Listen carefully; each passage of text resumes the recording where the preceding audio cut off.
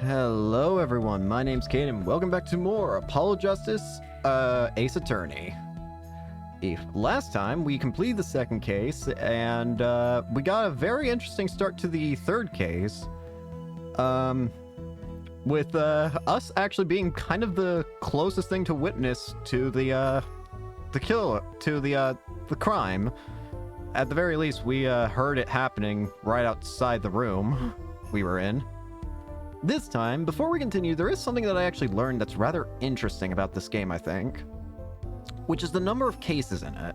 Now, it is something that kind of gets spoiled by the trilogy in terms of how many cases there are. Basically, the way that the Ace Attorney, the Apollo Justice Ace Attorney trilogy works is that, you know how you select which of the three main games in the trilogy you want to play, but when you do that, it also shows you, like, the number of cases in each game. And something I found interesting is that I don't think any other Ace Attorney game that I can think of at least has 4 cases except for this one. This game only has 4 main cases. That's fine, don't get me wrong, I'm absolutely fine with that. I just think it's interesting, because I don't think I've ever seen any other Ace Attorney game do that. Oh well, I just thought it was interesting. Anyways, this time, before we talk to Lamirois, or Lami. I'm just gonna say Lami from now on. I mean, I already did that last time. Just checking to make sure there's nothing new to look at. Looks like we're good. Lami, look at my You think that... No. Not doing this again. Present! Would you mind taking a look at this, Lami? I'm sorry. I'm not sure what to say. I wish I could help you. Don't worry about it. Certainly one of the most pleasant refusals I've had. How about this? Nope. Lyrics? Nope. Investigation report? Nope. Is this yours? That reminds me. Does this brooch look familiar to you? My brooch? Yes. Well, it may be mine. Yours, Lami. I was wearing a brooch earlier, you see. I must have lost it. So unfortunately, I think I can already see how this case is going to work. You're probably going to be the one we're trying to protect, aren't we? At the moment, it seems like the most likely suspect for the case seems to be Lami. Her pendant was in the room. At the very least. And she's the only one we can think of at the moment who would have a connection to, what's his name again? Toulouse? Latouche. I said it backwards. Whoops. Also, actually, hang on. I just noticed. You're in this now. Darian Crescend, guitarist for the Gaviniers. His day job is as a detective in Criminals Affairs Division 3. Very cool. Well, that explains the brooch we found. It was Lami's. Thank you. I was wondering where I dropped it. So this brooch belongs to her.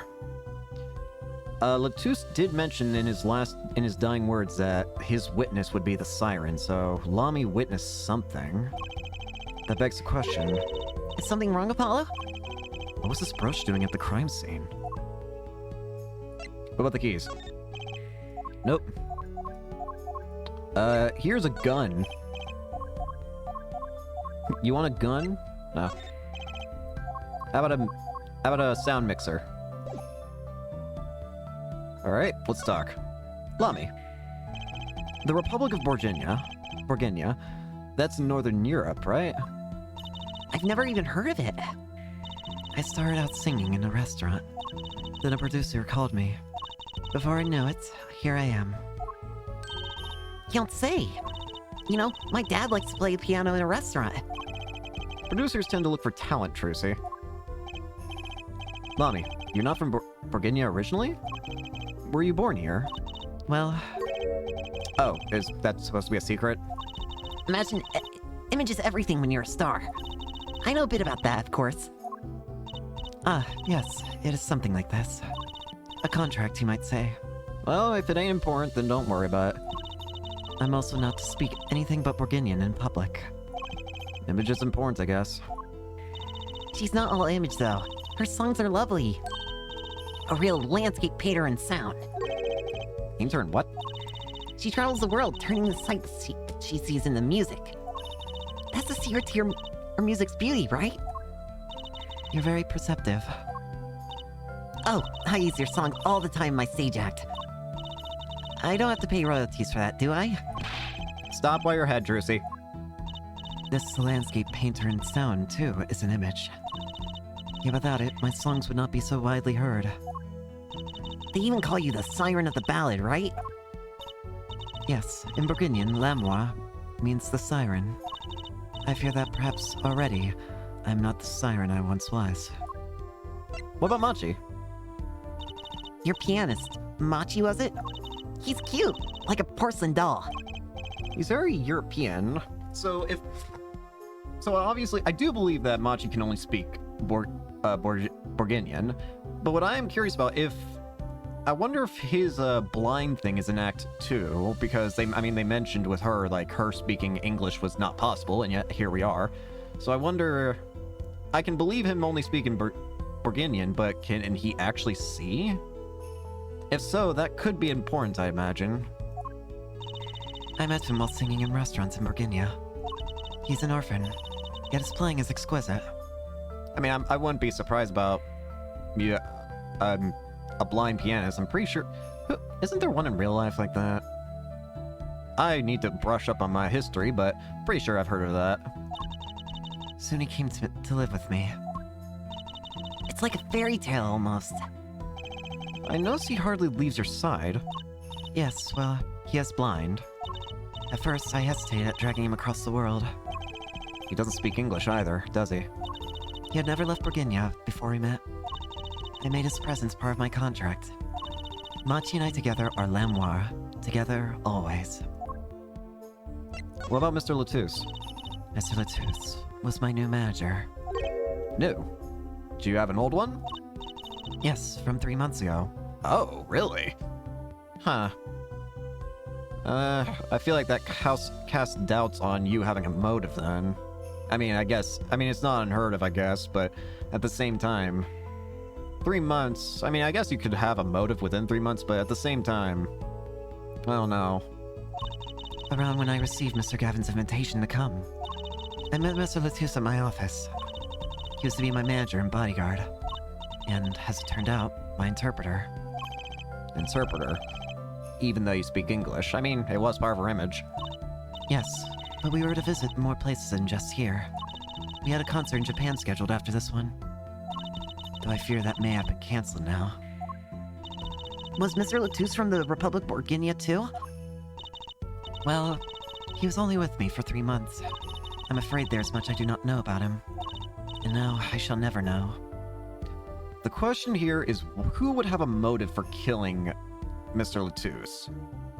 Of course, the only two at the moment who have really any connection that I can think of are both Lamy and Machi.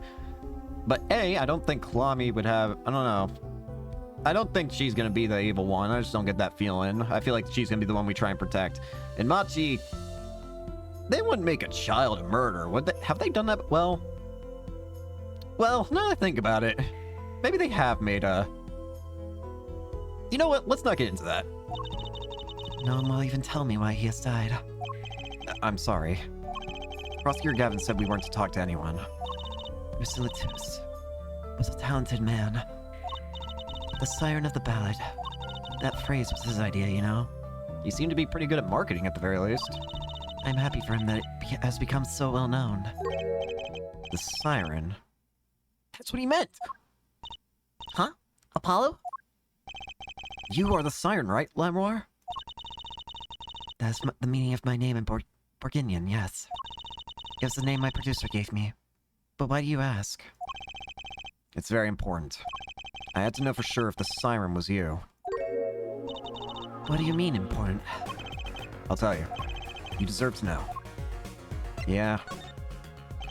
Siren. It turns out that's a very important word in this case. How?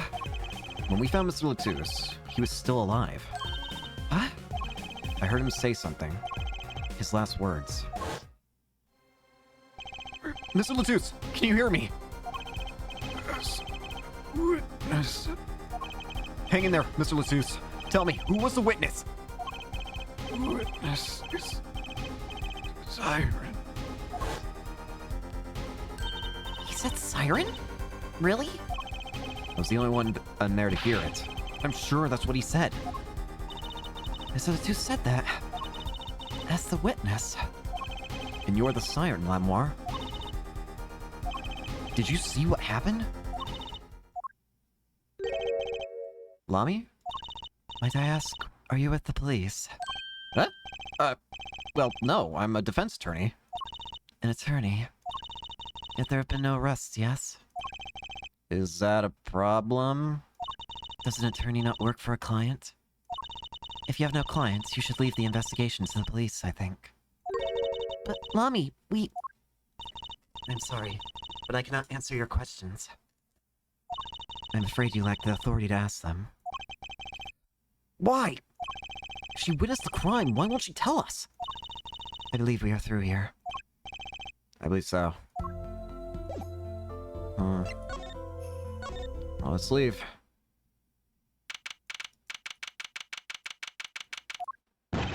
Whoa! Who's there now?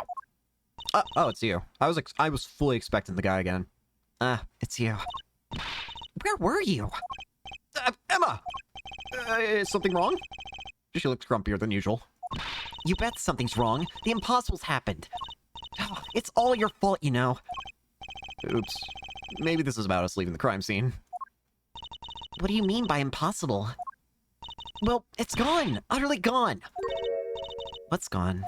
The body, stupid. What? Excuse you? What? The body's gone? Huh? Mr. Latou's body has disappeared. What? What do you mean his body's gone? What? Oh, Lamy's dressing room. Oscar Gavin. From your vacant stare, I gather you've heard the news. I heard Mr. Latou's body has gone missing. Look for yourself. I'll be damned. What? Quite the pickle. Quite the pickle. How can you just stand there? We have to start the There's no need for alarm, Fraulein Detective. All entrances and exits have been sealed. The body will not leave the building. So, I suggest we go find ourselves a cadaver. There will be plenty of time to ponder the whys later. Well, you seem pretty sure of yourself, Mr. Gavin. Oh, we'll find him. I'm rather enjoying this. How can Mr. Latou's body just disappear? Well, you heard the man. Let's get searching. Hi. Hey, I don't know if this is exactly the right time, but... Yes, Diane? See, Geeter's gone missing.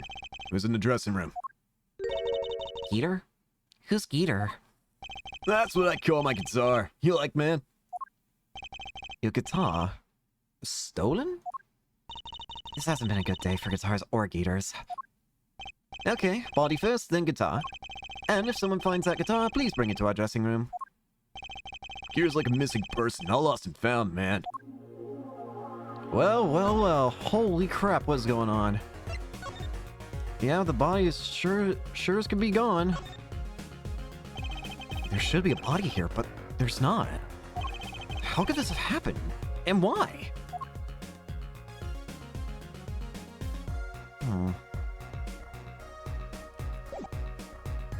I don't know how a body goes missing.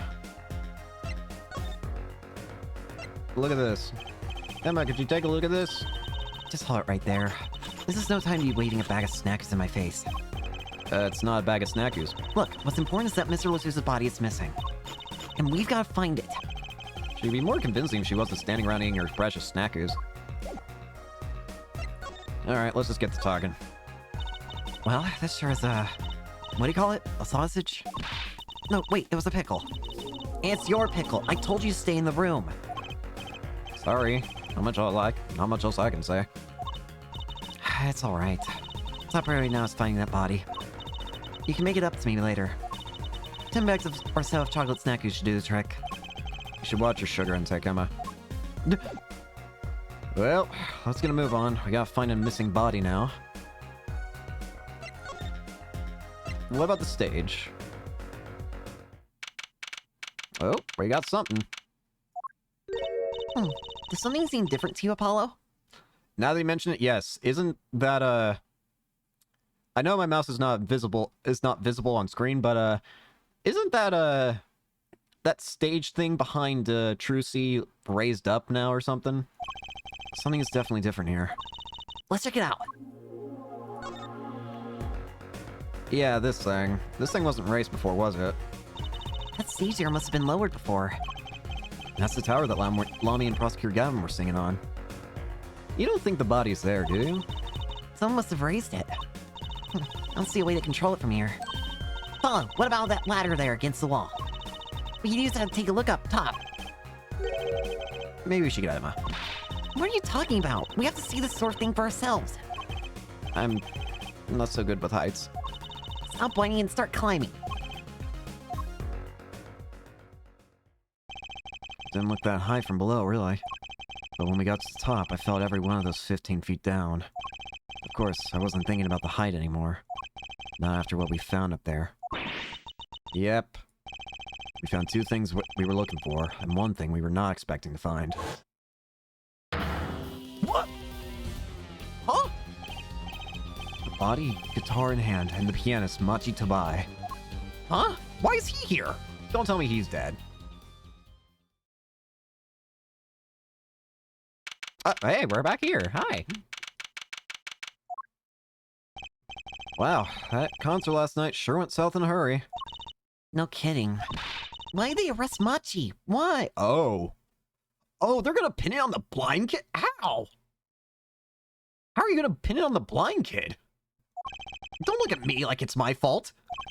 Machi Tabai, the blind pianist. Arrested on suspicion of murdering Romain Lutus. I can't believe such a cute little boy can do something so horrible. I guess they had proof of some kind. What proof could possibly prove that? Morning. Hi. Why are you here? Prosecutor Gavin. What's the night, eh? I apologize for being so upset.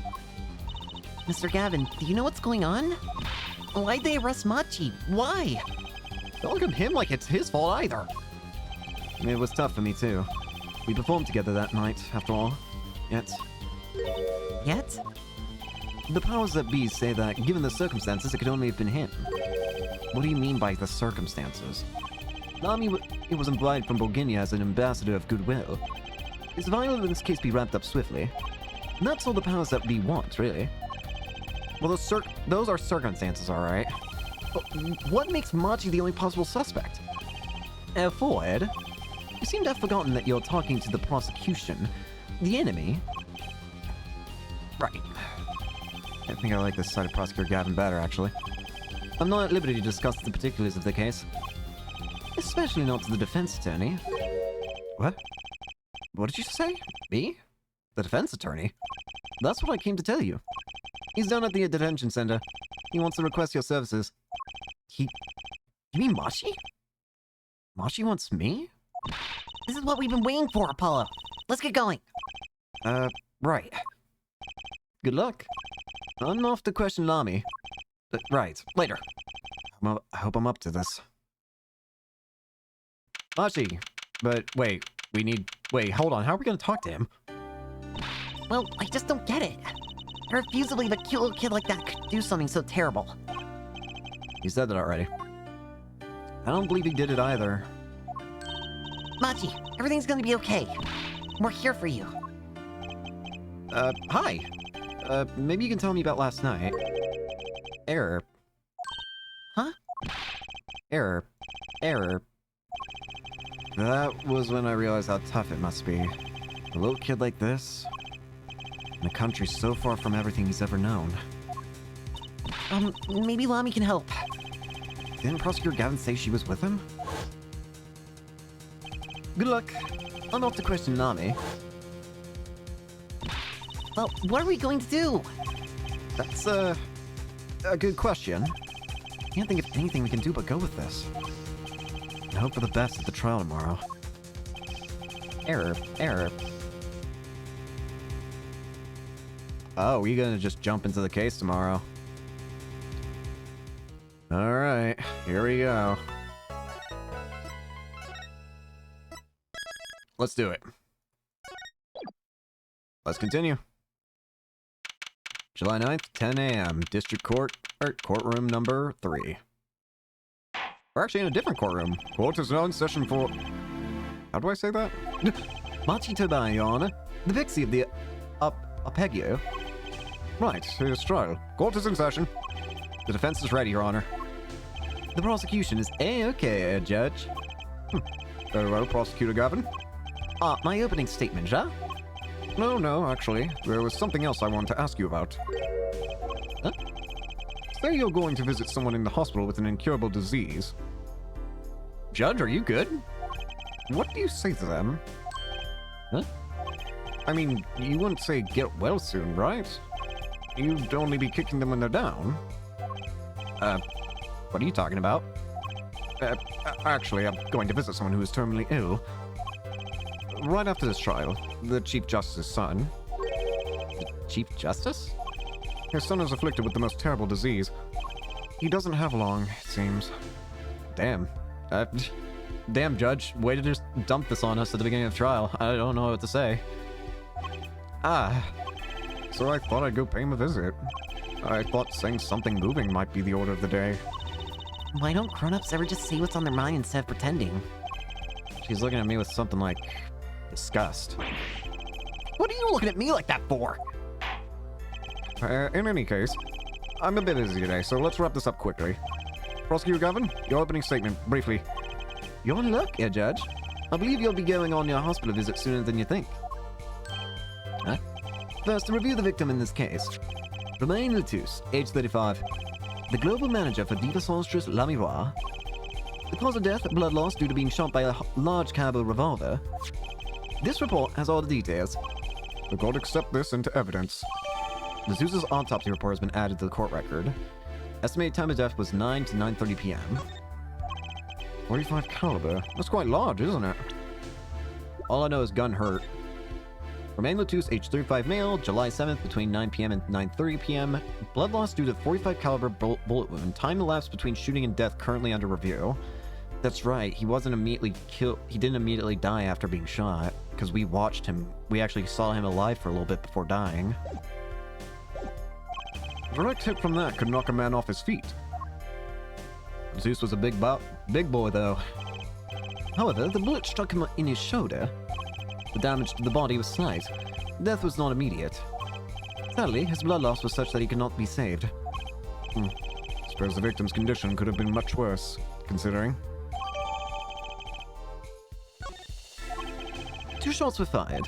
1 shot missed, the other penetrated and passed through the victim's shoulder. Both bullets were found in the wall at the scene. Observe the diagram. This is where the bullets hit. I see. The court accepts this evidence. We're getting a lot of evidence here, it feels. If we're talking about a 45 caliber revolver... Okay, so this is the layout we're dealing with, and this definitely adds up with what we've seen. So, here's the thing that I'm confused about. So wait, hold on. Does the autopsy report say where he was shot at? It just says that he was shot. I mean, I guess evidently he was shot here, on the back here.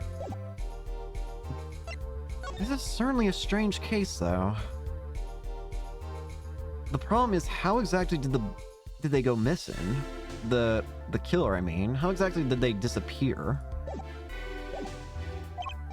We must assume that the killer was adept at the weapon's use. Really? Yeah, apparently. Weapons that size have a powerful kickback.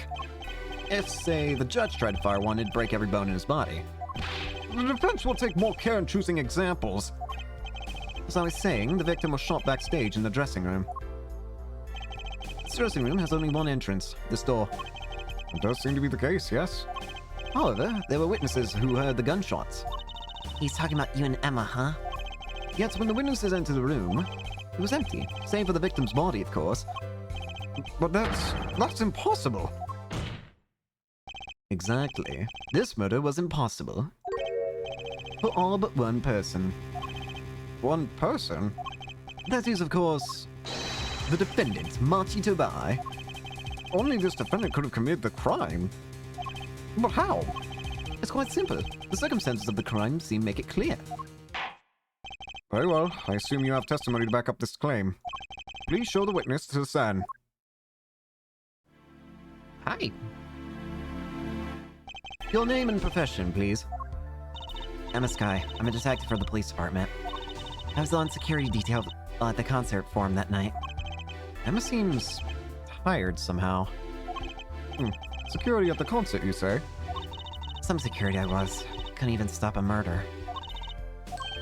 Now, don't blame yourself. Things like this happen. I've made even bigger mistakes in my career, you know. I'm sure that makes her feel so much better. I want to hear about these bigger mistakes. I do too, honestly, Trucy. Judge, let's hear it. Well, there was a... No. In any case, because you were on security detail, the crime was quickly discovered, and we were able to identify the killer.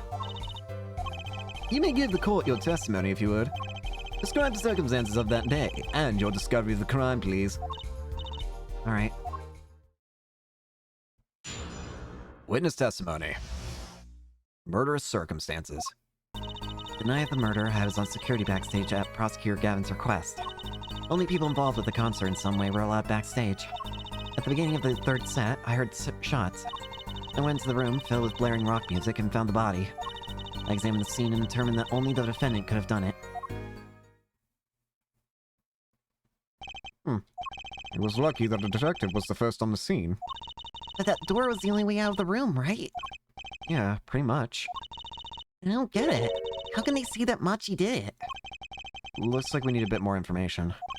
Very well, there. The defense may begin the cross-examination. Alright, Emma, let's find out what's wrong with this statement. Night of the murder, I was on security backstage, blah blah blah. So, the night of the murder was the night of the concert, yes? That's right. What was the detective doing on security detail, might I ask? If it was only a concert? My thoughts exactly. But orders are orders, even when they come from the rock gods. Prosecutor Gavin? Yes, allow me to explain. I smelled something at that day, you might say. The stench of conspiracy. That day, at the concert hall. Conspiracy? Well, isn't it obvious? My keys! That whole morning, no, that whole day was ruined! And it's all because someone stole my keys! I couldn't ride my hog to the show, I couldn't open my guitar case. Here he goes again. Isn't it possible he simply misplaced them? Misplaced them? Misplaced items don't just wander into a murder victim's hand on their own. What's this? Prosecutor Gavin, if your keys were in the victim's hand, that makes you a prime suspect. I'm glad the judge pointed out. You're an idiot, Judge. No. Love, slow acting anew. Aquinine is waiting for you. Although he has a clear shot alibi, doesn't he? He's singing something. Does everything with this guy have to be so over the top? The killing happened in the middle of my concert. I was like a sailor adrift on the sea of sound. Anyway, I didn't want anything else stolen. So I put the detective with the most time on their hands on the task. I see. And I can accept that. Well, I can't. What do you mean time on their hands? Please, the testimony. Damn. Only people involved with the concert in some way were allowed backstage.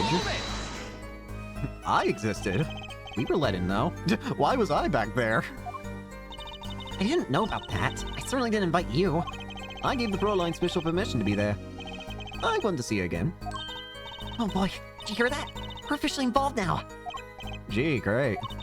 Some other hanger-ons tried to get backstage, but I drove them off. So no other outsiders were there then. And then? At the beginning of the third set, I heard shots. I heard shots too. I believe we were having a chat when we heard the shots. You were the one chatting. I was eating snackers. Hey, no snacking in court! And you're sure the shots came from Lami's room? Yes, absolutely. Hey, I'm the one being cross-examined here. Here, this'll keep you quiet. Ow. Thanks. So, how about... Emma? We were right. They are hard to be mistaken about it. Please either talk or eat. No both at the same time. Right. So after that, me and Mr. Loiger there opened the dressing room door. Thank you for the snack, by the way, Emma. Rock? Blaring, yes. When you say rock, are you referring perhaps into this rock and roll music that's so popular these days. That's right, when we went into the dressing room. Music was blaring over the speaker on the wall. They piped sound from the stage into the backstage through speakers. That way people in the back can hear what they're supposed to be on when they're supposed to be on stage. Did it have to be so loud? You don't listen to the Gaviniers with your ears. You feel it with your entire body and soul. I always had the backstage monitors at full volume. When we walked in the room, the band was playing Guilty Love, I believe, making it easy to determine the time of the crime. If you could hear that music playing, then everyone on stage for that song has an alibi, including myself. Anyway, I closed off the scene and started my investigation. Determined that only the defendant could have done it. May I ask why? How could you know something like that? As I said, I was clear from the circumstances. Listen, we know there was only one exit to from that room, that door. A small window only opened a tiny crack, and I was standing in front of that door. So, how could the killer have fled the scene? There's only one possibility, the air vent.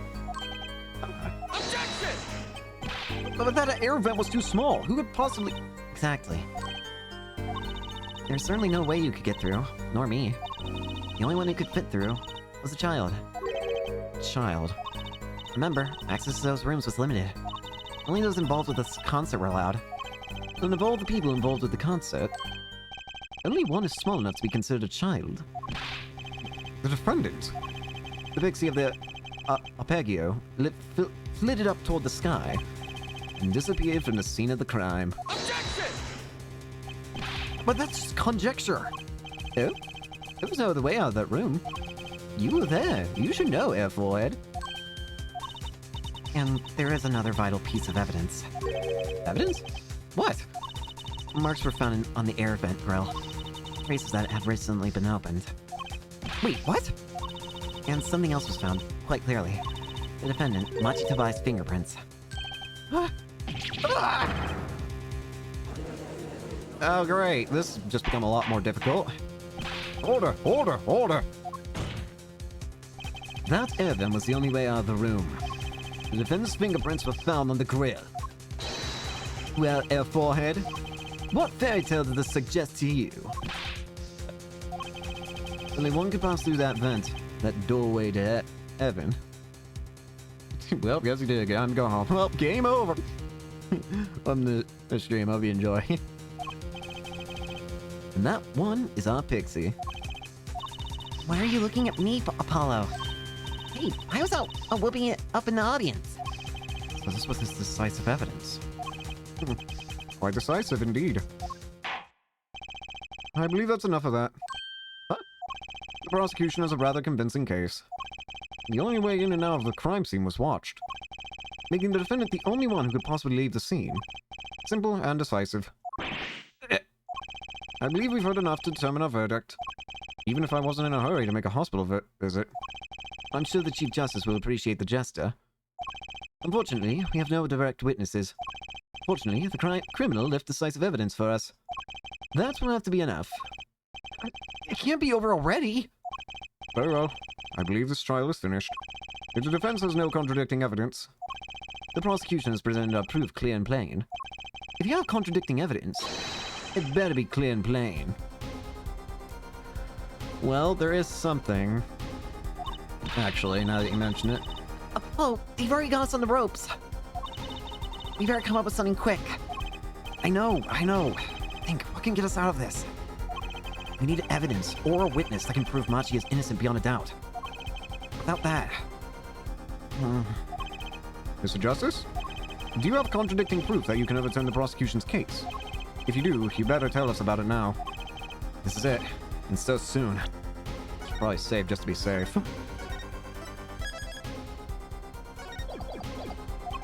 If I mess this one up, it's all over. The court wants contradicting proof. There is something that I have that makes me curious. The defense is prepared to show contradicting evidence.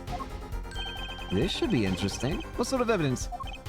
Yes, what sort of evidence, Mr. Justice? Show us evidence contradicting the prosecution's claims. Take that!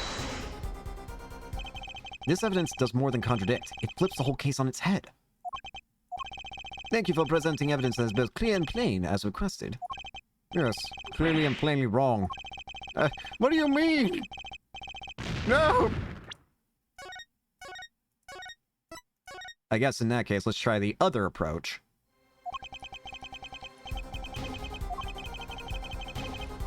The other approach is a witness. Prosecutor Gavin, you claim that there was no witnesses to this crime. Are you absolutely sure? Absolutely.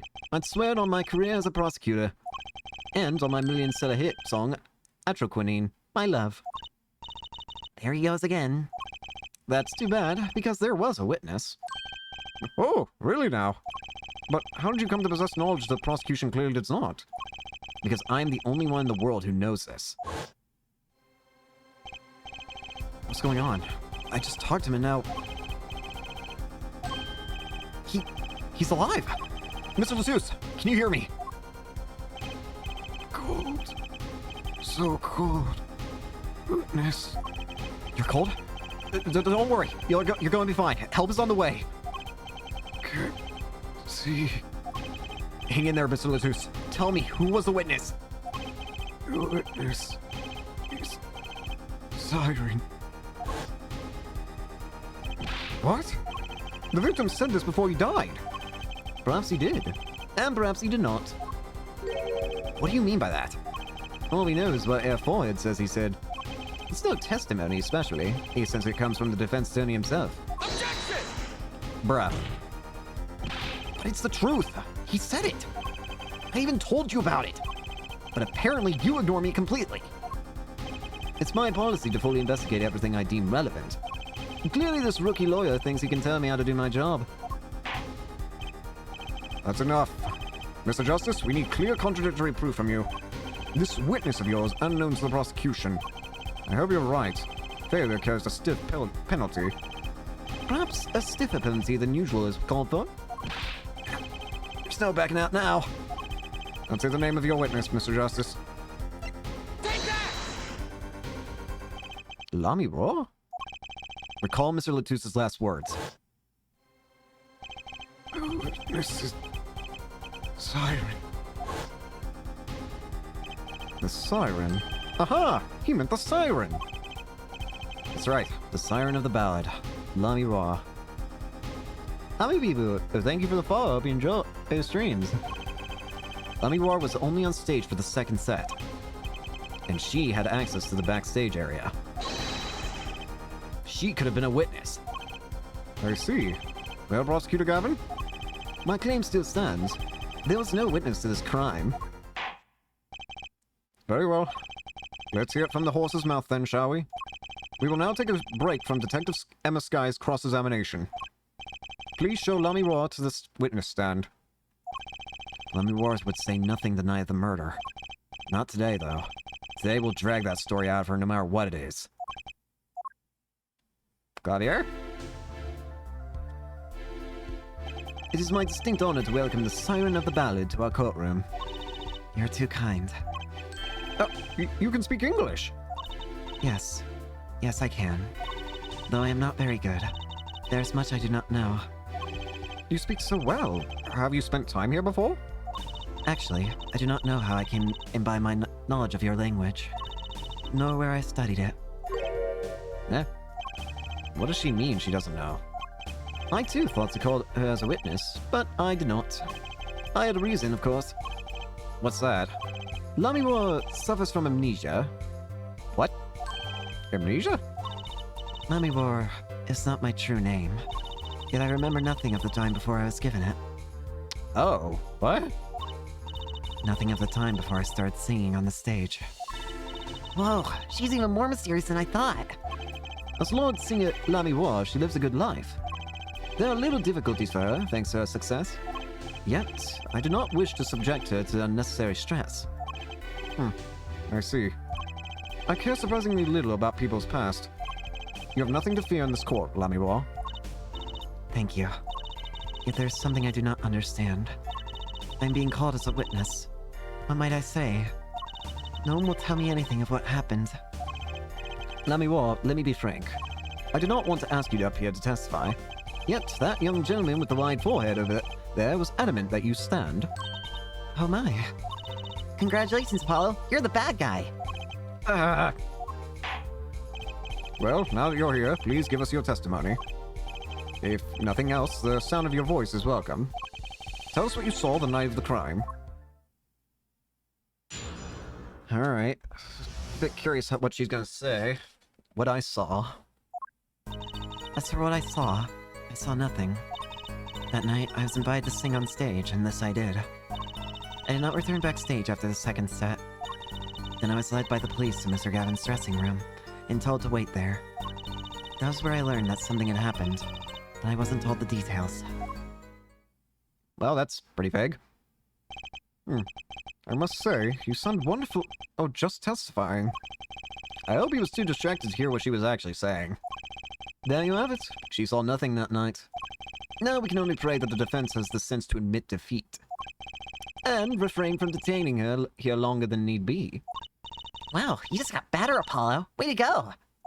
Very well, Mr. Justice. Keep it short and sweet. Lemmy-War wouldn't talk to me the night of the crime. She must know something, and I've got to find out what. What a bad boy. Villainous indeed. Well, if you're gonna treat me like the bad guy, I might as well just keep going. Hold it! But you must have seen something. Mr. Latouche named you. Mr. Latouche, how can I tell you what I don't know? Villenhark, yes. Lemmy-War, he said you were a witness with his dying words. I do not know what he meant to say, but that night... The night I was invited to sing on stage, and this I did. Hold it! It was a great concert. You heard me sing. Thank you. I was hoping to get an autograph later, actually. Of course. Mr. Justice, this is a cross-examination. You're out of line. If anyone deserves an autograph here, it's me. One on my gavel would be nice. Judge, What's this? it's my autograph. Now keep this trial moving. Thank you, Clavier. What? Oh, my grandchild will be so happy. Apparently his grandson is a big fan. Great. Let's continue, shall we? If you would, Lemmy-War, tell us what you did after your stellar performance. I did not return backstage after the second set. Hold it! You did not return backstage once. Where were you then? What were you doing? I was cleaning up on stage. There are many things I must do for a performance other than simply sing. Was Machi with you at the time? Unfortunately, I do not know where he was. So much for an alibi for Machi. I think I already know what it wants me to point out, but let's press first. Hold it! With Machi, correct? How was he then? He seemed as he always does, though I believe he was shocked by the news of Mr. Latouche's death. Yet, he's not the type to show much emotion. Yes, he's given the police no end of headaches. He answers most questions with silence, and those glinting frames speak nothing. The questioning hasn't gone very far. We sat there, waiting. Where I learned that something bad happened, but I wasn't told the details. Hold it! How was the incident explained to you? I was told nothing in detail, only that Mr. Latouche died. Of course, investigations require some security. But Mr. Latouche was my manager. I want to know more. I should have been told. Both Machi and I were beside ourselves with the concern. Allow me to apologize, but please understand. Keeping you in the dark was as painful for me as it was for you. Yes, I understand. Think, what doesn't ring true about her testimony?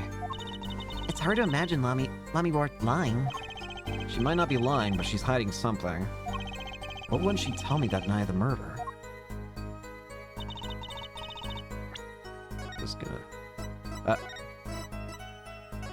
start saving here. I think I know what it wants. I did not return backstage after the second set. That is not true. Objection! I'm sorry, Lemmy-War, but I'm having trouble believing you. You remember this brooch, do you not? Why, that's Lemmy-War's. She was wearing it for a song. Care to add that to the testimony, Prosecutor Gavin? What? This brooch was found after the murder took place. at the very scene of the crime. What? Lamiroir, how did your brooch get backstage if you did not go there yourself? And, as Prosecutor Gavin has just told us, you had been wearing it during your performance that night. What? It went up. What is the meaning of this? Lamiroir, please explain. Lamiroir? I can't speak that. She says English is quite difficult. Wait, you can speak it! I didn't know that. That trick's not gonna work here. Gavin, can you translate? Your forehead may be large, but you are a lawyer, truly. But you have missed one important fact. What now? In fact, at the time of the incident, I went backstage, but only for a moment. What? Think back to the moment of the crime. You know whereof I speak. Is she really saying all that? What's she talking about, Paula? Right when the incident occurred. Is she talking about that? Watch this room for me. I have to call for backup. Right, understood. You want me to make sure no one comes in, right? Wait. Mr. Zeus, can you hear me? Cold. So cold. You're cold? Don't worry, you're gonna be fine. Help is on the way. This is Siren. Siren? How can a siren witness anything? Huh. Who's there? What's wrong? Emma, did you see anyone just now? Huh? No. I could have sworn I heard a door close. So was that actually her? I looked into the room. Just a glance, mind you. So this was when your brooch dropped. That explains that. It does. There was no other time I could have dropped it. But that's ridiculous! You only looked in for an instant, but you dropped your brooch? Avoid. She has raised a possibility. The only thing that can counter that is evidence. So she looked in at this crime scene. Actually, I intended to go into the dressing room. I knew nothing of what had happened, of course. But the moment I opened the door, I heard a horrible voice. Avoid shouting, who's there, no doubt.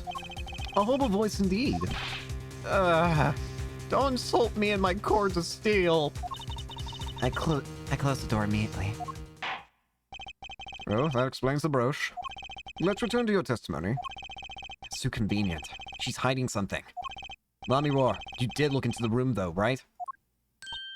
Yes, Testify as to what you saw. very well. Though it's only the briefest of glimpses. Oh, I see that. Interesting. So, a nervous tick, huh? When my performance was finished, I went backstage for just a moment.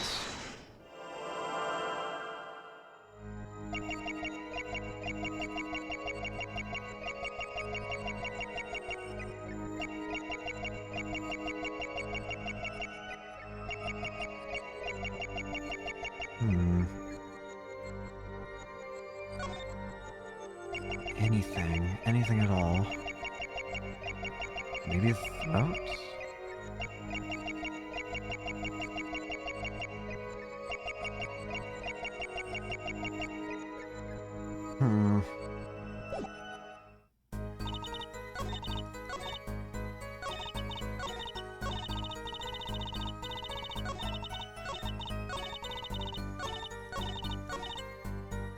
The late Mr. Latus's body was behind a wall.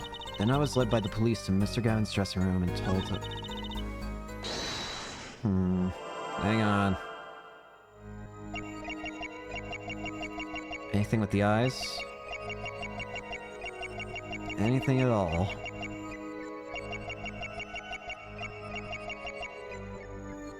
No, I don't see anything there. Here again.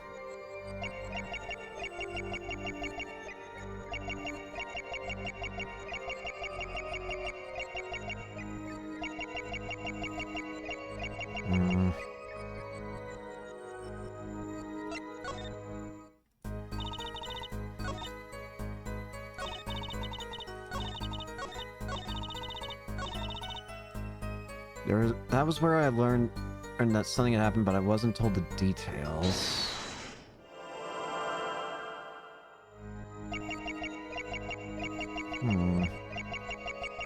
The way that I feel like it's gonna be something with eyes, potentially, but at the same time... Oh no. But the bracelet is acting up, so that means something has to be happening here. It's just what?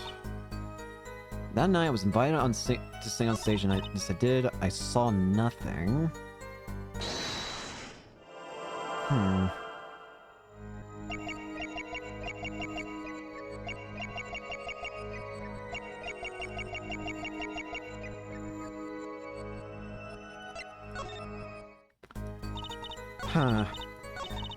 I went backstage for just a moment. I don't know if I've already pressed this or not. What did you see in that brief glimpse? I'd only opened the door slightly when I heard that horrible voice. And shut the door. I've always wondered, Edgefoot. Does that voice of yours lack a volume knob? It's my cords of steel, man. Just back off.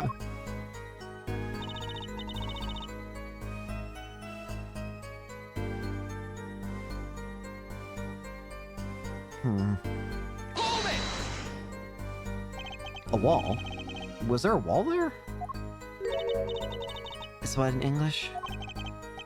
A division or a partition, I believe. It was a large dressing room divided into two halves. And the murder took place in the inside half. I guess that partition might have hidden the body. Wait a minute. Behind a wall? Trying to think where else a hidden twitch might appear.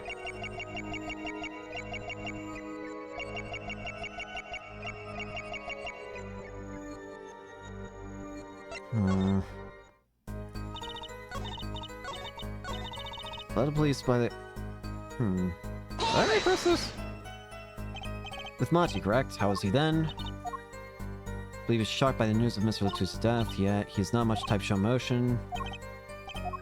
Okay, this seems the same.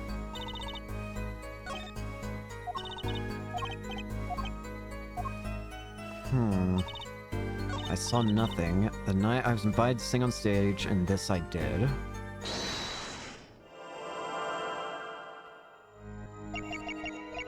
That night, I was invited to sing on stage.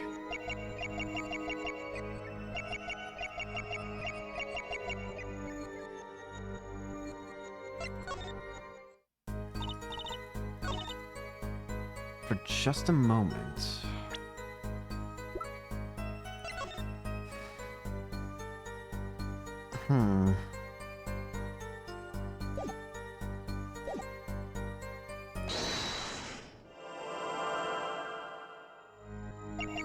When my performance was finished...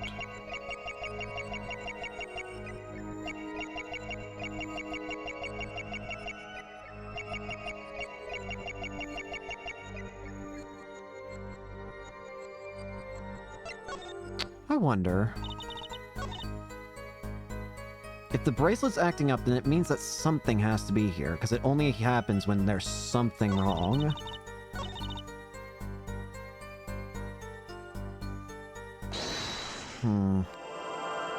If it's not her eyes... Is there any chance that she...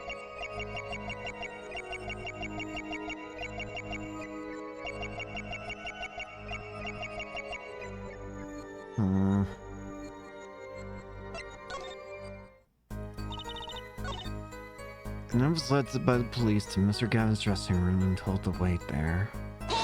Whoops, that was not the right button. Whoopsie. Well, while we're here, I can check this easier. To ensure the efficiency and secrecy of our investigation, the bearer is hereby ordered to speak to no one outside the investigation concerning any details of the case to District Chief Police.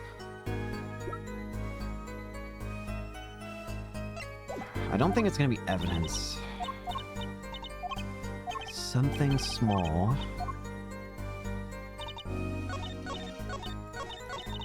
I saw nothing.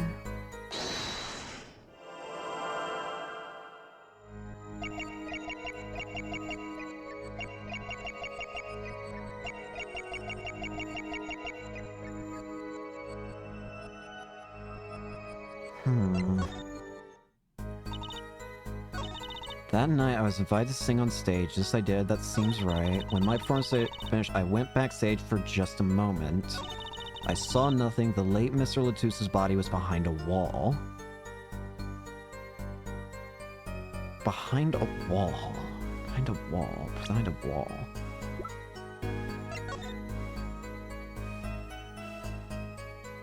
I feel like I can believe that enough, but...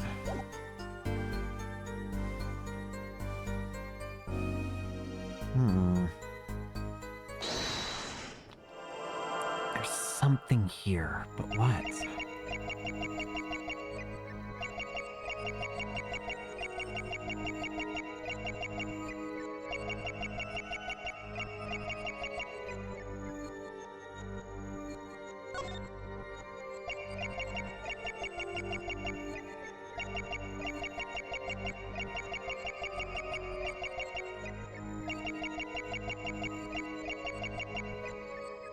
Nothing.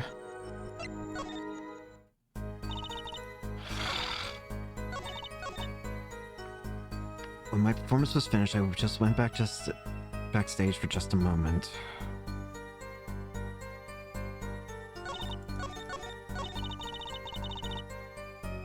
Hang on.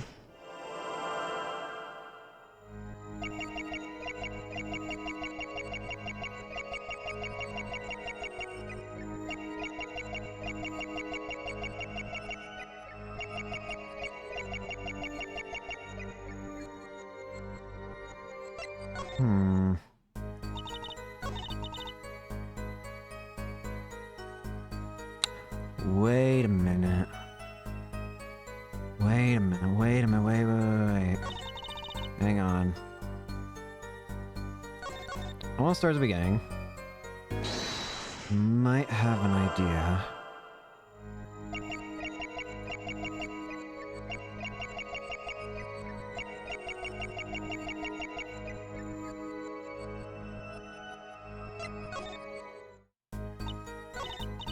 Perceive this.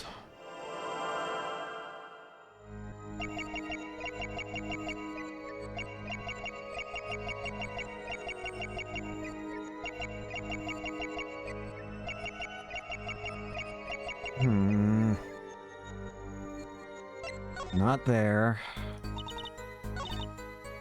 I went backstage for just a moment.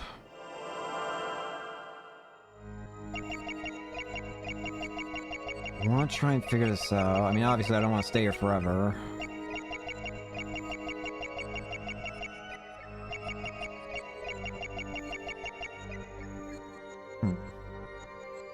Not there.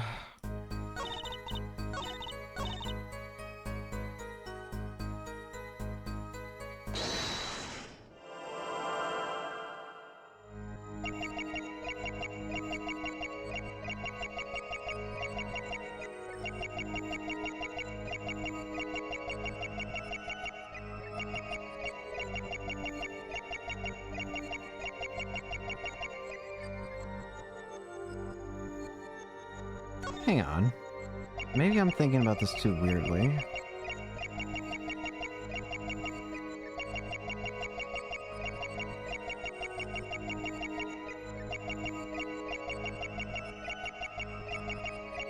Hang on. Wait a minute. Hear that again.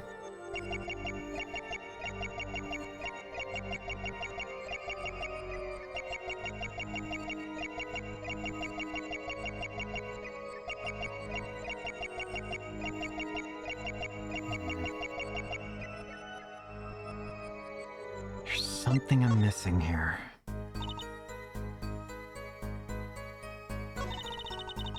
There I was led by the police.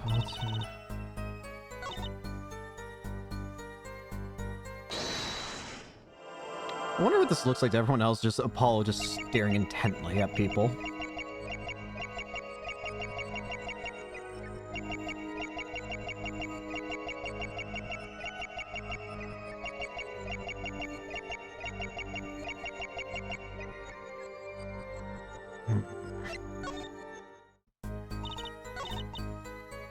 Behind behind a wall. The two statements that strike me as strangest are this one and this one. When my performance was finished, I went backstage for just a moment, and I saw nothing. The late Mr. Latus's body was behind a wall. These are the ones that I feel are the strangest to me.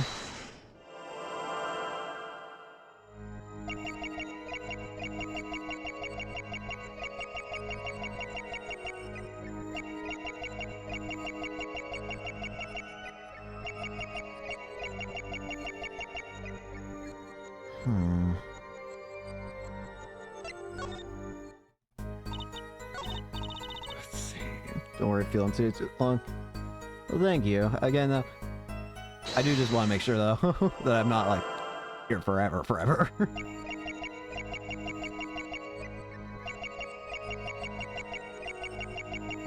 Wait. Wait a minute. Hang on. What was that?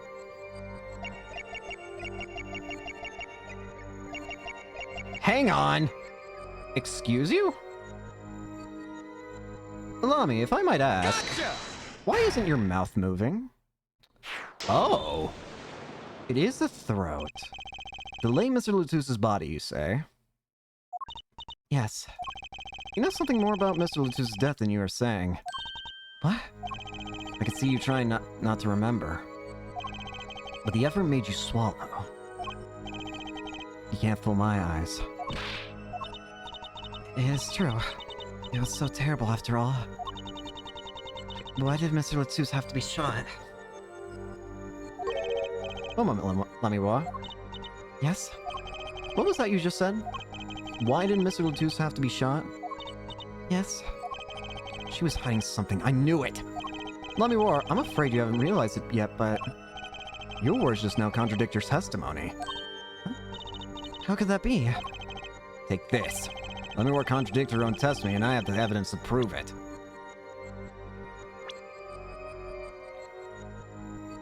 Why did Mr. Latus have to be shot?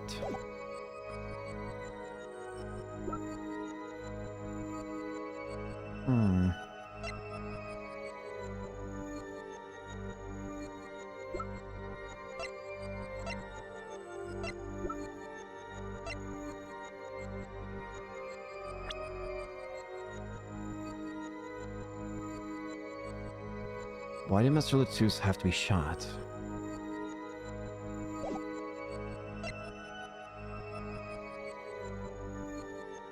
Wait, it couldn't be... If I do not misunderstand the meaning of contradiction, it is you who contradict.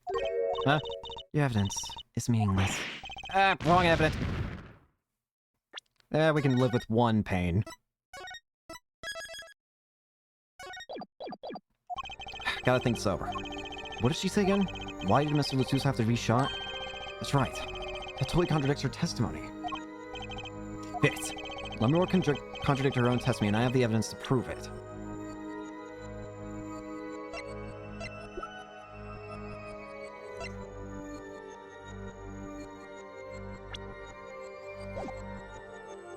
Why did he have to be shot?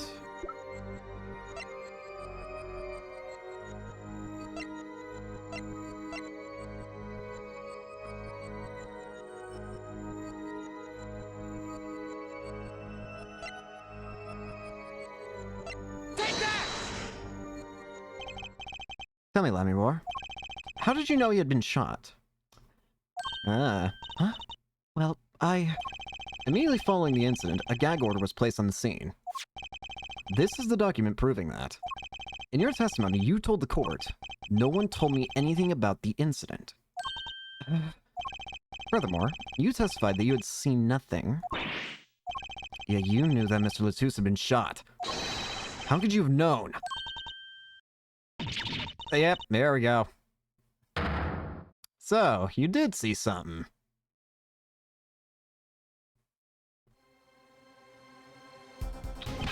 Lammermoor! You aren't hiding something from this court, I hope. That sweet song of hers was sounding a little too sweet. now I remember. Please, allow me to enter my testimony. Of course. All we want to know is the truth. She looks kind of pale, huh? She saw something, I know it. Even the victim said so. I saw bullet holes in the wall and knew Mr. Latouche had been shot. Huh? Wait, what? I'm gonna press this first, but that doesn't seem right. Hang on. Only a glimpse, yet you knew there were bullet holes. Yes, I recognize him immediately. I've seen bullet holes before, you know. You have traveled the world as a singer. You must have sung in places far more dangerous than our country. I go wherever my voice is needed. Those places are many these days. That's really cool. I hope I get to travel like Lamiroar someday. I plan on recording my next album overseas. The studios have a different sound, you know? Huh. Maybe I should go on a Course Steel tour, too. I saw bullet holes in the wall. Considering the way you entered, that doesn't make sense. Lamiroar, they call you the Siren of the Ballad. The lies are hardly becoming of such a creature. A put down worthy of our prosecutor, Mr. Justice. Such put-downs are hardly becoming of you, Apollo. Stop polishing your forehead and stop polishing your character, Jean. Come on, can't I be cool for once? Observe the diagram. Wars of Steel World Tour is just him screaming everywhere. Lamiroar, you looked in from the door for just a moment. Correct? Yes, that is so. There were bullet holes in the room, yes. They were in the wall the door is on. Huh? You see? Assuming you merely glanced into the room, you could have seen those bullet holes. There we go. Lamiroar, Yes? I'm afraid the defense has raised a good point. It appears you have been holding back something. I must tell you. I must tell you what it is I saw. Yes. The happenings in this trial are being recorded, and I'm certain it will be on the news in Bulgaria. You understand your reputation is at stake. It falls to you to avoid tarnishing it. Personally speaking, I still believe that the cross-examining her will yield us absolutely nothing. But she knew how Mr. Latouche died, and he named her as a witness. You must have seen something, Lamiroar. Very well. Lamiroar, please continue your testimony. Very well. I shall. Here we go. Next part. What I saw, too. I was on my way from the stage to the backstage exit. There was something like a little window there. That's how I saw it. There were 2 shots. I couldn't do anything to stop it. But it wasn't Machi. It was a grown person. I know it was. Really? So you did witness the crime? And the killer was a grown person, you say? This is my first time hearing this, I assure you. Nice play, Ford. Very well, Mr. Justice, you may begin your cross-examination. Great going, Apollo. You were right about Lamiroar. What's wrong? You look too happy. This whole thing smells fishy. That's what's wrong. I feel like I have the same feeling that some... Oh no. Something doesn't sit right with me, and I don't know what it is, but I just don't feel good right about it. So you were heading toward the dressing room. Yes. So this is a little before she opened the dressing room door and dropped her brush. About the same time Emma and I heard those shots. I was on my way back. Something like a little window there, that's how I saw it.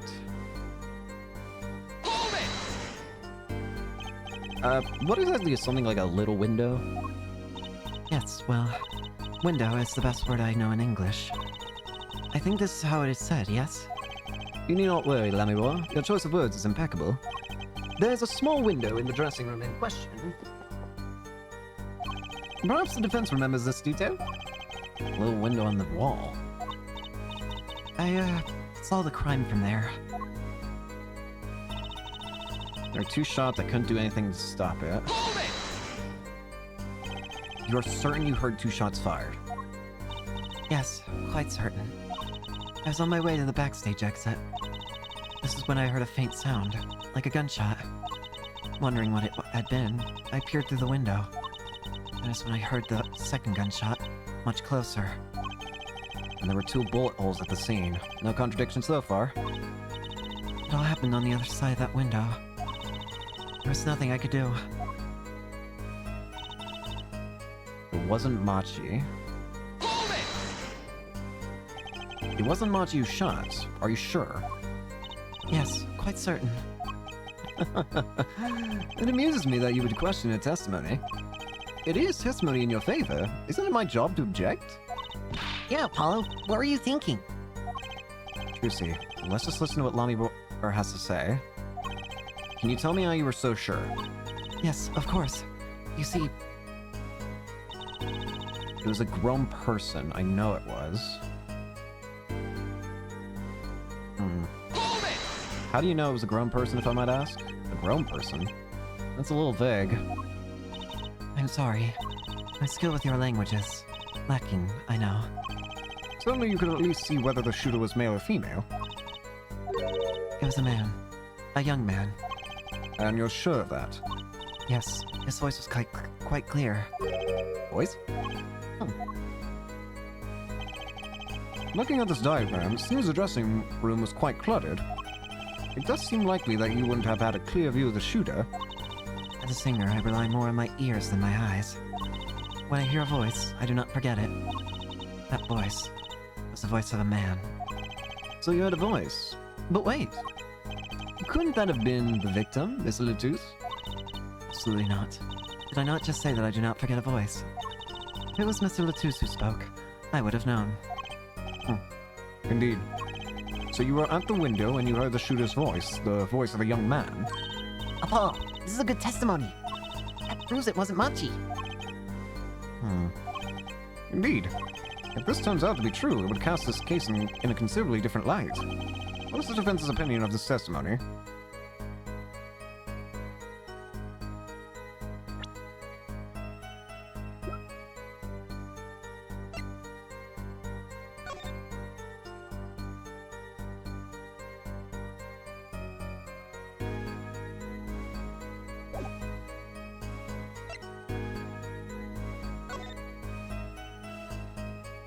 This doesn't feel right.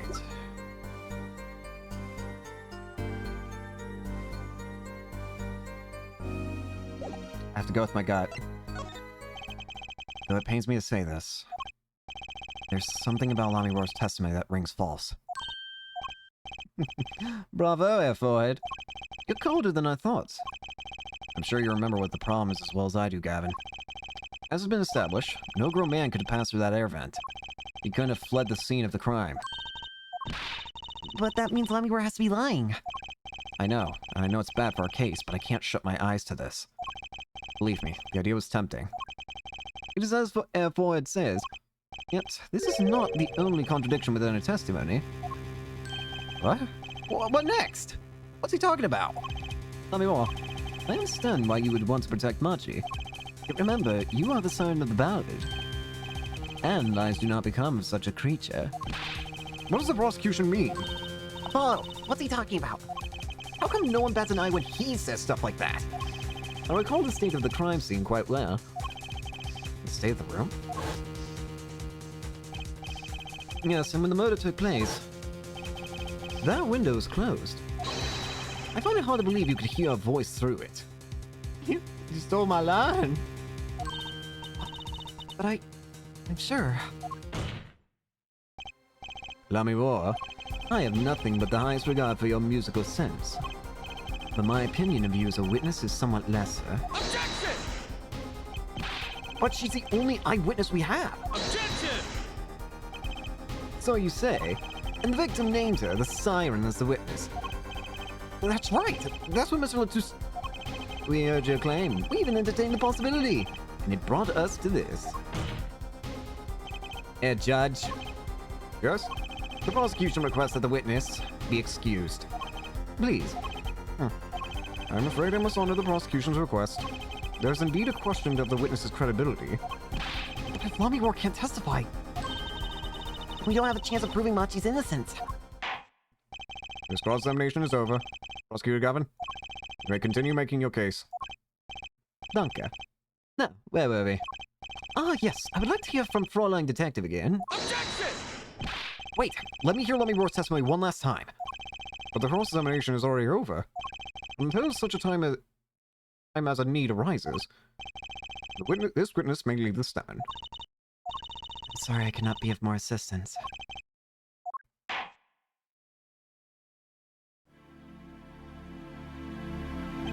At last, back to the real trial. Ready, Air Forward? Ah, hope I didn't just miss my only chance. Fraulein Detective, how far had we got and until we were so rudely interrupted? Don't ask me. I dislike saying the same thing twice. And I never repeat a song for an encore. If you would, Miss Sky.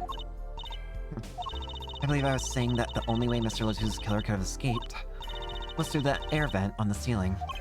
Ah, yes, there was only one door in the room. And a witness, you, was standing in front of it. That air vent isn't very big, see? Kind of limits the people who could possibly get through. I certainly would have a difficult time. You sure would. Not that you would have been there in the first place, though. Remember, the whole backstage area was off limits to people not involved with the concert. The only one who meets the conditions for a killer is the defendant. A virtuoso performance. I couldn't have put it better myself. She does state a clear case. Though, reading the report, something caught my eye. Oh? What's that? The circumstances of the defendant's arrest. Circumstances? Again? Hey, that's right, Apollo. Remember when we found Machi? That was bizarre. Yeah, he was there. She's right. Why did Mr. Latouche's body disappear from the room and end up on top of that stage tower? Holding a guitar, no less. A perceptive observation, Air Judge. Thanks. It was kind of an accident, really. But you work in this job long enough. You get a nose for things. Dutcher seems pleased with himself. Very good, Fraulein Detective. Perhaps you can tie it all together for us. Why was the body moved? And how does that lead us to the killer? Witness testimony. Missing body. I believe Machi stole the body because of some lyrics. He moved the body to match Lamivore's song. No one in this country had a motive to kill the victim. And Machi practically left his signature at the scene. All of this evidence clearly points to the defendant. Lamivore's song? Yes, the guitar serenade. You noticed its code too, did you not? Its code? All the events that day followed the lyrics to our song. First, the keys my heart held onto so tightly were stolen. Then, Prosecutor Gavin's guitar burst into flames on stage. Mr. Latouche's life was taken by a bullet. The rest hardly needs explanation. Guitar, up together to the sky. That's mad. It's like a story out of some fairy tale. I admit, I'd forgotten about the song. There it is now, waiting for me. Grand finale, if it were. Hey, I was the first one who noticed that. I've heard of jumping the rope to songs and counting to songs. But killing? It's a wild word out there, Ed Judge. Very well. We've heard one song and dance. Let's go on to the next. The cross-examination. I'm not so sure I'm going to be doing so much singing. Man. This voice is made for yelling, not for singing. Hold it! Who would steal a body just to match some lyrics? I didn't believe it myself, but it can't be a coincidence. It is as Fraulein Detective says. Let us begin with the first verse, if you would, Fraulein Detective. What? You want me to sing it? You are the witness, yeah? Or did you want me to sing? I warn you, my fee as vocalist is not trivia. Fine. Let's look at the first part of the lyrics, shall we? When you stole away the keys my heart held onto so tight. Indeed, my favorite heart-shaped keyring was stolen that morning. Next, we go to the right page of the lyric sheet. Refine, burning on in my heart. Fire, burn my love away, all away. As we know, Prosecutor Gavin's guitar bursts into flame. Like a bullet of love, fire, take my life away, all away. Mr. Lettuce's life was taken by a bullet. Bravo, Fraulein Detective. You're singing. It's not bad. For the finale. Guitar, guitar, guitar, up together to the sky. As it says in the lyrics, Mr. Lettuce was found with a guitar high in the sky over the stage. So strange. No series of coincidences could be so well conceived. He's right, scientifically speaking. What would Waki have said? That concert was whack? It's hard to argue when she pours her heart into it like that. Anyway, the shooter. Right, back to this. Move the body to match Lamiworth's song. I want to check these lyrics one more time. Sugar, sugar, oh that night in your embrace when you stole away the keys. My heart held on to so tight. Pleasure, pleasure, but a fleeting melody. It wraps itself around me, and now through the air I fly. So that was referring to the part where I guess Clavier like pulled away that veil, and then she was like disappearing in the veil, ended up going to a different part of the stage. Whoa, whoa, burning on in my heart. Fire, burn my love away. You know, now that I think about it, that is rather interesting how that part happened. The whole seemingly she teleported. I'll hang on to evidence for the moment. Does the prosecution have any idea why he'd do all this? You want my scientific opinion? No clue. But he clearly had a reason to go through all that trouble. Some deep reason. Deep reason? Not only did he steal my keys, he touched my guitar. Unforgivable acts even if he had a reason. Worse if he had none. The deepest complaints aside, I can't imagine someone doing this on just a whim. Fraulein Detective, I take offense at that description. Indeed, it does seem too well rehearsed, shall we say. Is no one going to listen to my complaints? Yes, this crime was planned for sure. No one in this country had a motive to kill the victim. Hold it! But Mr. Ledoux spoke English. He may have come to this country before. I looked into that, I assure you. Oh, It was his first time in the country, it seems. Apparently, he learned English on his own. great. You see? No one had a motive to kill him, and certainly not in such an elaborate fashion. It does seem difficult to imagine. Unless our famous prosecutor did it as a publicity stunt. What did you just say? Prosecutor Gavin, you did this to promote your song.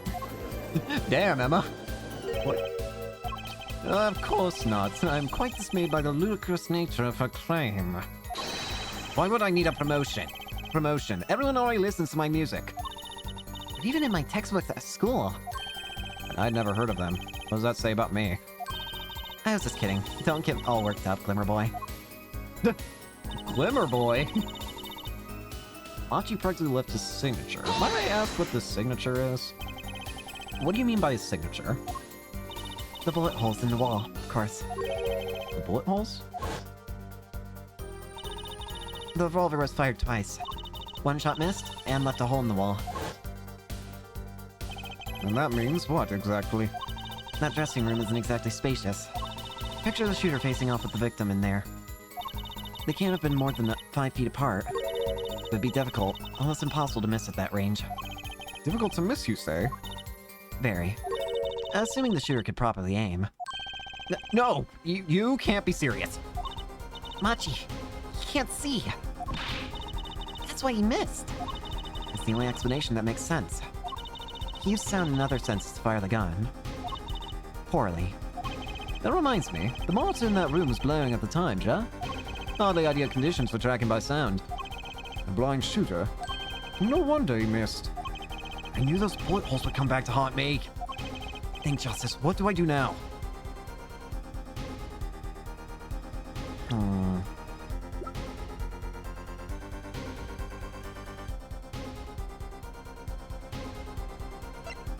Hmm.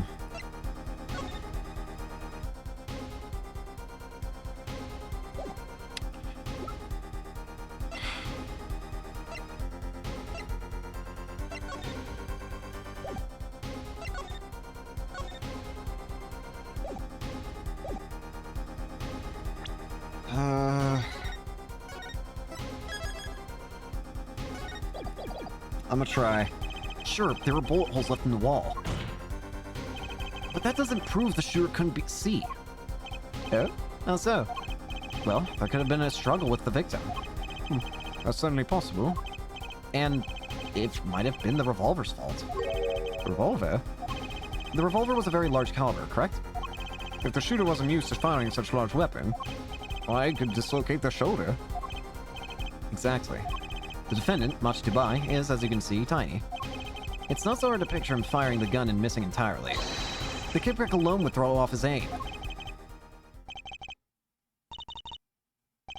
A convincing argument, to be sure. Take that, smoked prosecution. Apollo? Huh? What? That bit about Machi being tiny and the gun throwing off his aim. Are you kind of, admitting that he did it? Oh! It does not matter why he missed. What matters is that the shooter was, without a doubt, the defendant. Even the defense seemed to agree on that point. Christ, I really put my foot in on it this time. But let's get the facts of the matter on the record. If you would, Fraulein Detective. I messed up. Very well, the witness will add this to her testimony. Right. From the state of the crime scene, I conclude the shooter was blind.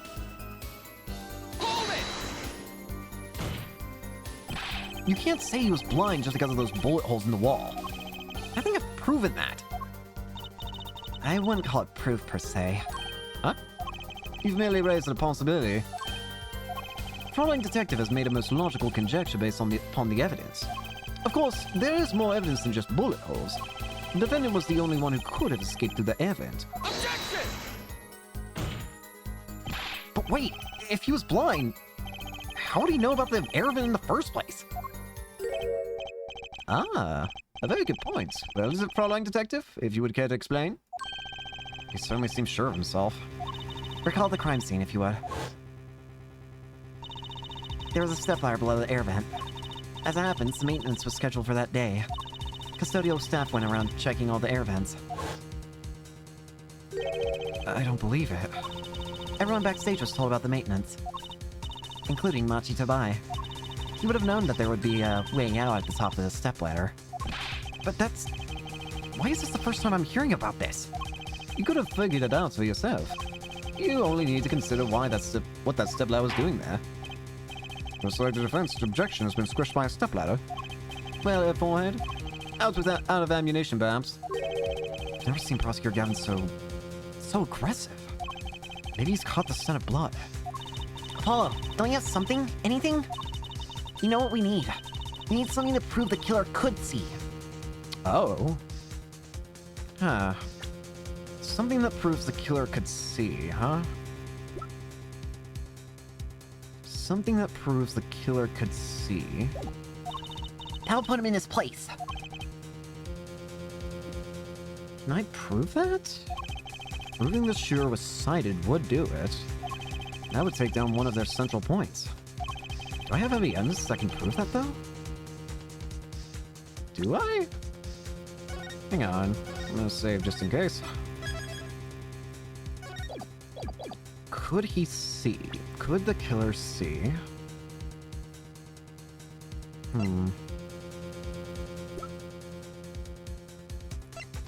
Sean's shoulder.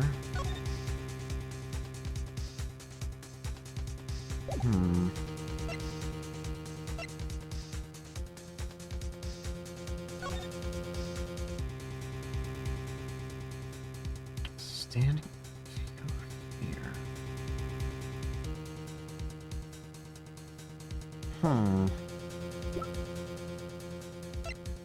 Brush. Turkeys.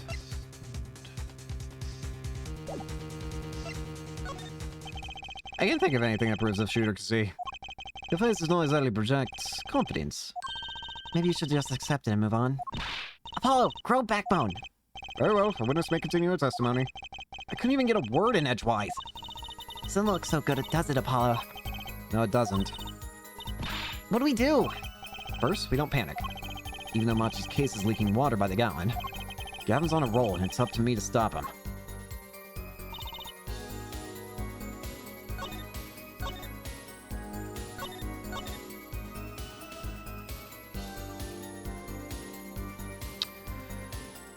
There's gotta be some way I can prove that he wasn't blind.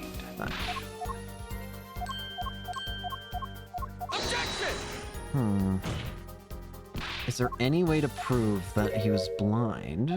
Or not blind, I should say.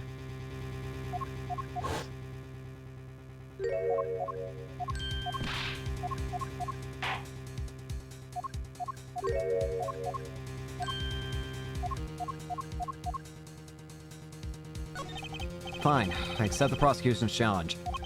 As I knew you would, Forehead. What exactly am I up against here? The prosecution is saying the shooter missed because they couldn't see. Therefore, Machi, who's blind, did it. The defense will please to present their evidence. Evidence that overturns the prosecution's claim that the shooter couldn't see.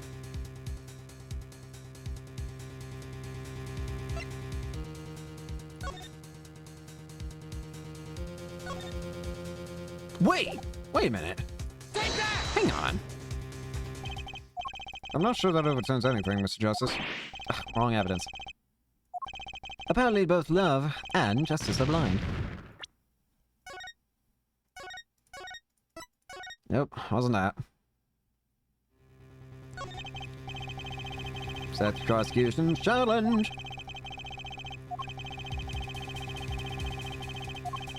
Therefore, Machi's blind did it. So what proves that they could see?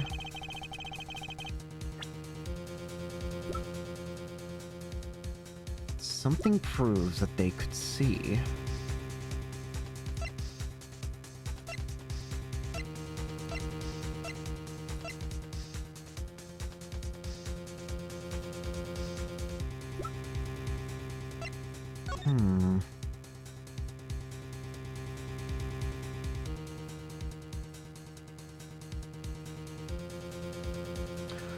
Wait.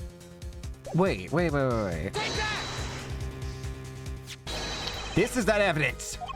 The photograph of the crime scene? I don't care much for the smirk on Prosecutor Gavin's face. But this is no time to think twice. Time to press on. Yes, Your Honor. The crime scene. There's something in here that decisively contradicts the prosecution's point. Then perhaps you'd best show us this something. Get your finger out of the breeze and put it to good use, ja? I think I get it. It was smudged. The writing. I can't imagine that the writing that was written by the victim would be smudged out by the victim. Very well. Show us what you're talking about, Mr. Justice. The contradiction at the scene of the crime is... This doesn't add up to me. The contradiction is right here. The smeared bloodstains? I thought it was just my blurry vision, but it really was blurry. The way the victim's hand is raised above his head, much like a gesture I've seen many times in this court. It's almost as if he wrote something. Huh, I get it! At least I think I get it. Gets what, Fräulein?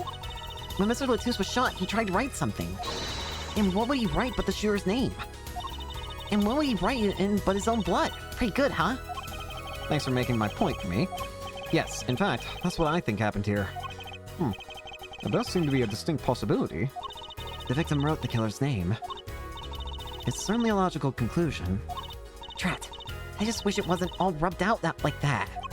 Of course it's rubbed out. Why, if I was a killer, I certainly wouldn't want to leave my own name behind. Neither would I.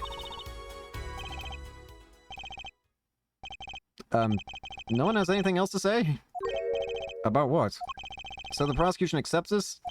You agree this was the victim making an attempt to record the name of the killer? And that the killer tried to rub the name out? What's your point? What's my point? Let me ask you this. How did the killer know the victim was writing their name? Well, Mr. Latus was writing something in blood. Once the killer saw what it was... Wait, Once he saw what it was? But what did you just testify about the shooter? I said... they were blind. Yet the crime scene itself contradicts that. The killer had to have been able to see. Why would they rub out the name in blood otherwise? May I remind the court that the defendant, Machi Tobai, is blind? He couldn't have been the shooter.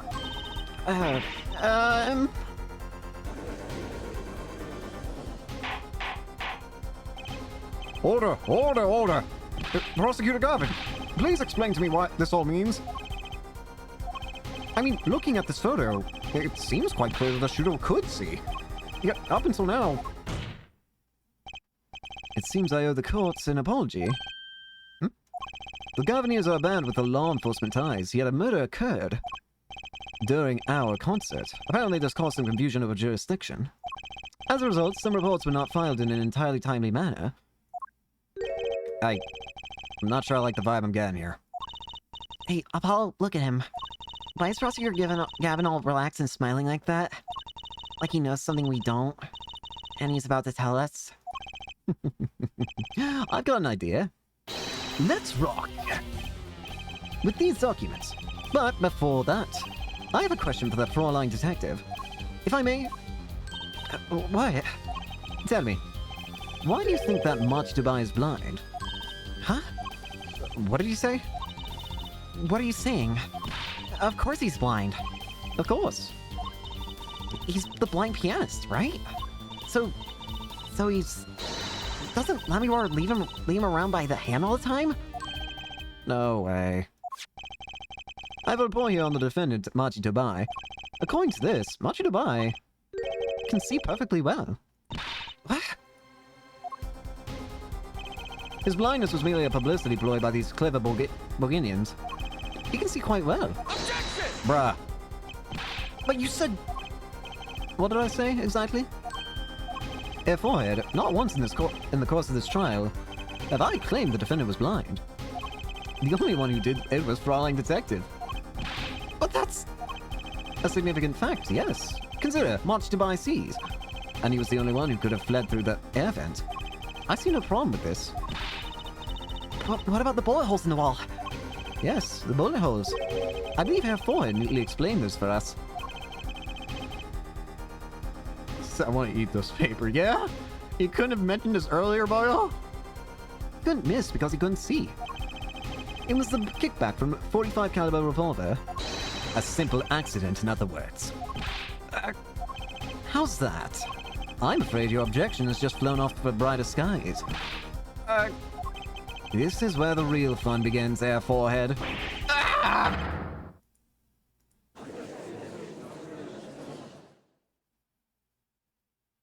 You couldn't have said something earlier? I knew you didn't have what it took. You jerk! Just what was I in here for? Comic relief? Yeah, apologize. Oh, sorry. There's no way to apologize.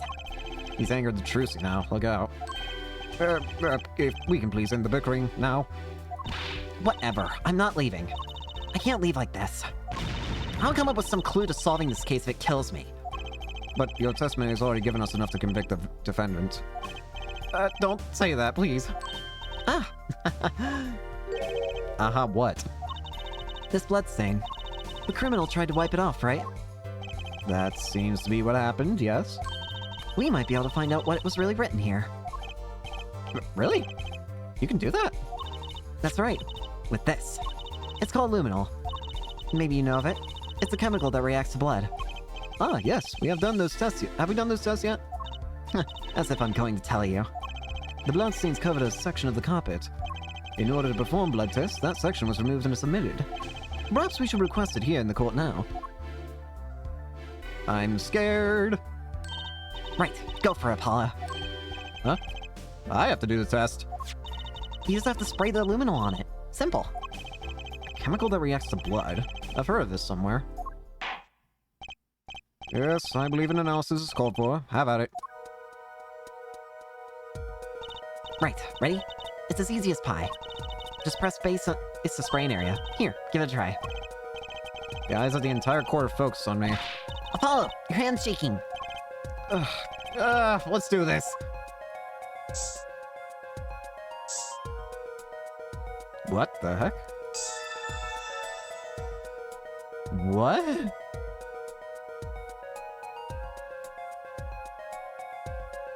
IPYX 314206?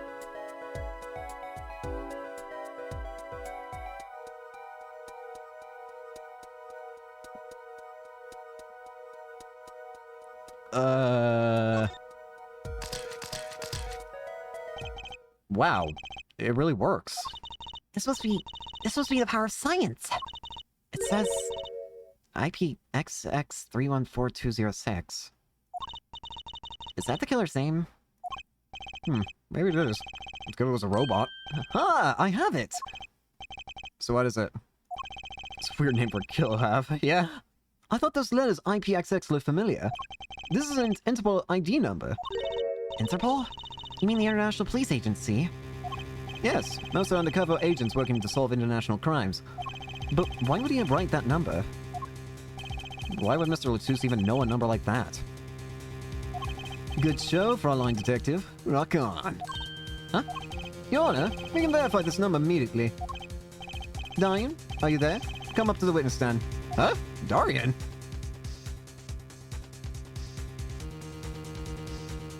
Darian, you heard what we need. Go check into this Interpol ID number. Sure thing. Give me 30 minutes. I'll give it to my son. I'm not sure what to think of all this. The prosecution's case is airtight, so it seems. If this number is really that of an Interpol agent... Oh, wait. I know. What if Machi Tobai is really an undercover Interpol agent? That would be a possibility. A possibility, yes. And one that would mark him as the killer for certain. Why did Latouche know that an Interpol ID number? That's what I want to know. Well, we have some time while we wait for Darian's report. Let's work on unraveling another mystery, shall we? A curious mystery concerning Machi Tobai. What are you talking about? Fraulein Detective, please accept my apologies. I received word that the defendant could in fact see just before the trial began. It seemed too much of a bother to tell you. You had me until that last bit. Does this not raise a rather straightforward question? Well, sure. Why did Machi pretend he couldn't see? Exactly. It makes a little sense. What do you think, Air Forehead? Huh? Me? Machi Tobai pretended that he was blind. Do you know why? How could he know? Wait, Prosecutor Gavin knows why, doesn't he? He's known from the start of the trial. He's been leading us on the whole time. Something wrong? Do you think perhaps this is all some kind of game? Know that the moment I heard that report, I knew why. I suppose people have sold over 1 million records that really are something else. Does that have to do with anything? There was a reason why Machi Tobai pretended to be blind. But it wasn't for his own sake. Getting the picture now? It wasn't for himself? So, Mr. Justice, can you present evidence that shows us why the defendant had to feign blindness?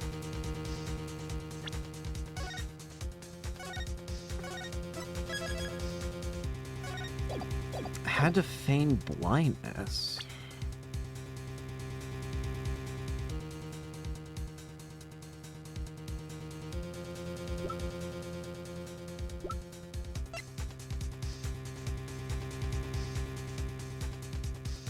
Wait.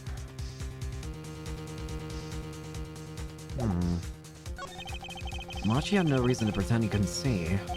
Which means... No, it couldn't be. Good show, Air Forehead. It seems you've thought of something. Why can't I figure these things out on my own? I hate having to take my cues from this guy. Very well. Look at this. This is why he was pretending he couldn't see.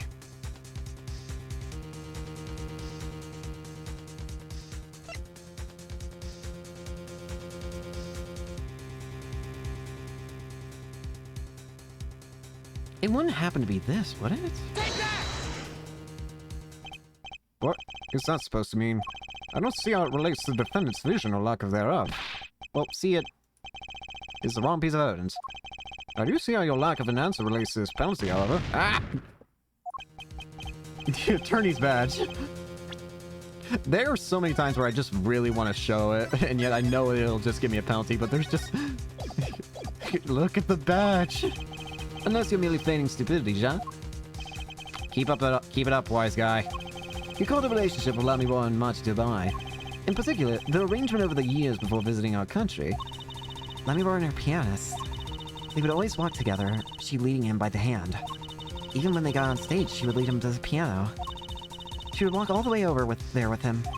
That's right, because he was blind. Or so we thought. She led him at all times. All times. All times. Yet we now know that Machi could see perfectly well. Why keep up the charade? Well, wasn't it part of their performance? There's a simpler explanation here, Judge. Machi did not need to be led by the hand at all. Which means... Okay, you don't mean... I do. It was the other way around. The one who needed to be led by a hand was Lamivore. What's this? So you mean to say that Lamivore is... she's... Wait, she's blind? Blind as a bat, Judge. What?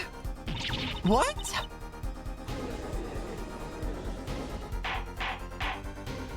Order! This is crazy, Prosecutor Gavin.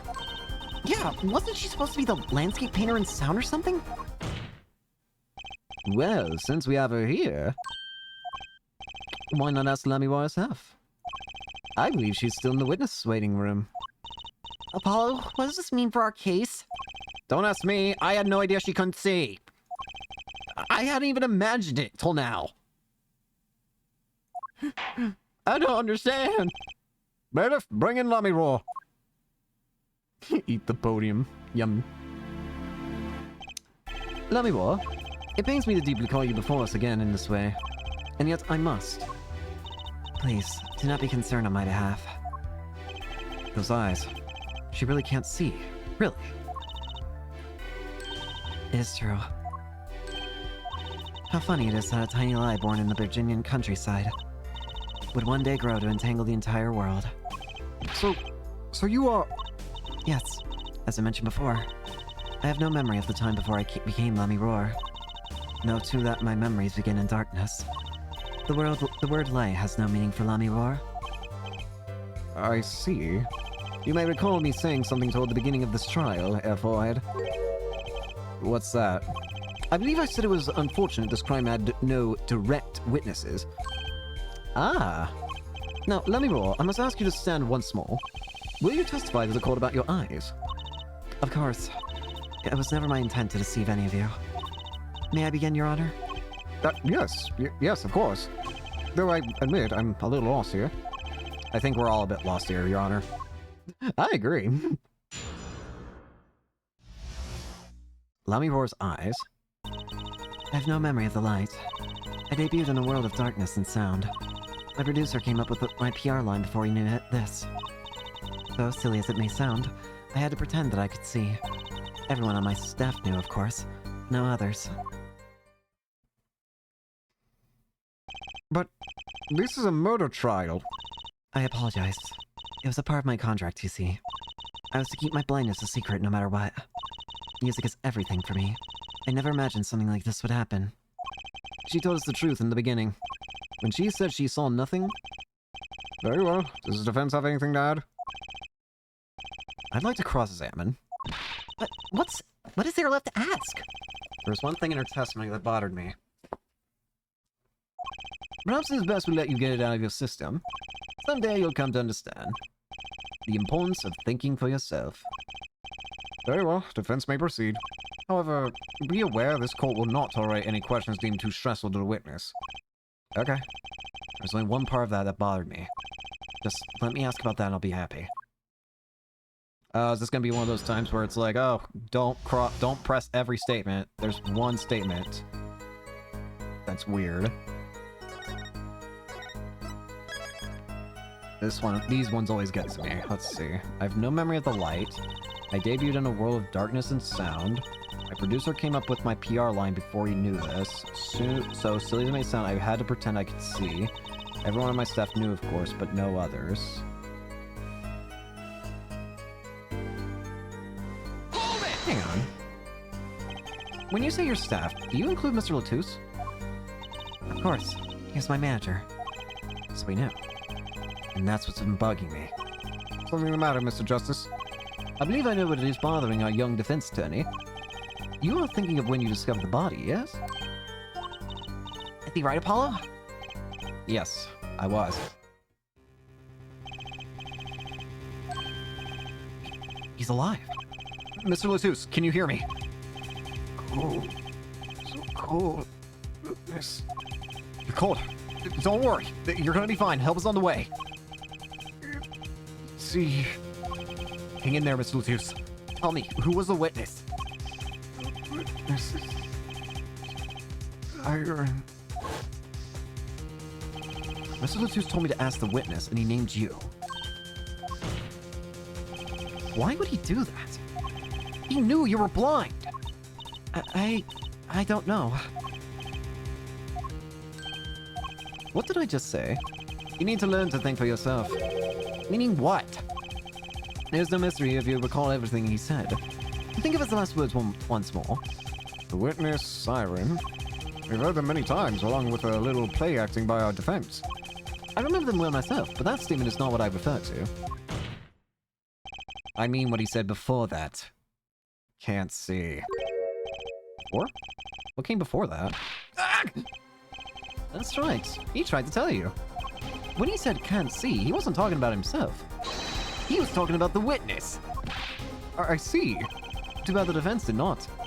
Well, there, forehead. Try relaxing and looking at the facts first next time.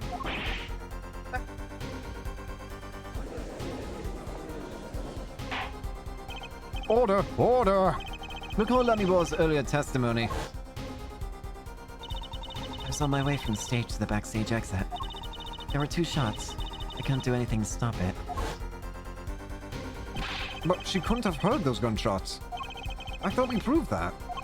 That is not the most important point here. The moment he was shot, Mr. Latouche witnessed her through that window. Why else would he have named her as the witness? But I really did hear them. 2 gunshots. And the man's voice. Unfortunately, such a thing was impossible. The window was closed. We have already run a simulation, of course. It was so clear. If I heard that voice again, I would know if in an instant. Your Honor!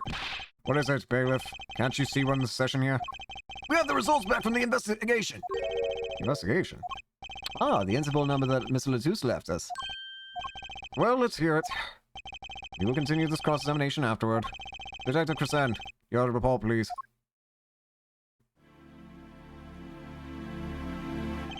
I asked Interval about that number. I'm sure you'll find an answer intriguing. Quick work is always dying. Well, tell us about it. The number. Is the defendant a secret agent? IPXX314206. The agent registered under this number was Romain Latouche. What? Huh? Our undercover Interpol agent was Mr. Latouche himself. He was apparently in the middle of an operation. So, when he wrote those letters, He was trying to tell us his own identity. And a cautious killer tried to wipe them away. Mr. Latouche was an undercover Interpol agent? So him being Lamywar's manager. it's just a cover, most likely. There's one other important detail I found. Well, out with it. It concerns that 45 caliber revolver, the murder weapon. Apparently, it belongs to Romain Latouche. He had an Interpol permit to carry firearms. And the registration number on the revolver matched. So that was his gun. So the victim was killed with his own weapon, which makes sense. It's hard to imagine someone who wasn't an Interpol agent with such a large revolver. So the victim was an Interpol agent on an undercover op. I wonder how that ties into everything. It's gotta tie in somehow, don't you think? Yeah, somehow. Thanks for looking into that for us, Detective Crescent. It's a great help. Oh, no problem at all, Your Honor. No, I'd be heading out. What the? Huh? Wait, Lamiro? Is something the matter? that voice just now. Wait, don't tell me it's his. Darian? Mr. Darien, was it? It was him. I'm sure of it. It was him? Well, you aren't saying... That voice I heard, talking to Mr. Latus, when I heard the gunshots fired. It was him. It was Mr. Darien. Yo!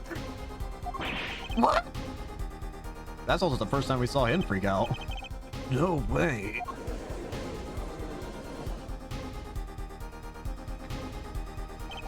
The courtroom fell into such a chaotic state the trial had to be suspended temporarily. I've never seen that happen before. Of course, it's not every day that you get an accusation like that one. Lamy Wharf, fingering Darien Crescent. Not only is he a guitarist, he's a detective. Could it really have been his voice Lamy Wharf heard? Things were changing fast, and frankly, I wasn't sure I could keep up with it. Hey, no whimpering out now, Paulo. Oh, we going straight into the next if I can speak, investigation section? There we go. Oh boy. Right, anything agency. Hey, Apollo! What? Well, you know... actually nothing. I mean, something. Or maybe not. Out with it. The suspense is giving me an ulcer. Well, you know the trial today? I was thinking... If you gave it a score, what score would you give it? Score? Gee. I guess I would, or maybe... Well... I'm just as bad as you. See, it's so big. I hope you're enjoying the case so far. It's been interesting. It's a bit weird, but it's interesting. Then again, I'm also, in general, pretty easy to please guy sometimes, so I kinda just like things. Clearly. Machi avoided a guilty verdict, which is something. Though I can't say I'm any less confused about the case. I asked Interpol about that number. I'm sure you'll find their answer intriguing. IPXX X314206. The agent registered under this number was Romain Latus. And the victim, Mr. Latus. Who would have guessed he was actually an undercover Interpol agent? What a mess. We don't have any idea what he was investigating. Well, true, but we know who shot him now. Mommy were told the whole court. Wait, that voice just now. It was him. I'm sure of it. That voice I heard talking about to Mr. Latus when I heard the gunshots fired.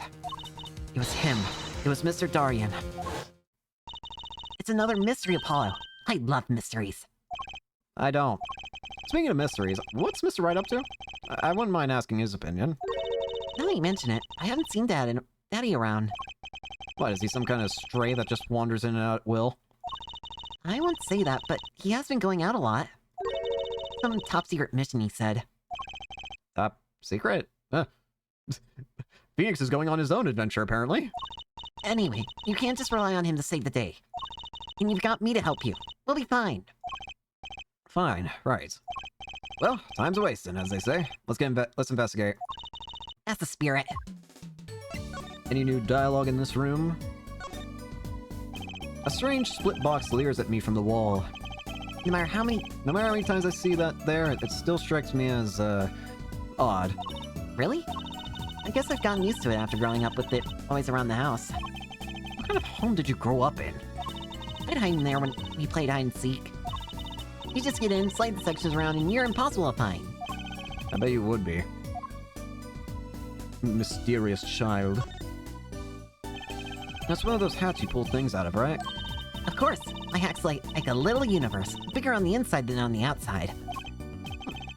That reminds me of a sci-fi show I used to watch. Incidentally, my pocket's a little universe too. And my panties, and... I get the idea. Sure, click, Charlie. We leave the best for last. How's your magic act coming along? Well, I've been working on my cups and balls routine. Is that the one and where the ball moves from under one cup to the other? That's right, the very same. Here, watch. First, I put one of the cups over the ball, Then I snap my fingers. Ta-da! The ball's under the other cup. It's not there. Must be pulled something out of my magic panties. Could you give me that evidence back? Nice try. Guess I know what I'll be doing tonight. Practicing. You can be my audience, Apollo. Man. A faded photograph showing one of Trucy's favorite magicians. She talks to it daily for good luck, I hear. I almost forgot. I hope I become a famous grand magician. Oh, and I hope Apollo becomes an ace attorney. There, all done. I suppose if you're going to talk to inanimate objects, the photo isn't so bad. Yeah, I can think of worse. Maybe. I've seen some restaurants that set out real food to show what's on the menu. I have too. I noticed something strange. One time, there was a sandwich without any lettuce. Like it had disappeared by magic. I'm sure someone just swiped the lettuce and ate it. Wait, that sandwich. You didn't... Apollo, you shouldn't eat sample food no matter how hungry you are. Just how hard up do you think I am? The name of the game. Yeah, it's so funny. I do love the dynamic between Trucy and Apollo. You know, that ring kind of gets in the way. Our client the other day had tripped on it and fell on the floor. Sending my ring rolling out the door. You know how long it took me to find it? You know how long it took me to calm down the client? In the end, they walked out without hiring us. Could you clean up a bit? But don't you think the props give the office a festive, fun-filled mood? I'm not sure law offices are supposed to be festive and fun-filled. Apollo, this is the Bright Anything Agency. As CEO, I want an office that says we know how to have fun. I guess it is her office, isn't it? Future's me. Well, how about some tea? Here you go. Thanks. That's nice. But this is not the time to be drinking tea. That's right, we have to get investigating. That was a close call. You almost relaxed. No relaxing. There are several books of magic mixed in with the legal books on the shelves. I dusted them recently. Nothing like the gleam of clean books. Mr. Charlie, the potted plant. Huh? His leaves are looking a little brown. Good morning, Mr. Charlie. Mr. Charlie, your leaves! Maybe you weren't giving him enough water? No, it must be stress. He's worried about the new recruit at the office. Hey, don't blame it on me. You're watering him, right? His daddy's turn to water him this week. Mr. Wright has been away up on his top-secret mission, no? I'm sorry, Mr. Charlie. This is all my fault. I'll water you soon, promise. Shouldn't you water him now? While you got the chance? I think that's everything. Alright. Darian did it.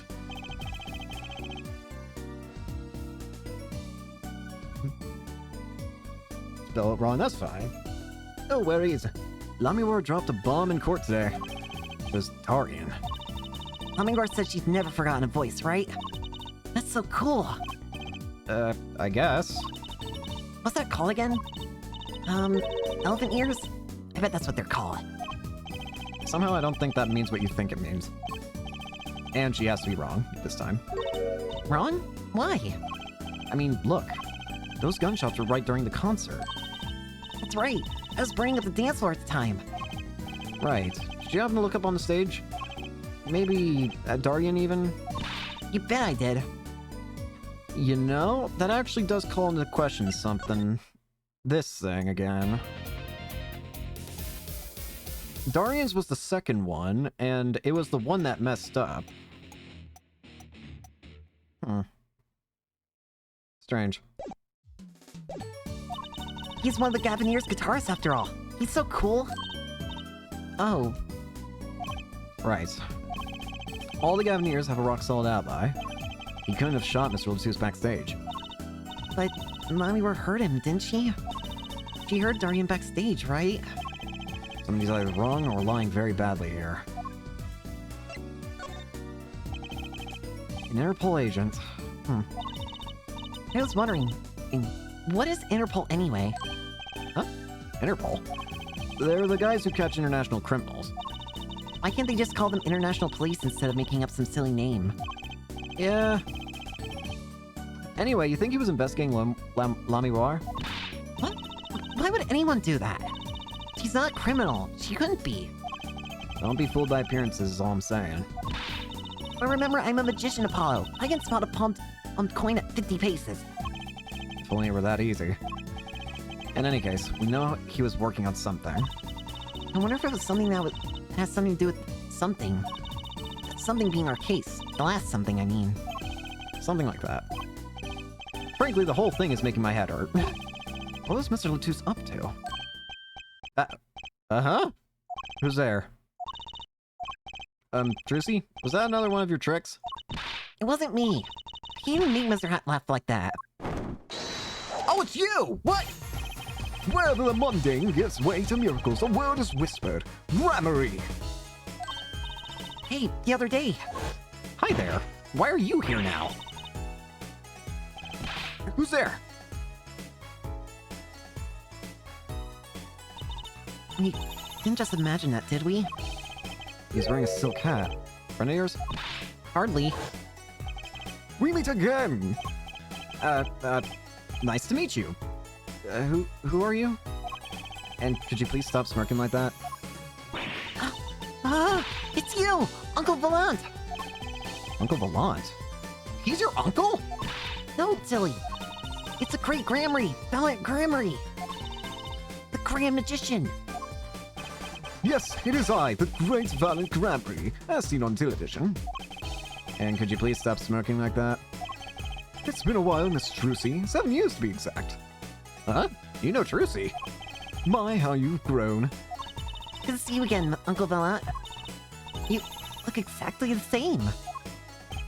I hate to intrude, but what is a great magician doing paying us a visit? I believe it was you who wished to see me. So be quick with your questions. Cool staff, but And do not quail, quake, or quiver. I'm quite tame. Though my stardom may sear the sight, I'm quite down to earth when need calls. he does have a certain aura to him, it's true.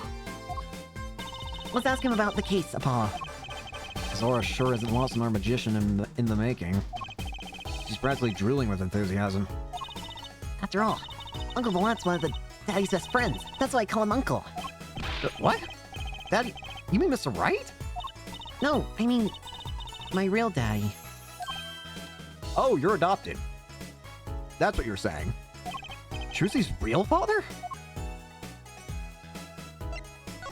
Troop Gramarye. Wait, Apollo. Don't tell me you don't know about Troop Gramarye. Troop Gramarye? Huh, no. But it does sound kind of familiar. Oh, lost life! Lamentably listless lad! Do not know of the greatest troop of magicians on the planet! Valant Gramarye. The name began to surface in my mind. It was a name I'd heard on television as a child. You bet you've heard the name. He made a cruise ship disappear and blew up an amusement park. Oh, and he made all this gold disappear from a safe. Can we go back to that second one? Excuse you? The first and third ones sound like actual genuine magic tricks. The second one sounds, there's a certain word for that, let's just sidestep that issue. And then escaped from a high-security prison.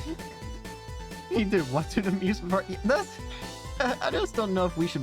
I don't know if I should ask, or if it would be better to not know. You said he's a magician? I open the locks to hearts chained by mediocrity. This is a true miracle of Troop Gramarye. Wait, Apollo? I do remember seeing you on television a long time ago. Weren't you with someone else? Like, a duo? Duo? Yeah, you had a partner. Something Gramarye. Yes, Zack Gramarye. A master maker of magic, a capable craft of shining showsmanship. Your real dad, I assume. Why is everyone so quiet? Daddy. Daddy? Huh? Oh, no way. Once upon a time, Troop Gramarye included 2 grand magicians. Myself, Valiant Gramarye, and my partner, Zack Gramarye. And this Zack was He was my real daddy. Lucy's father, a magician. I guess that makes sense. I had no idea. There wasn't much point in talking about it, now that he's gone. Oh, I'm sorry. No, it's okay. I'm not lonely. I got my daddy after all. You make me laugh, Apollo. Aw. Glad that I'm good for comic relief, at least. Not that I see daddy around much these days. I've been remiss in remembering my reasons for my visit. Reasons? Two, in fact. The first being, of course, to see you, Miss Trucy. You don't know how happy I am to see you again, Uncle Volant. I'm sure you are. Not one for modesty, are you? When I encountered you at the Colosseum, the first time in 7 years, I could fain not contain my emotions. I wept oceans. And to learn you now defend that poor pianist, that blinded boy. It's a hot topic of talk amongst the staff, you know. And defend him you did. Oh, it wasn't all my doing. I'm his defense attorney, actually. My other reason for coming here today was this. A tape? That's videotape? Quite so. A recording of the concert, no less. I brought it for you here, Trucy, on behalf of Troop Gramarye. Will you watch it? Oh, what? Oh, we can just watch this again. I wonder, is there something off about this video then? I'm gonna try and look around, see if there's something that seems wrong. Kid's there. I see a silhouette on the right, I see a guy on the drums. I'm gonna try and pay attention to the sides. Piano. Nothing exactly looks out of the ordinary.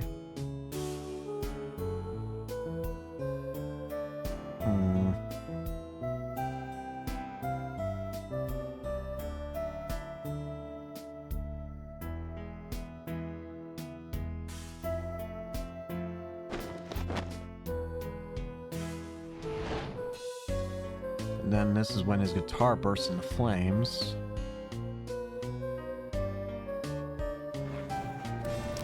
What?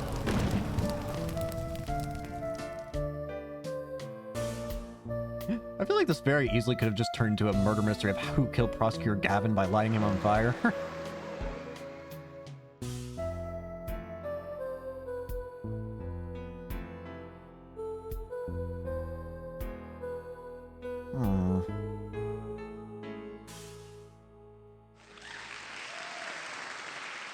As far as I can tell, there's nothing out of, that jumps out to me as out of the ordinary.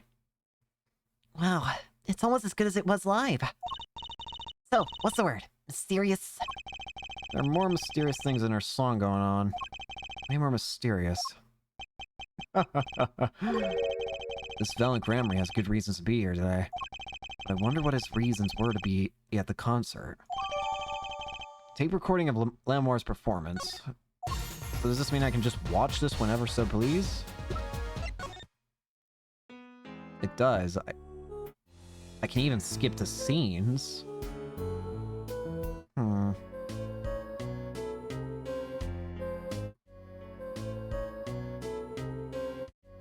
gonna try and look at some of these scenes, see if anything catches my eye. No.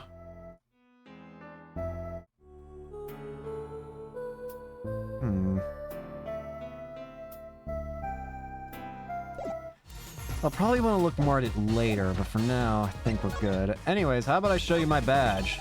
What's this? You would ask me for a miracle, free of fee? Then thy wish be granted. Thy will be done. Thy evidence evicted into the ether. No evicting, please! Are all magicians like this, I wonder?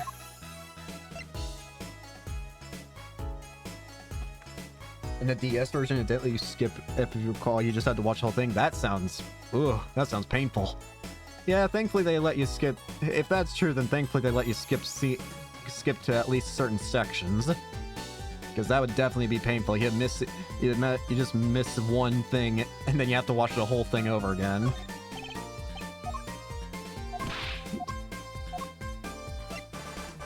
Yeah, that would definitely be pretty bad. Is anything here give you reason to talk? If I might ask, Valant?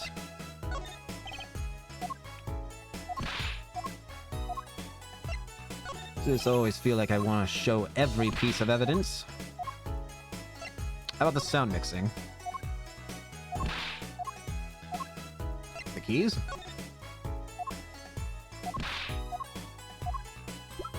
How about the autopsy report?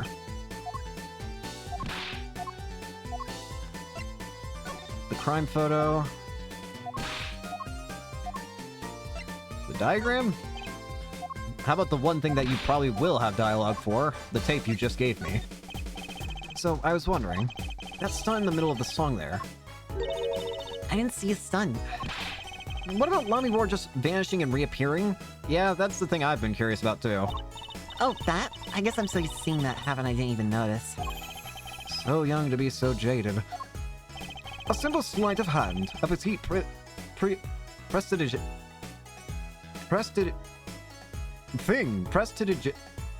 I'm gonna stop trying to say that now before I just make a fool of myself further.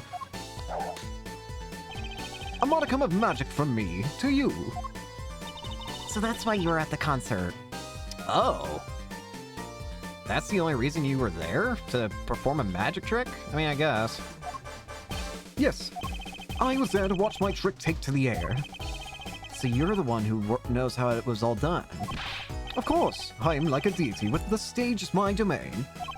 I suffer no mystery upon those floodlight balls not grasped quite tightly twixt my fingers. It is a potent primeval power I possess. Well, do you think you could, tell me how it was done? Hey now! Trissy? It's like totally against the rules, Apollo. Not during a murder investigation, it's not! Mine's none, for my illusions are mine alone, monsieur. Do I have favorite characters so far? I mean, honestly, I like a lot of the characters. I mean, I do kind of like Apollo's just like, I did not sign up for this attitude. Trussy's just always funny. Claviar is always just a joy, I feel. Again, it's kind of hard for me to pick a favorite. I mean, because I like a lot. Also what? recall that the terrible occurrence happened later. Well after my illusion entranced the audience. There's Trucy, yeah. Again, there are just a lot of good characters I can see being anyone's favorites. Oh, don't even ask. I won't answer. Too bad for you, Apollo. Whose side are you on? I, Valen Grumry, now make my leave, Miss Trucy. There's no need to rush, Uncle Valant. You should stay a while. I'm afraid I cannot. I may not. I shall not. I've been asked to assist with an analysis, and so I shall slink back to the scene. So you'll be at the concert venue today? Seems Trucy your favorite person in the game, but Paul's funny too. I do kind of love how Phoenix just like is just goofing off, it feels like a lot of the time. Correct. If you would call on me, come to the Colosseum. See you later, crocodile. He just, with a whirl of his cloak and a wink of his eye, he turned and walked out through the door. Normally. Well, there you go, Apollo. Let's get cracking. Right. The Hunt Grammary. I got a few more things to ask him. Foremost among them, that bit of magic that made Lamy Roar disappear. And how he knows Trucy and her real father. Well, one thing at a time. Let's deal with the murder first. Let's go to the detention center. I want to see if we can talk to him. To our, now that I think about it, it probably wouldn't be a good idea to talk. I don't know if we can talk. A lot of good character designs in the game, generally speaking. I just like character designs in the whole in Ace Attorney in general. There's always a lot of fun designs. Machi may not be guilty, but he is still a Machi may not be guilty, but he's still a suspect. But they don't have any decisive evidence. Yeah, but only someone as small as him could have gotten out of that room.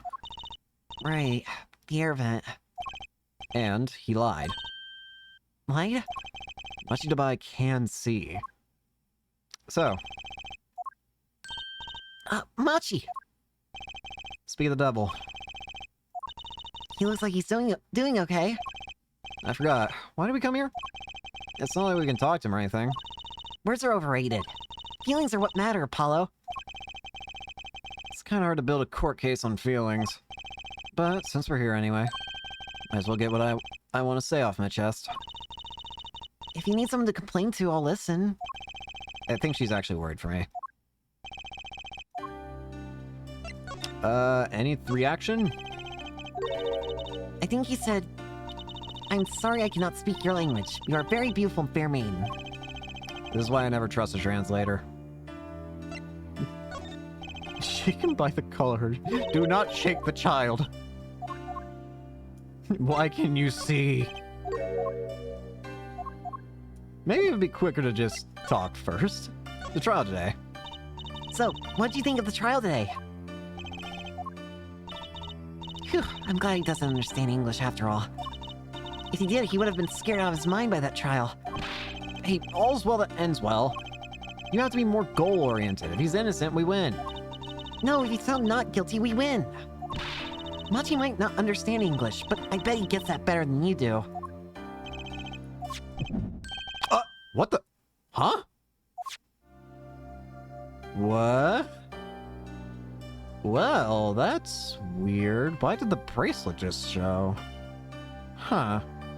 He's nervous about something. I'm glad Lamy Rourke testified. What a great person. She even got Machi off the hook by naming another suspect. Darian of the Gaviniers, the detective. I wonder if Machi knows what happened. I mean, if he could follow how the trial went and all. If no one told him there's a new suspect, how would he know? Hey. What is it, Apollo? No. No, it's nothing. I must be imagining it. Imagining what, Apollo? It's just... I couldn't help but feel that... I don't know. Machi... He doesn't understand what we're saying, right? Does he, though? Wait... Is that what this is? He understands and the bracelet's reacting to that. How could he? Shake him by the collar. Considering there's a police officer here, I don't know if we should be shaking the child. He's a young Burgundian. He doesn't speak English. Yeah, but my bracelet is reacting to him. Huh? Maybe it's malfunctioning. Or it's scared because you keep making those "I'm so mad" faces. Was I that bad? Machi lied about not being able to see. But what if that's not all he lied about? If you're curious about it, there's only one thing to do. You should ask him. I think it'll take something big. It'll take something big to get him to get to him. Some kind of undeniable evidence. Scared of Apollo's vibes. Negative vibes. We'll be back, Machi. Machi's eyesight. So, Machi, you can see, right? Machi can see and Lamy Rourke can't. Whole world's gone topsy-turvy. Sorry, Apollo. I don't think we're going to get any information out of Machi. Which makes sense. Yeah, I guess it does. I'm gonna need to come back here with something. Well, in that case, let's head over to the actual scene of the crime. Or wait, where is this, actually? Never mind, this is not the scene of the crime. Where in the world am I? Oh, what a great day! It's perfect weather for sleuthing. Weather matters for an investigation? Don't some days just feel like magic days or defense days?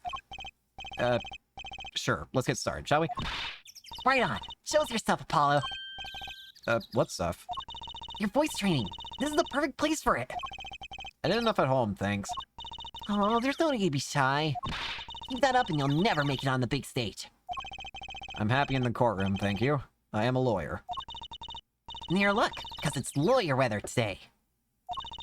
Don't you just want to face the blue sky and shout, "Objection"? Look, the weather has nothing to do with lawyers. Let's get going already. Big stadium. Sunshine Coliseum sure is living up to its name today. It's huge. And Mr. Gavin got to play on the enormous stage. I'm so jealous. Someday, I'll fight at my first battle on this stage. Battle? Well, yeah, it's a Coliseum, isn't it? They don't do gladiatorial contest at these places anymore, Trucy. Really? I had no idea. I wonder why they stopped. Sometimes I worry about her. Probably because people died, Trucy. Look, a massive sign for the guiltiest charge door. A giant Prosecutor Gavin stares out over the arena. Oh, maybe I can take it to the office when they're done with it. Where would you put it? You couldn't even get that thing through the front door. Then I'll put it outside. I bet it'd be good for business. Just as long as no one comes expecting us to prosecute. Well, if anyone comes looking for a concert, leave it to me. Is this part of some twisted plan of hers to make her a singing debut, I wonder? Oh, it's you! Badger. What's that creature there? Oh, that's the police mascot, the Blue Badger. It's life-size. Haven't you seen them around town, patrolling the streets? Yes, now even Law and Order has a mascot. I'd run from that thing even if I wasn't a criminal. Why does its head wobble like that when it walks? It's freaky. I don't think you're showing true Blue Badger spirit, Apollo. I don't think I should be. Live Gavinier tour. Look, a blimp. Those balloons next to it have sponsor ads on them. Let's see, big sale, all shirts 50% off. Oh, it's an ad for the department store next door. Anything else? Truck, flags, sky, dog. Doesn't look like it. Alright, let's move. Backstage hallway.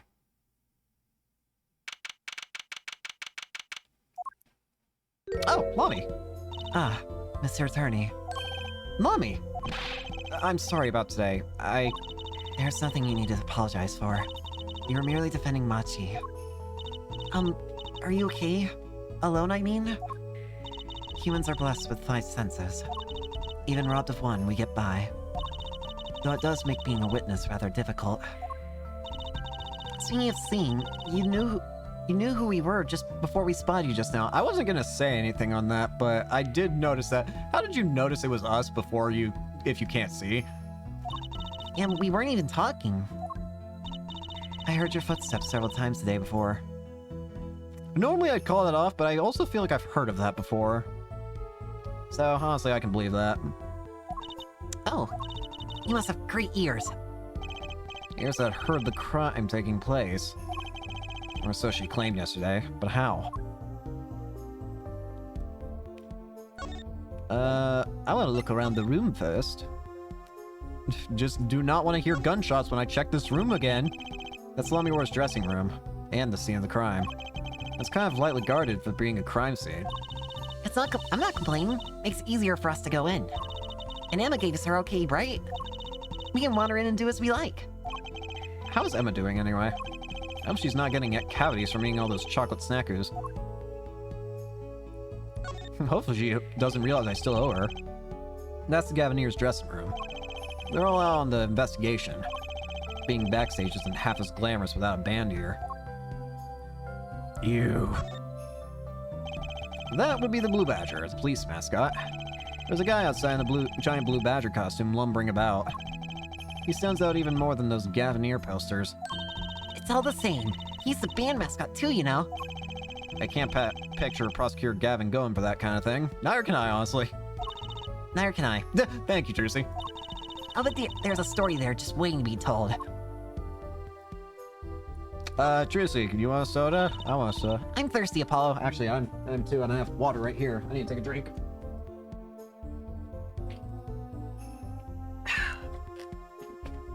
Ooh.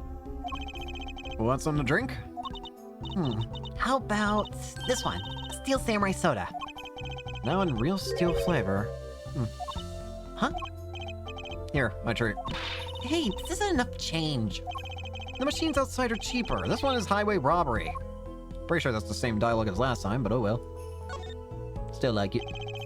concert poster for the Guilty as Charged tour. I love that name, Guilty as Charged. Seems kind of negative to me. Well, why don't we do the opposite?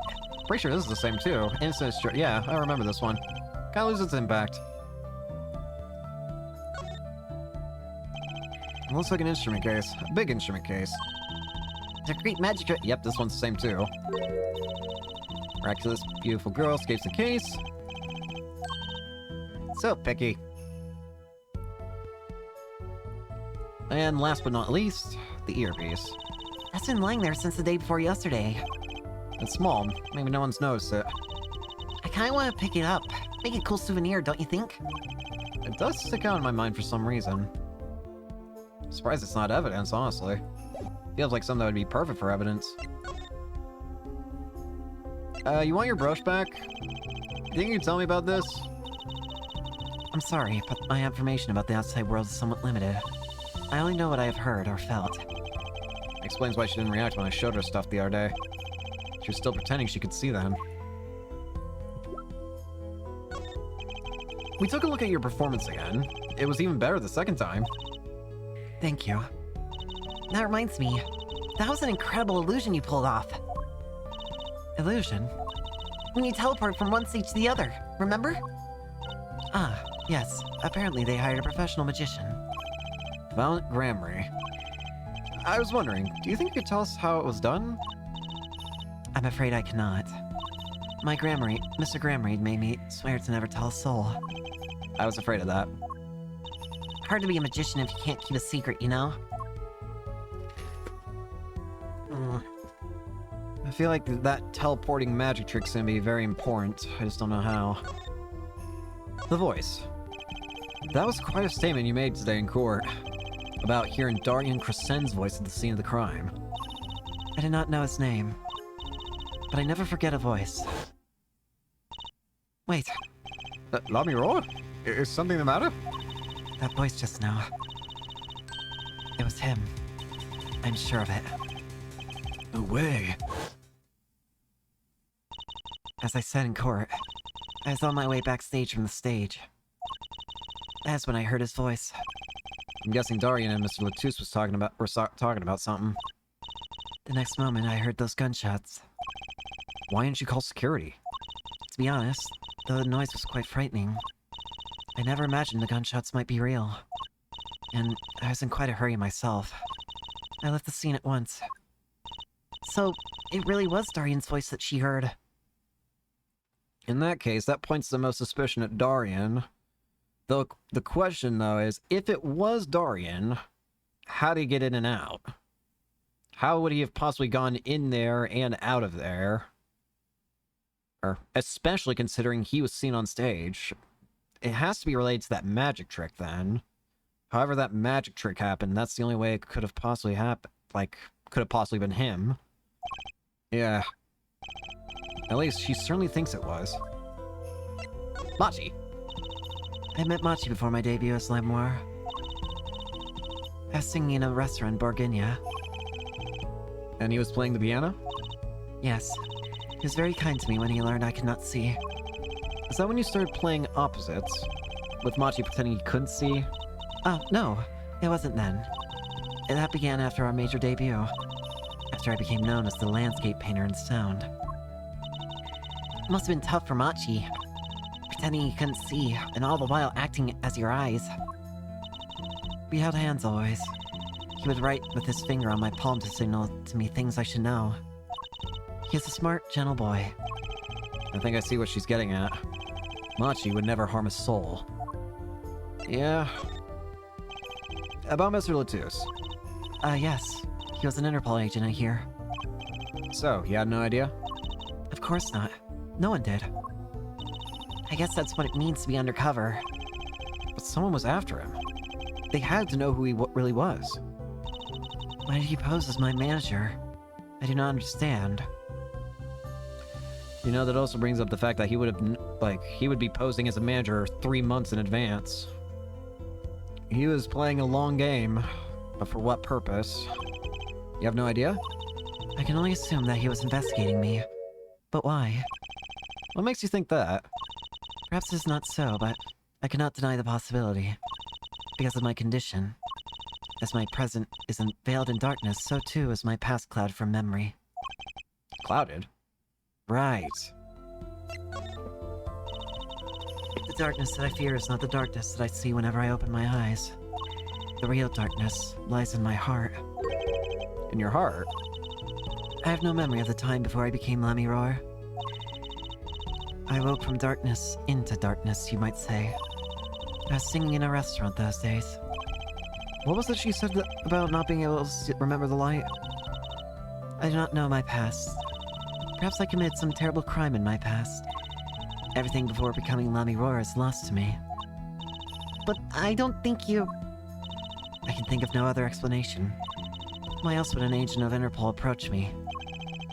Do you think your past might be related to this case? No way. That seems really unlikely to me. I mean, you're such a sweet person, Lamiroar. I thank you. Machi too tells me this often when I fear who I might have been. Ah, I remind that I wish to speak to you about something. Yeah? When I was walking this hallway before, I stumbled upon a small device of some kind. It was lying on the floor. Oh, you mean the earpiece? Device? Maybe you mean this. It's been lying there since the day before yesterday. Might I touch it? I thought as much. What? What'd you think? This is one of our headsets. Everyone on staff wears one during the concert. Wonder whose this is. We use it for communication. It'd be quite inconvenient should it go missing. We'll hold on to it for you then. We'll give it to Prosecutor Gavin when we see him. Yes, that's best. Thank you. So, can I put it on? Receiver transmitter for voice signals. All concert staff wore one. Attached? I'm not some kind of robot, Paulo. Everyone on staff was wearing one of these headsets. This might warrant some further inquiry. I want to see this further, just to confirm if anything else is weird. 10-4 that, little buddy. This is Trucy reporting in, over. Why is on silence? No one answered. Don't be silly. What good is a receiver that doesn't receive? That's like Emma not performing forensics investigations. You make her sound like she's some kind of forensic investigation machine. Which is just silly. Unless she's a super high-tech android that runs on Snack Goose. The mystery deepens further. Wait. I want to present to you the earpiece we were just... That's the wrong button. I want to present to you the earpiece we were just... That's the wrong button. I want to present to you... Can I ask you about this headset, Lamiroar? You said that all concert staff were wearing one. That's correct. You need them to communicate across such large stage. Everyone on the staff had one, of course. And all the band members, too, I should think.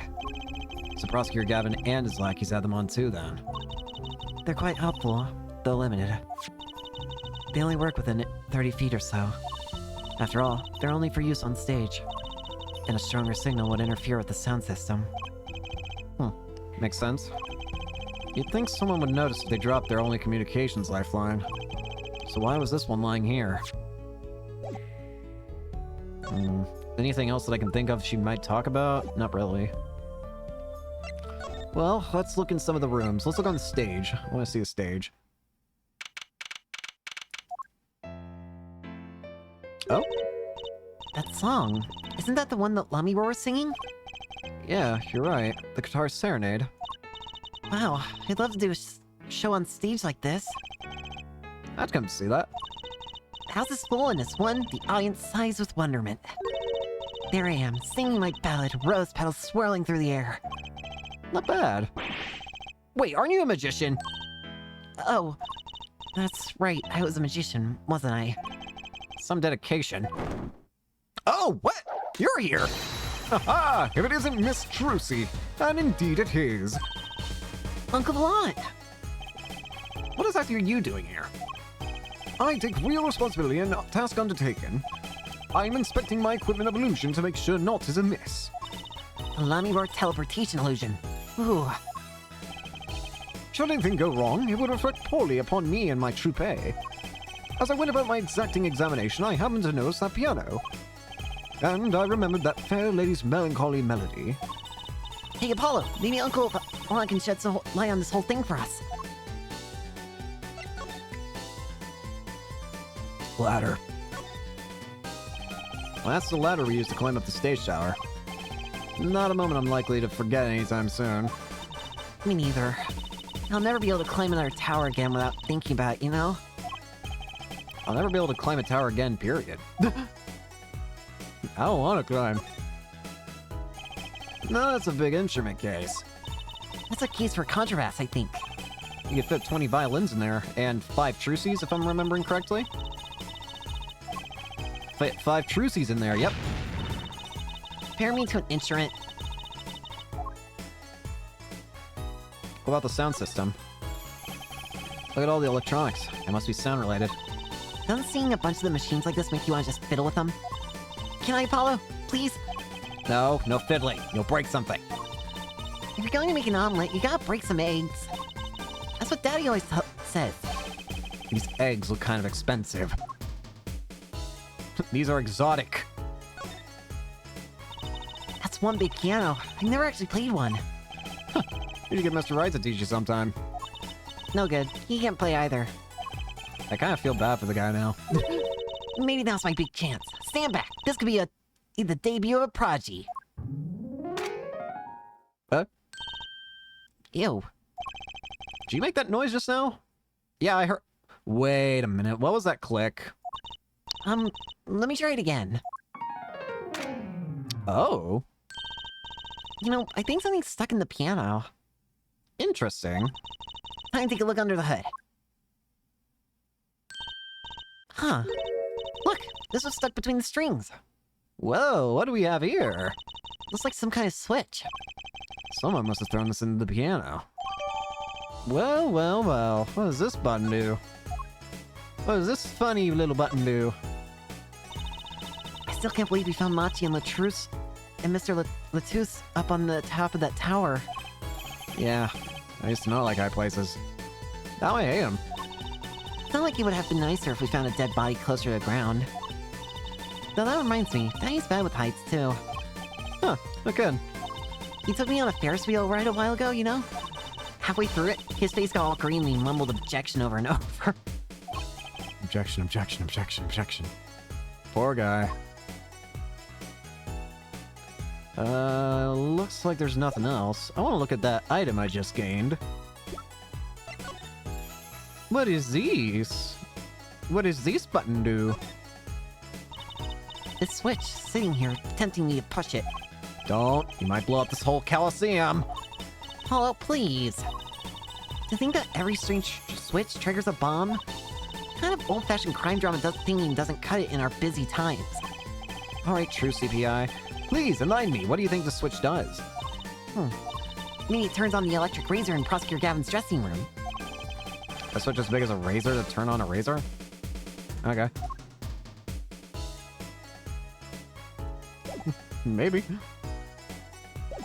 Anyways, I'm gonna cut to the chase. Is this yours? First, can I express my shock and chagrin? All I can see before me is the stage, and nothing smaller, nothing less radiant catches my eye. True, you're getting on in years. Now it's time left to make your mark, huh? This is not how I was seeing it. So he doesn't care about what I have to show him. I get the point. Well, in that case, let's speak. I was wondering about the show the night of the murder. Lemmior's vanishing act was your illusion, right? Indeed, the private prosecutor petitioned my performance. At the climax of the song, he said, "Make her disappear, like a dream." Like a dream. Yet, what can I work with on the stage meant for musical endeavors? There are none of the conveniences of a stage built for sorcerous acts. It was a challenging task, so I accepted. She disappeared from the top of the tower. But in order to move, you would have had to use some sort of secret tunnel. People come to me because I am a professional among professionals. My illusions are custom made for a time and a place. Now, because of the murder, all the eyes of the nation are on this concert. Not a bad thing, as far as the fortunes of Troop of Gramarye are concerned. So, you were here checking up on your trick to make sure it went well? And went well it did. Now, speaking of pianos, that piano over there troubles me. It troubles you? Why? Why? Why do you ask why? I think it's probably quicker if I just go check it out myself, thanks. I know what you're thinking in that head of yours. Gramarye, yes, you say. I recall seeing him on television. Something of that sort. Actually, yes, you're right. Wow, he just read your mind, Paula. Or everyone tells him that and he made a good guess. It was 20 years ago.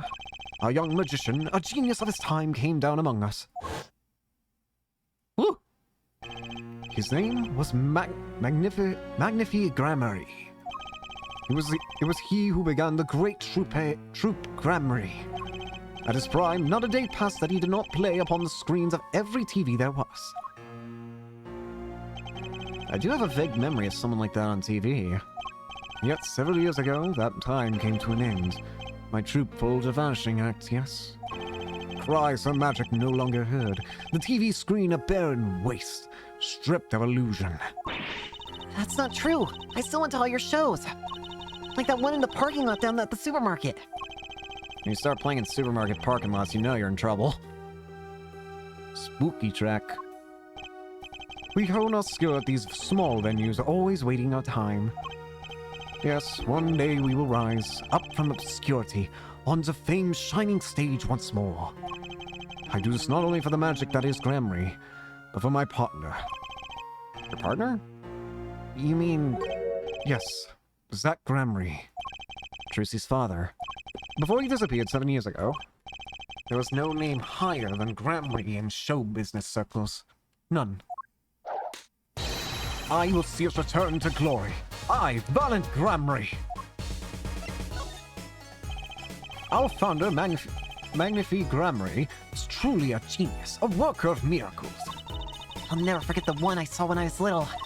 How he made that whole jumbo jet go, what happened to the jet again? Apparently someone doesn't remember as well as they thought. Of all the would-be magicians who came to his door, only Zack and I had the talent. In no time at all, Valant and Zack were the shining stars in the Gramarye crown. Gramarye Troop feels like a mirror of the Fae family from the first trilogy. It kind of does. You know, now you say that, I can sort of see why. Okay. They are, I mean, it is magic. Cool, huh? And Zach Gramarye was my daddy. Now that Magnifi and Zack are gone, I have but one wish. Let it be I, Valiant Gramarye, who brings the Gramarye miracle back to the big stage. I'm rooting for you. Miss Trucy, you cannot grow up quick enough. I need your skill by my side.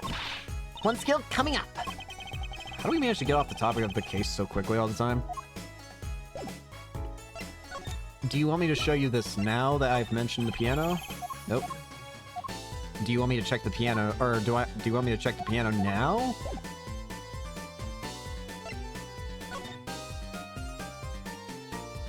No. What about the videotape that you get? Or, you know what? What about this? Oh. What about this? I was wondering about the stun in this video, right in the middle of the song. I didn't see a stun. Oh, that! I guess I'm so used to seeing that happen, I didn't even notice. So young to be so jaded. Wait, this seems the same. Yeah, this is the same dialogue, I think. That's right at the concert. Yes, I was there to watch my trick take to the air. Yeah, this is the same. Just gotta be sure. Not when you're doing a murder investigation. Secrets need to be spilled or over blood being spilt. What's worse to spill, secrets or blood?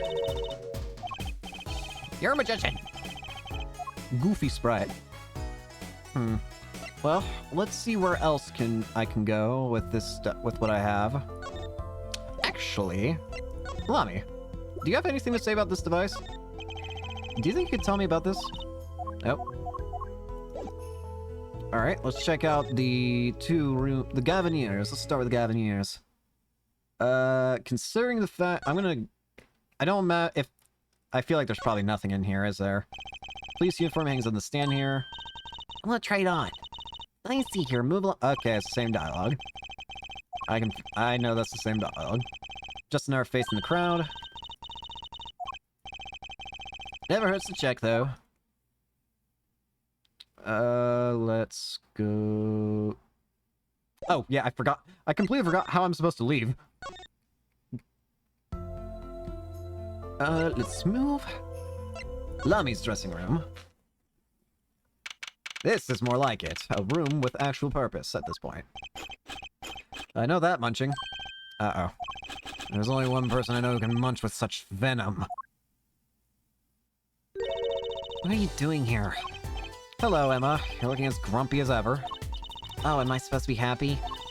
You give me the second degree in court, and Prosecutor Gavin makes me look like a fool. You're talking about the bloodstain Mr. Latus left? My department chief had a field day with that one. Even a blind person could see the shooter wasn't blind. Funny guy, huh? That bloodstain helped uncover the biggest mystery of all. Now we know that Mr. Latus was really with Interpol. We wouldn't have found that without you. Wish they saved if you read the text story for the next day, if that makes sense. Yeah, I can sort of see why. I feel like I do wonder if it's something to do with the system, because it's always whenever it goes through the to be continued sections, like to the next main section of the case, that everything resets. I wonder if it has something to do with how the engine works, that's why it does that. Maybe that's why the chief gave me these after he was finished chewing me out. So that was my reward. Are chocolate snackus popular down at Precinct or something? I was hoping we could check out the crime scene again. You, I guess. You're not going to find any clues in here. Though I did find something strange. Something strange? Well, I'm curious. I met my embarrassment quota for the year, that's for sure. Well, that's a good thing, right? How? I mean, think about it. Now you don't have to be embarrassed about anything else all year. If only it worked that way. It just bugs me to think that little kid outsmarted me. And it makes him even more suspicious now that we know he can see. He could have seen the air duct, and he could have shot that revolver. That's not how it sounded in Lamiworth's testimony. You mean her saying she heard Detective Dardian's voice at the scene? That's right! Why can't we have a normal, straightforward killing once in a while in this country? Well, you see, Emma, that's because we're in a... No, never mind. I'll pretend I didn't hear that. Thank you. Thank you, Paulo. Was that true what you said in court today? You know, about the case? About everything was happening according to those song lyrics?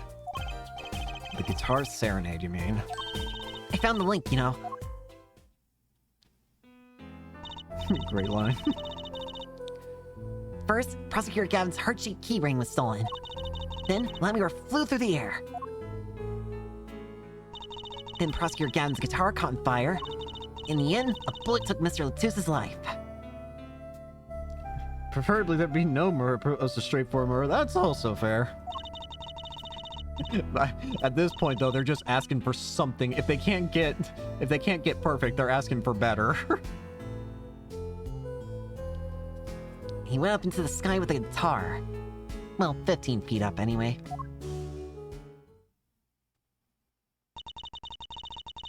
It is kind of hard to chalk it up to coincidence, I know! And I found it! You think the same person did all this?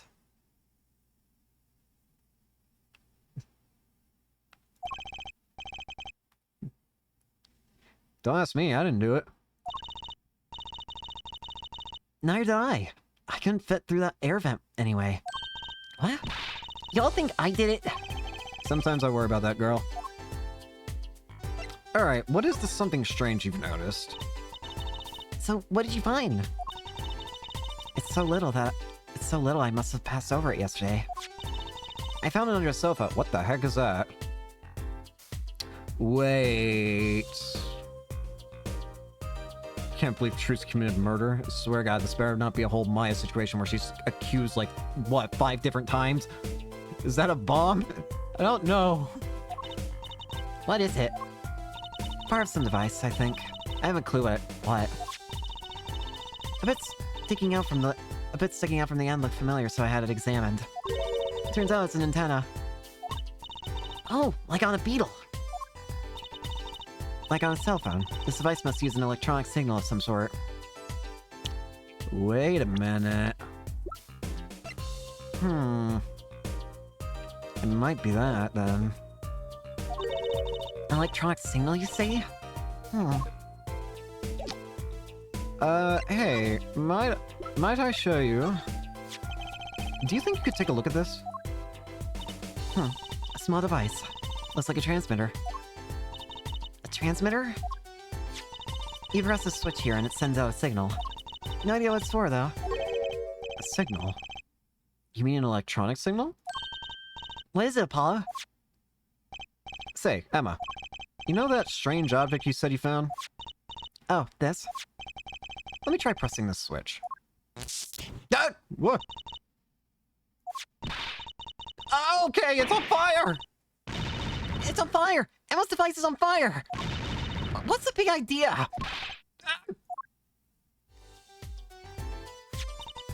Well, now we know what this is. An igniter. This part here must work like a lighter.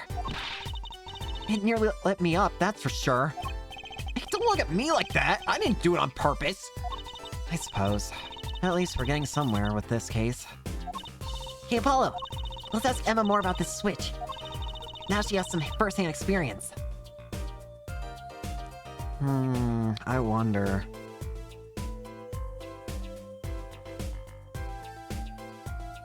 Could someone have done the killing remotely then? The switch. What are you trying to do? Burn me alive? Come on, it was just a few sparks. Says you. You weren't the one holding it. There's enough sparks flying around here just with you two talking. Anyway, now we know this is a remote for an igniter. Let me see that for a second. Well, Well, this is definitely a little transmitter. The signal's weak. Probably only reaches 30 feet. hey, isn't that that's the same amount of distance this one reaches? Transmitter, huh?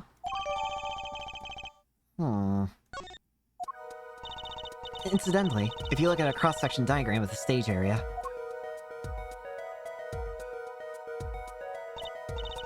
Let's see, 30 feet from Lamore's dressing room... That covers the backstage age completely. Really? It looks like it would cover the stage. Really, now? It kind of seems unlikely anyone would use this on stage. And yet it was in the piano, so a cross-section diagram of the Sunshine Coliseum. Guess I'd best be getting on with my investigation. We're off to look for more clues elsewhere then. I feel better just knowing what this thing is now. I'll have to look into igniters a bit more later. Good luck! I'd like to know a bit more about igniters myself. Found at the crime scene. Emits a flame when triggered by remote control.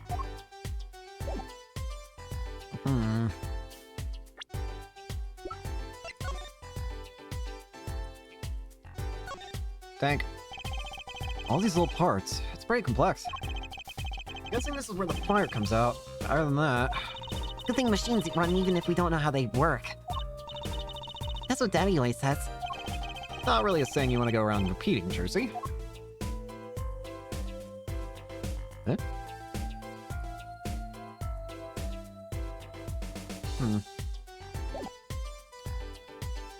Huh? And then this. And then according to this thing... Yeah. So, what I'm noticing here is that there's the guy on the right side of the screen here who looks to be holding a guitar. Huh. I think I might see an idea of what might be happening here. There's a chance, I think, that maybe somehow the gun was shot remotely. Or maybe somehow something was at the very least, somehow he could have been killed remotely. Because that would allow him to actually hit the... If that's where Erdarian was standing, then it would allow him to use that. Is there anything of note that I need to look at here? Any new dialogue? That's one of the biggest, most expensive looking TVs I've ever seen. Too bad you'll never own one. Never's kind of harsh, Trucy. How about for all eternity then? Same difference. How about this one? It's a poster for another show. The Summer, a Legal Eagles production of Case Closed. I looked into that performance group. Turns out they're all law enforcement related too. Apparently, their serious portrayal of law and order is a big draw. That sounds so boring, it's probably pretty interesting. You're a complicated man, Mr. Apologestus. You know it. A Gavineer's poster. How many of those did they put up, anyway? Prosecutor Gavin looks so cool on the stage. You should learn to play the guitar too, Apollo. You can accompany my magic act. We'd certainly be a novelty act if nothing else. I'll think about it if I ever lose my attorney's badge. Oh great, a ladder. The shooter must have used that to climb up to the vent. All this tragedy because someone left a stepladder here. I don't think Mr. Latouche was shot because of a ladder. You think it was Machi? I guess that air vent is pretty small after all. Does that prove he was at the scene? Did he escape in the time between the gunshots and, us opening the door? Team ladder, step ladder. I don't know. It swings back and forth. It feels like I can't escape it. Every single one of these games, I'm pretty sure, exists to mock me with ladder conversations.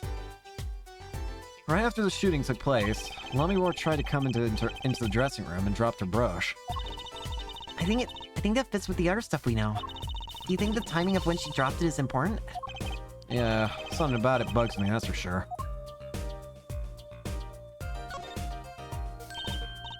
Look, it's fruit! Fruit, Apollo! Fruit! I heard you the first time. It sure is a lot of fruit. I doubt anyone would miss a bit of watermelon. I know, I'll make it vanish into my stomach.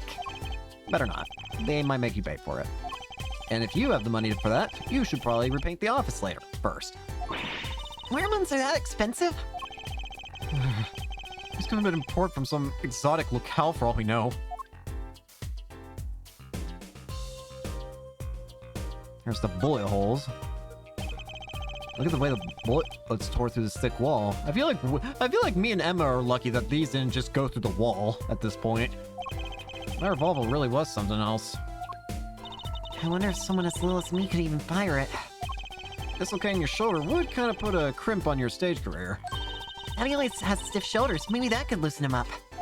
Don't even mention it. I'm afraid he might go out and actually try it.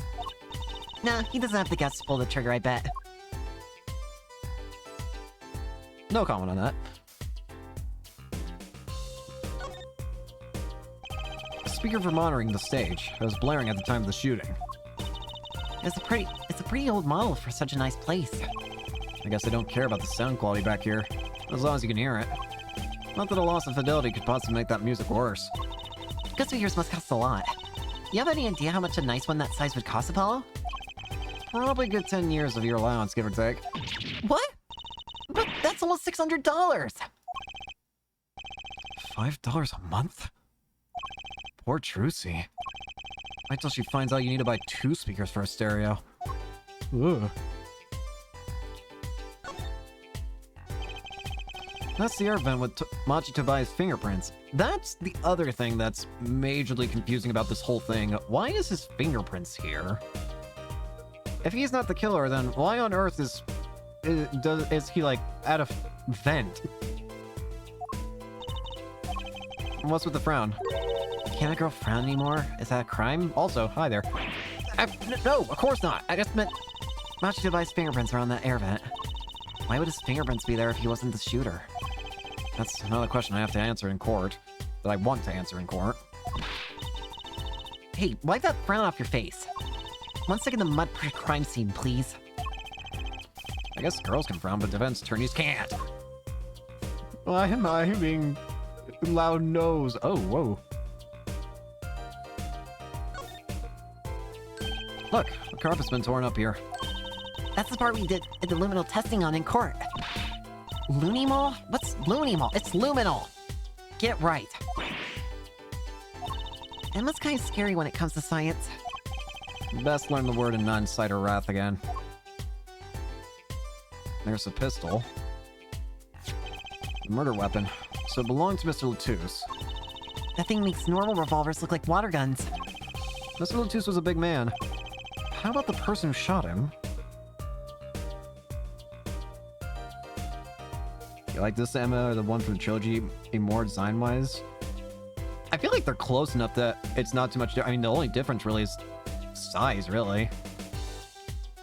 I mean, I like both. I feel like they're both good in their own way. As to which I prefer, I mean, I guess the older one, I guess. There's something funnier about the older one doing the same things as the younger one, I guess. But how about the person who shot him? Wouldn't they have to be about his size? Chair. Seeing these mirrors lined up like that makes me think I'm really in a dressing room. Also, I was not pointing at the mirrors at all. I was pointing at a chair. Look at all that makeup. All I know is they sure don't make for much of a clue. I guess she's not into makeup yet. Presents! A stack of presents for Lamiroar. Stars always get the biggest presents. You know, you could give me a present in Apollo. Here, have a piece of candy.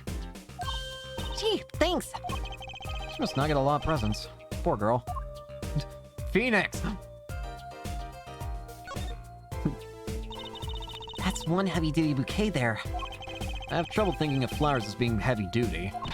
But they call lots of things heavy-duty. Not flowers, I don't. What about heavy scent? I think you mean heady? What if the flowers were plastic? It still wouldn't be heavy. Okay, what if they were out of metal? What, like a magnolia made of steel? Exactly. Though I hope all my fans don't start throwing metal flowers at me. That sounds... I feel like that was a good way to get yourself cut on some sort of metal pedal.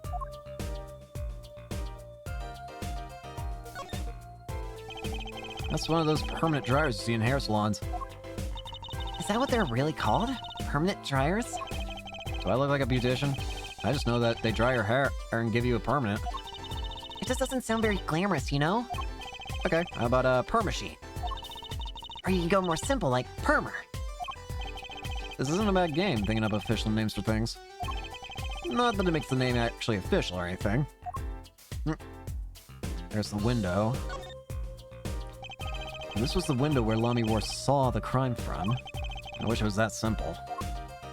Kinda hard to see crime when you can't see. But she did hear it. Yeah, but the window was closed. Maybe she heard it some other way. Maybe. Alright, I think we're good in here. Now, is there anything... Hey, look at this. Nope. Oh, wait. There might be somebody who might know about... I don't know. Well, actually, no, I don't know if this is true or not. But hey, you. Could you look at this? No. Stop showing me points as little trinkets.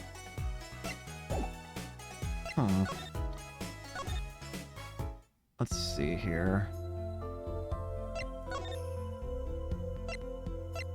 Sunshine Coliseum stage.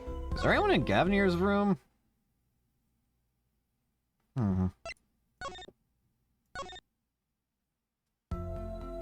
Let's see if going back to...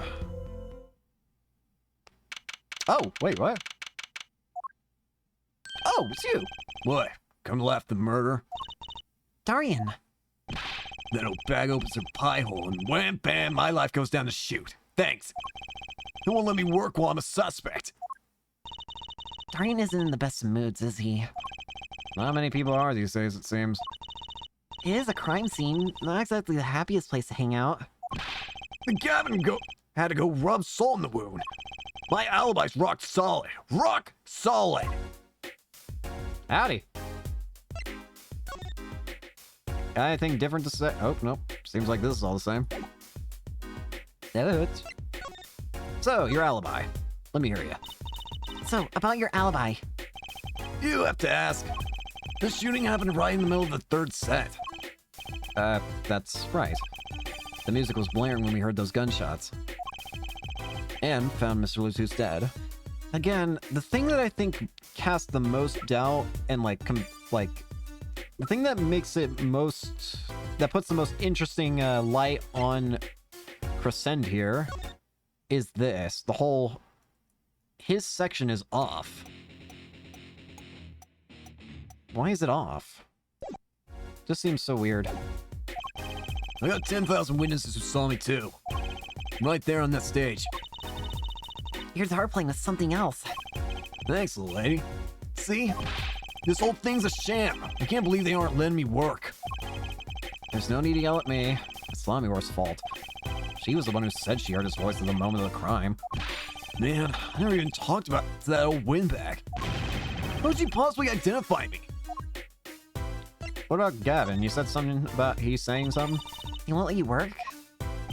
He won't let me work. Gavin says I gotta lie low till the suspicion is clear. What suspicion? He can be such a stick in the mud. Mr. Gavin? A stick in the mud?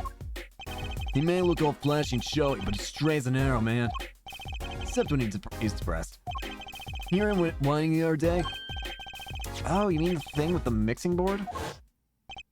And then there was that performance just now. What was that all about? This part is off. Which was that? Second guitar. It was you, Dorian. He's just a perfectionist is all. Not a bad guy, really. Well, I think the Gavineers are the best. I have all your albums. The band's fine too.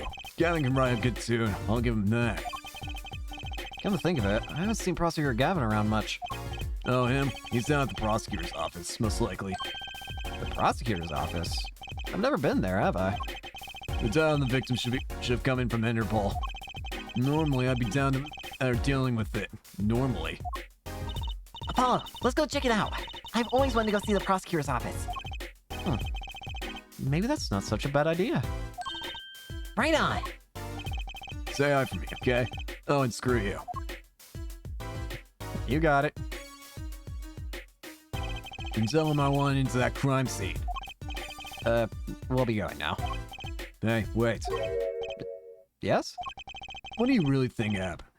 Really? You don't think I did it, right? Well, Great. Way to instill a guy with some confidence. Just remember, I was ripping it up on the stage when it happened, okay? Ripping.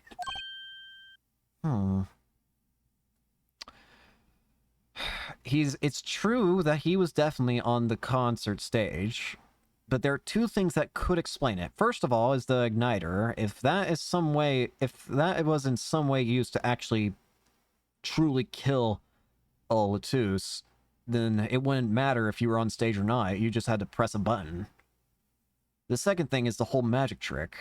If we can figure out how that magic trick works and it's possible for you to do that to get to the stage, then that would give you a way of maybe getting down there and back up and to kill someone.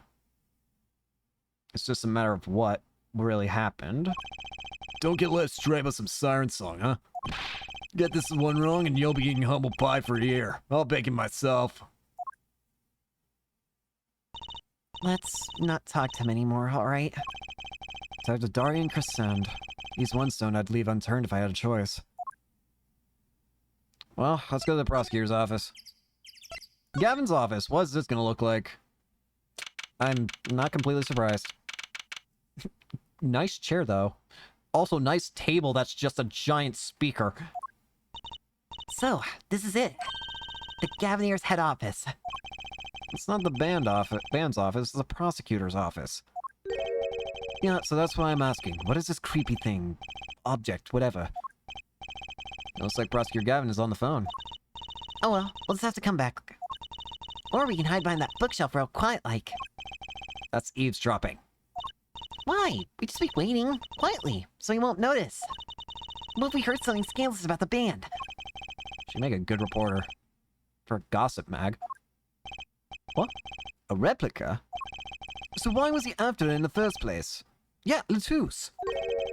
Latus? Look, don't talk to me about those Bulginians, okay? Just give me that report, chop chop. And stop leaving mysterious objects in my office, okay? It's times like this when I start to miss dying. Huh? Hi. Hiya. Just thought we'd drop in. Hope you're not mad. How could I be? There's not enough tea in the world, in any case. Have a seat. Prosecutor Gavin, the philanthropist. Watch and learn, Apollo. So, what have you come to see? Huh? Claudia, lead vocalist for the Gaviniers? Or Prosecutor Gavin, scourge at the courtroom? What do you think he means, Apollo? I think he's giving us a choice. We can either ask him about the concert, or the case. Which way to go? Well, first, I want to look at your room. What is this? What is this? What's that on the plate there? Is that gum? Gum? Maybe he was chewing it when the phone rang? So he put it on the plate for later consumption? You think a rock star could afford a fresh stick? Don't jump to any conclusions now. It's no chewing gum. Take a closer look. Although I really shouldn't be offering, should I? What is that? It looks like a lump of plastic. Wait, that phone call. Yeah, so that's what I'm asking. What is this creepy thing? Object? Whatever. Looks like Prosecutor... Also like Prosecutor Gavin's on the phone. What? A replica? So why was he after it in the first place? Yeah, Latus. Prosecutor Gavin, does this have something to do with Mr. Latus? Wait a second. You were listening to my phone call, weren't you? Who, us? I tried to stop him, really, but he forced me to. Hey, you were the one digging for a scandal, Miss Reporter. To tell the truth, I'm not even sure what it is. But apparently, it's a model of something undercover agent Mr. Latus was after. This lump? It's just a rainbow lump. Would you mind telling us what you do know about it? Strange object. Hey, it's your burnt guitar. That was an impressive bit of pyrotechnics that did this. That's the guitar from the concert, isn't it? I thought it was one of the staff playing a gag on me. I never guessed that wasn't the end of it. I had a specialist analyze the guitar, incidentally. Oh, did you find anything out? He didn't have a lot of time, so it's still unclear. But the results he came up with were intriguing. Intriguing? How's that guitar tied to everything that went on? Sounds like something we should ask about. Oh, wait a minute. That's it, isn't it? This is probably what lit his guitar on fire. That's probably what it is. What's wrong, Apollo? You look confused. I was just wondering where the work chair in this office was. You're looking at my favorite chair right now. That's a massage chair, isn't it? That isn't it ergonomic. I love the ones with the vibrating rollers on your back. Those feel great. Did I say something wrong? No, I merely realized the futility of an explanation. Damn. Wow, look at that stereo. To me, a life without music is inconceivable. I never turn down the volume, even when I'm working on the case. My ears are I'm nearly half deaf at this rate. That's such a huge speaker. It must be really loud. What? This room is completely soundproof, of course. Really? At my place, I can hear when the neighbors turn on their VCR to record something. Maybe you can get Mr. Wright to talk to them, work something out. And lately, we've been getting complaints about Paul's voice training. Maybe I'll go have a word with Mr. Wright, too.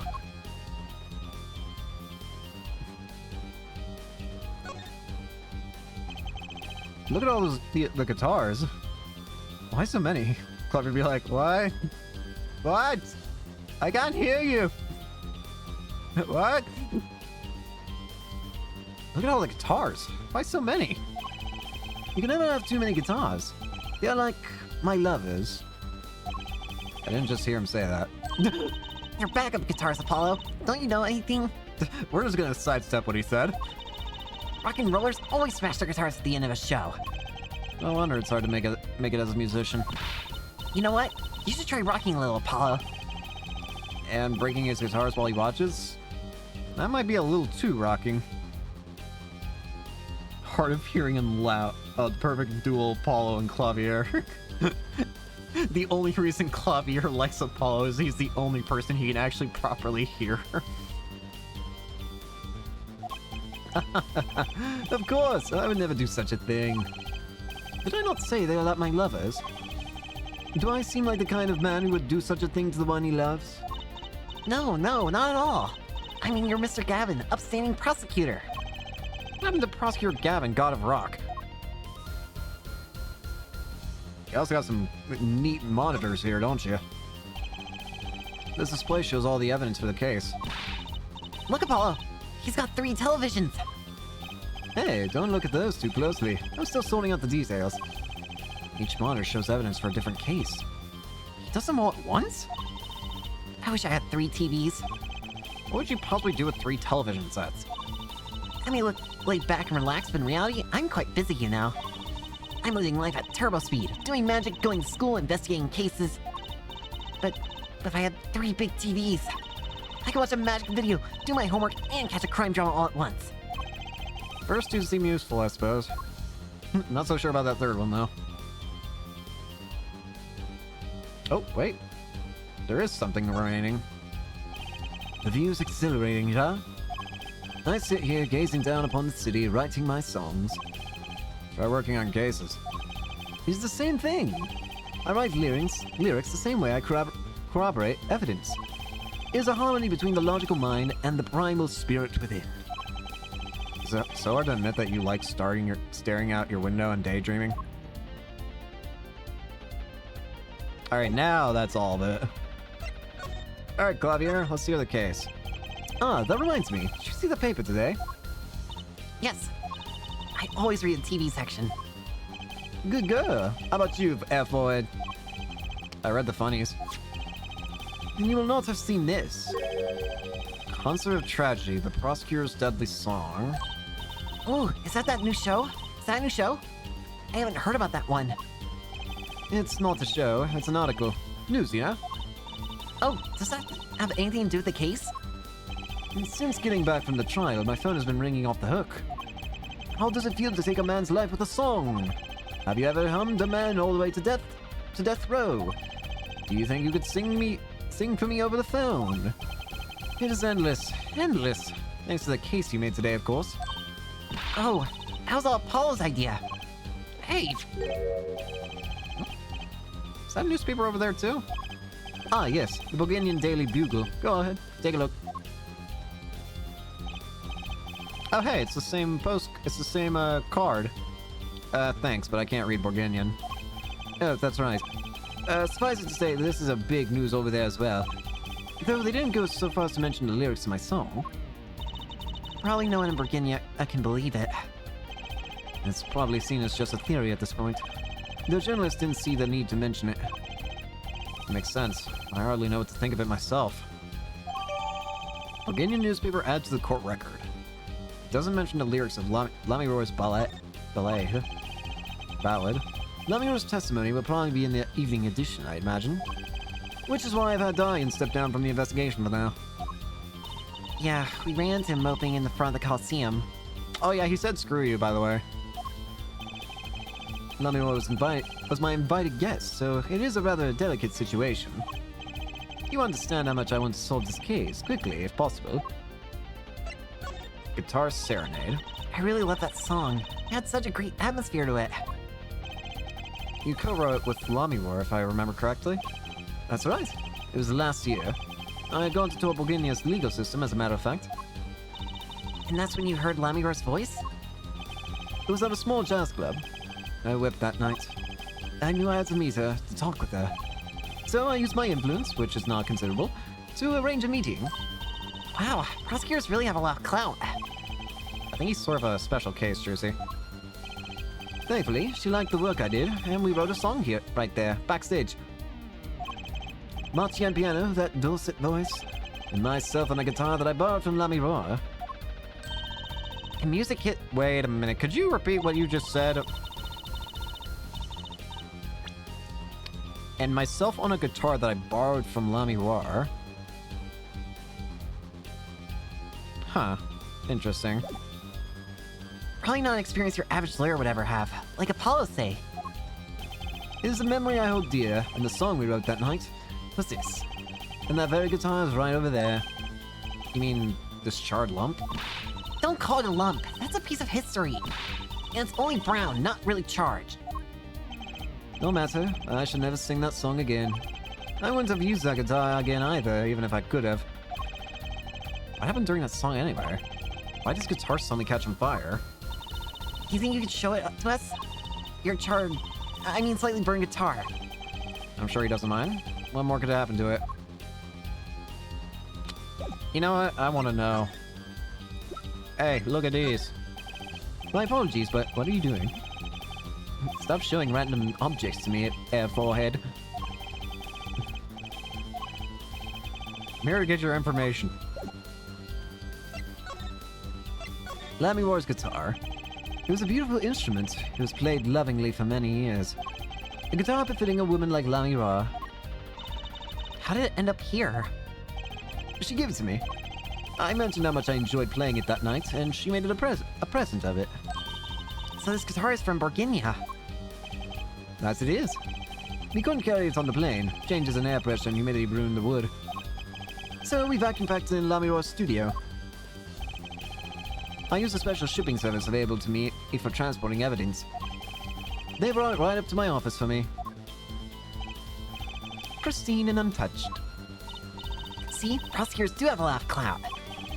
I still think he's a special case. Such a valuable guitar. Too bad it got burned. What was it that you were saying earlier? Something about intriguing results from an examination of the guitar? That's right. What was that all about? Well, you know, guitars have a round hole in the front. It's called the soundo. Ah, so that's what it's called.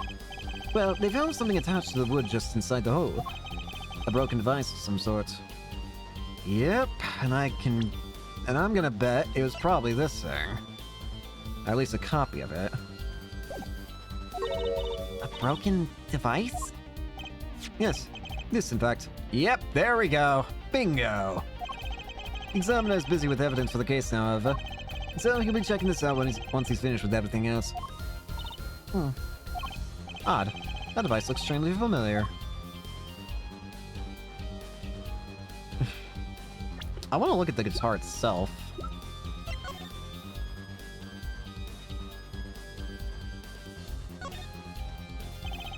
There's lightly scorched, and then there's this. It's burned clean through. Yep, it's pretty much a useless piece of junk. It's kind of like you after a trial, Apollo. What did I do? Which part? The burn clean through or the useless piece of junk? Damn, why? What did I do?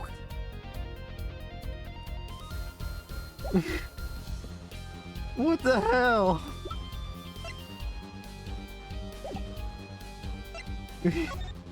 Strange lump.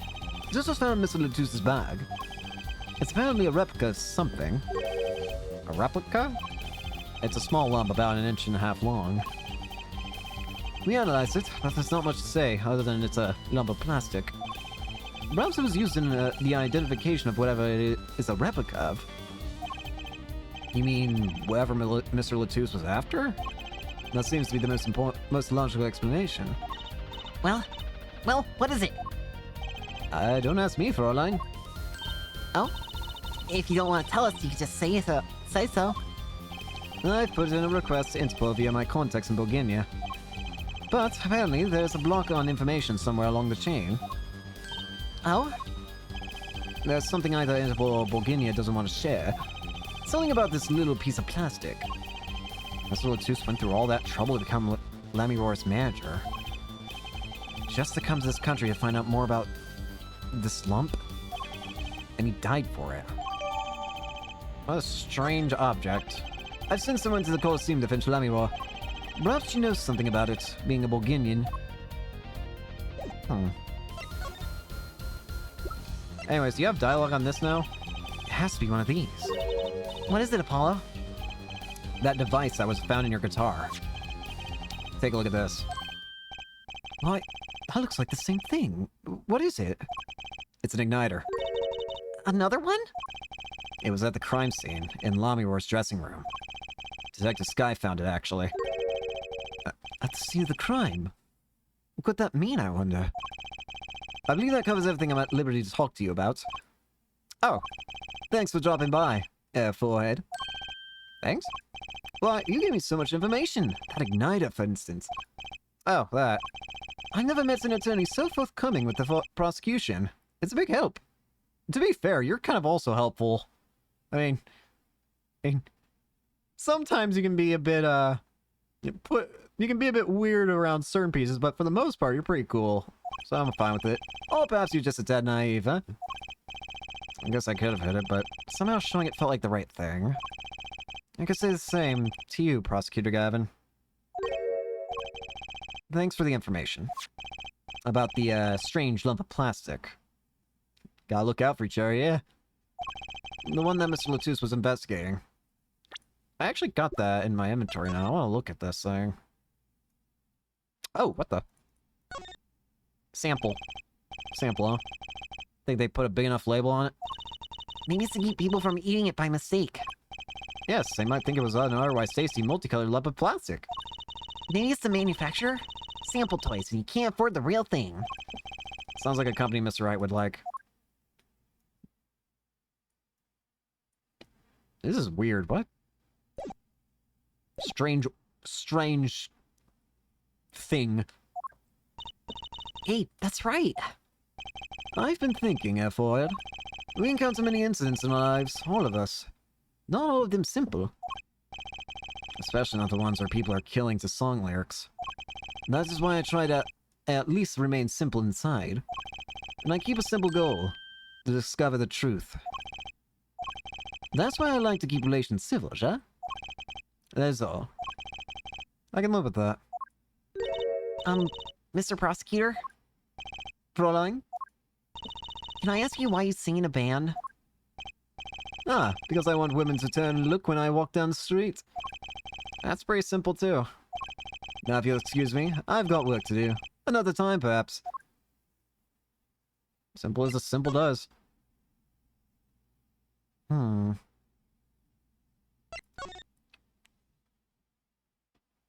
Oh, I actually can go back here. Looks like Machi isn't questioning. Huh. Place must have a Burgundian interpreter. That's no fair. I wish we could talk to him. I guess we'll have to come back later if we want to see him. I guess so.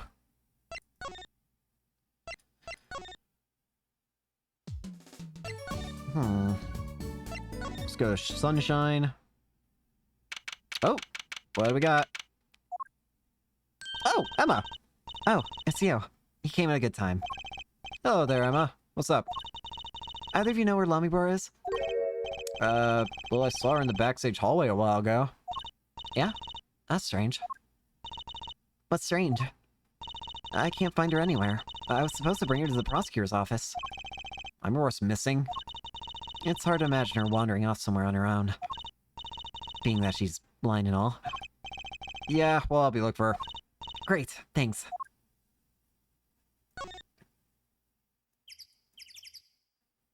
She's not out here, right?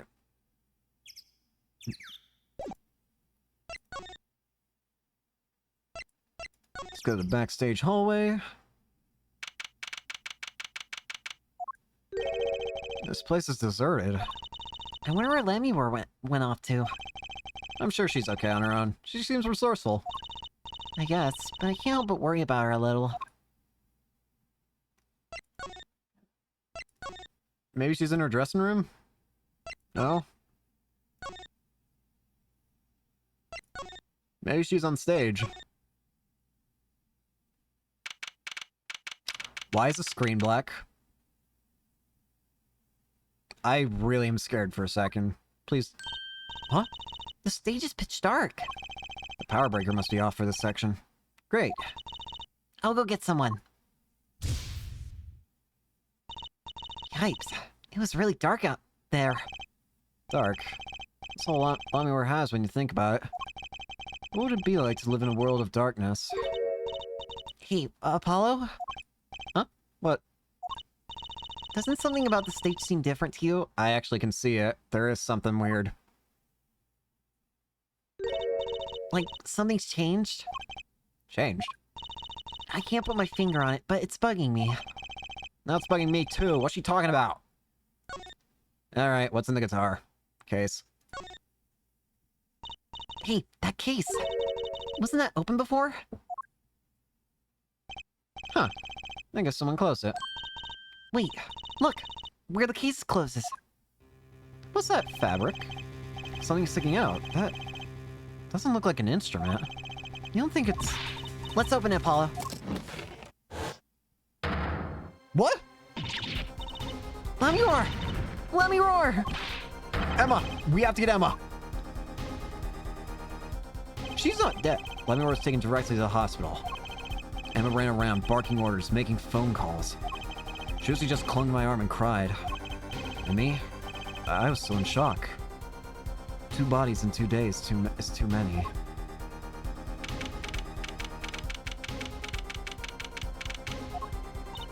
Emma, how's Let Me Roar? Is she okay? You. We owe you all a big thanks, that's for sure. So, she's okay? Yes, she came to a short while ago. You found her before it was too late. That's good to hear. So what happened? Someone attacked her. She was struck on the forehead. By who? We don't know. But they hit her on the forehead, right? That's right in front of her. Yeah, but she can't see. That doesn't matter. How could she not see? Oh. Right. Would you like to see her now? Is that alright? She wants to thank you for saving her life.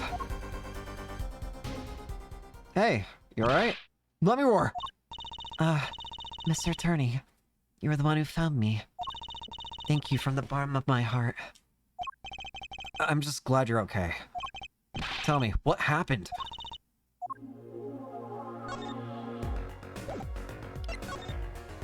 Feels like this is the wrong opportunity to be doing this, but...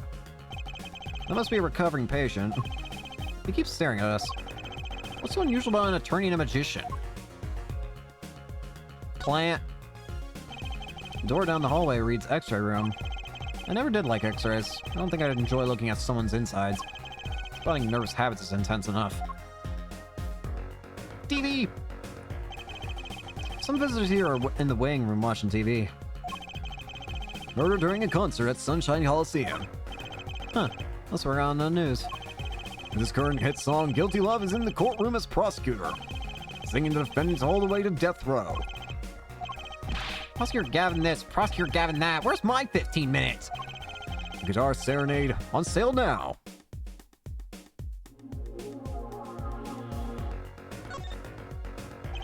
The nurse watches hawk-like from the reception desk.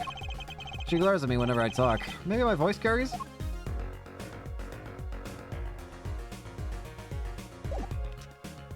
Alright. Are you alright? Just after I spoke with you in front of the dressing room, I sensed someone approaching. I thought it might be someone coming to see me, but they said nothing. Well, it can't be Machi, considering he's at the detention center. So who the heck did it? It's probably the actual killer who's free.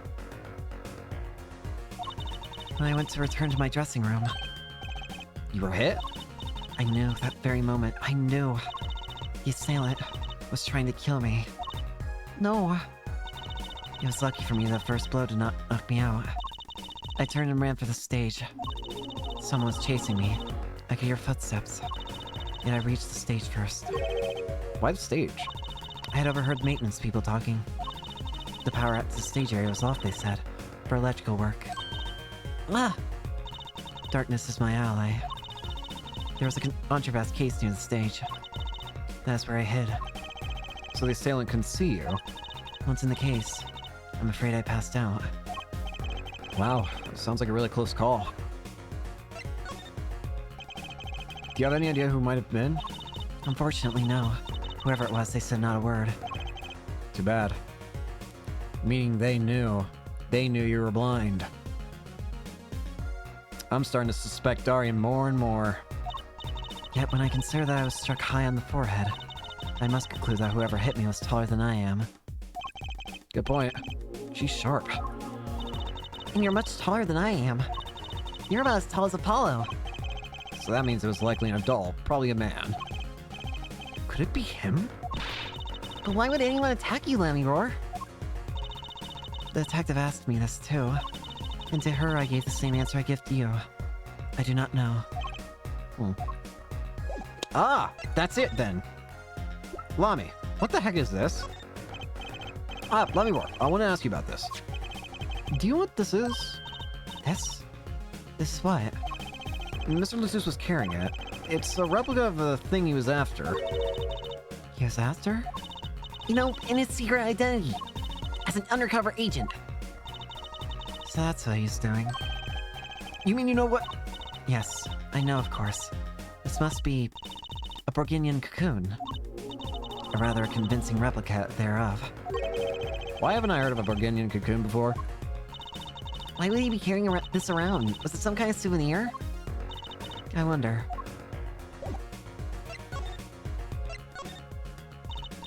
Well, they call it Borginian. It must only be found in Borginia. For certain, all in Borginia know of these. It's a cocoon, so do you get silk from it? I do not know the details, I'm sorry to say. I thought she said all in Borginia knew of these. There's one fact I do know about the cocoon, though. Something all in Borginia know. What's that? The cocoons. They are not to be taken out of the country. Oh. What? If someone does, and is caught, they will be put to death. Oh, what? Huh? Oh my... What? Wait! Huh? You're telling me that Latus was here to kill? Death? Why? I do not know. Yet if an Interpol was involved, I'm sure there's a good reason. But this is just a piece of plastic! He was carrying a replica, but looking for the real deal. That's my best guess. So, that's what he was up to? Tracking down Borginia's cocoon smuggling. Smuggling.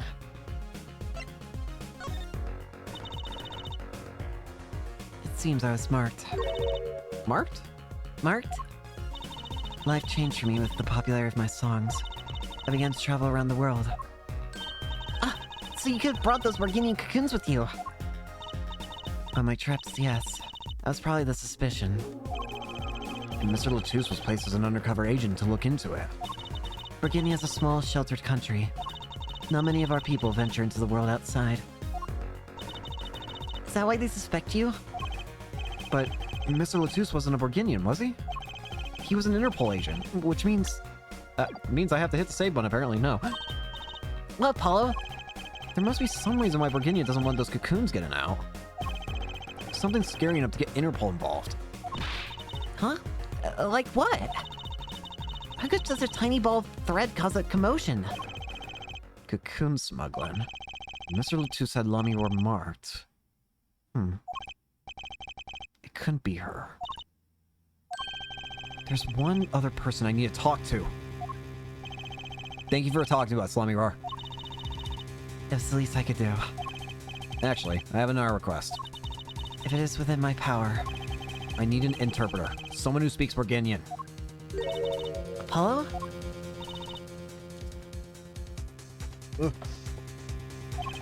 Would you come with us if you're well enough? I see. Yes, of course. I shall accompany you. Huh? Where are we going? Come on, Tristy. We're about to get to the bottom of this. Yep. Alright, child. Time to talk. Machi, I came to talk to you about the case. Machi? Could you interpret for us, Lemmiwar? Yes. Machi, I'd like to talk to you about when we first met. When we still thought you were blind. Now we know the truth. You can see, right? I was completely fooled myself. Machi, isn't there another secret you're hiding from us? Wait, Mr. Attorney, what do you mean by secret? What do I mean by secret? Well...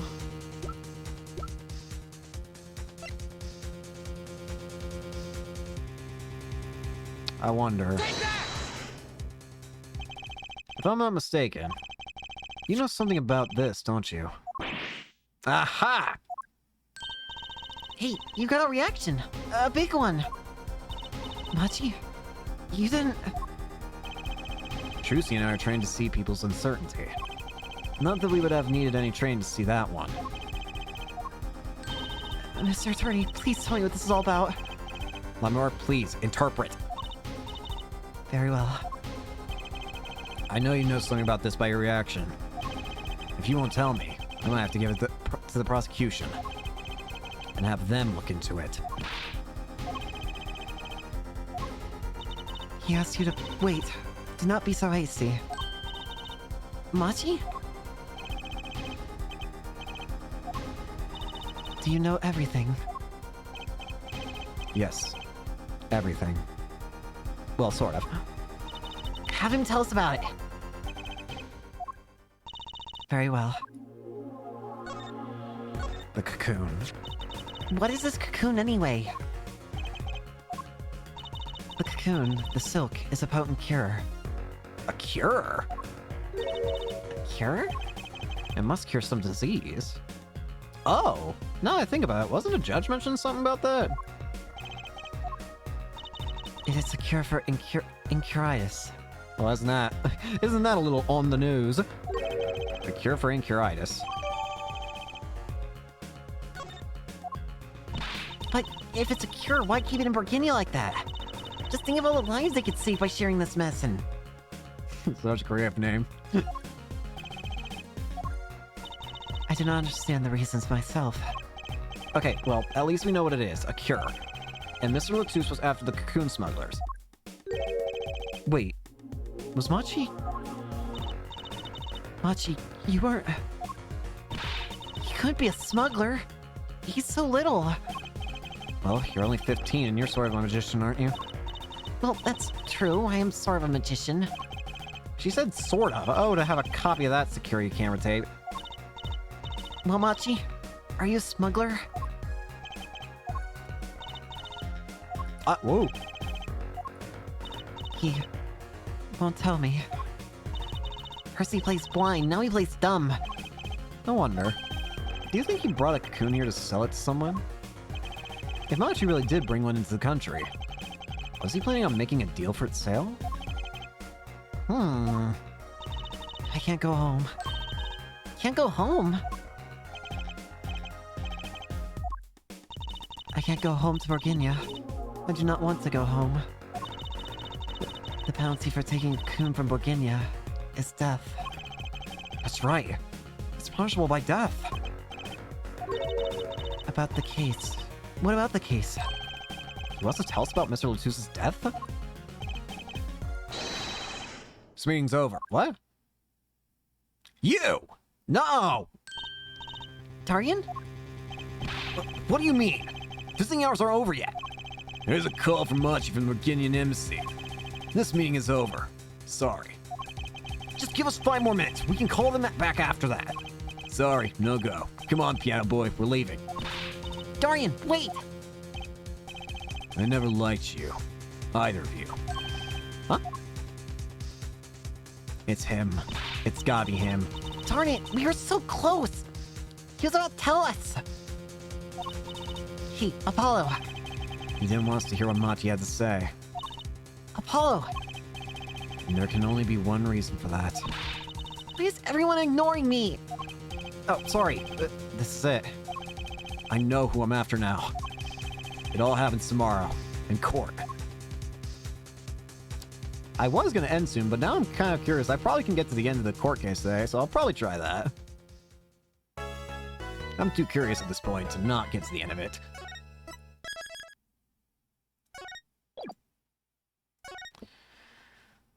Okay. Let's go. District Court, defendant lobby number 2.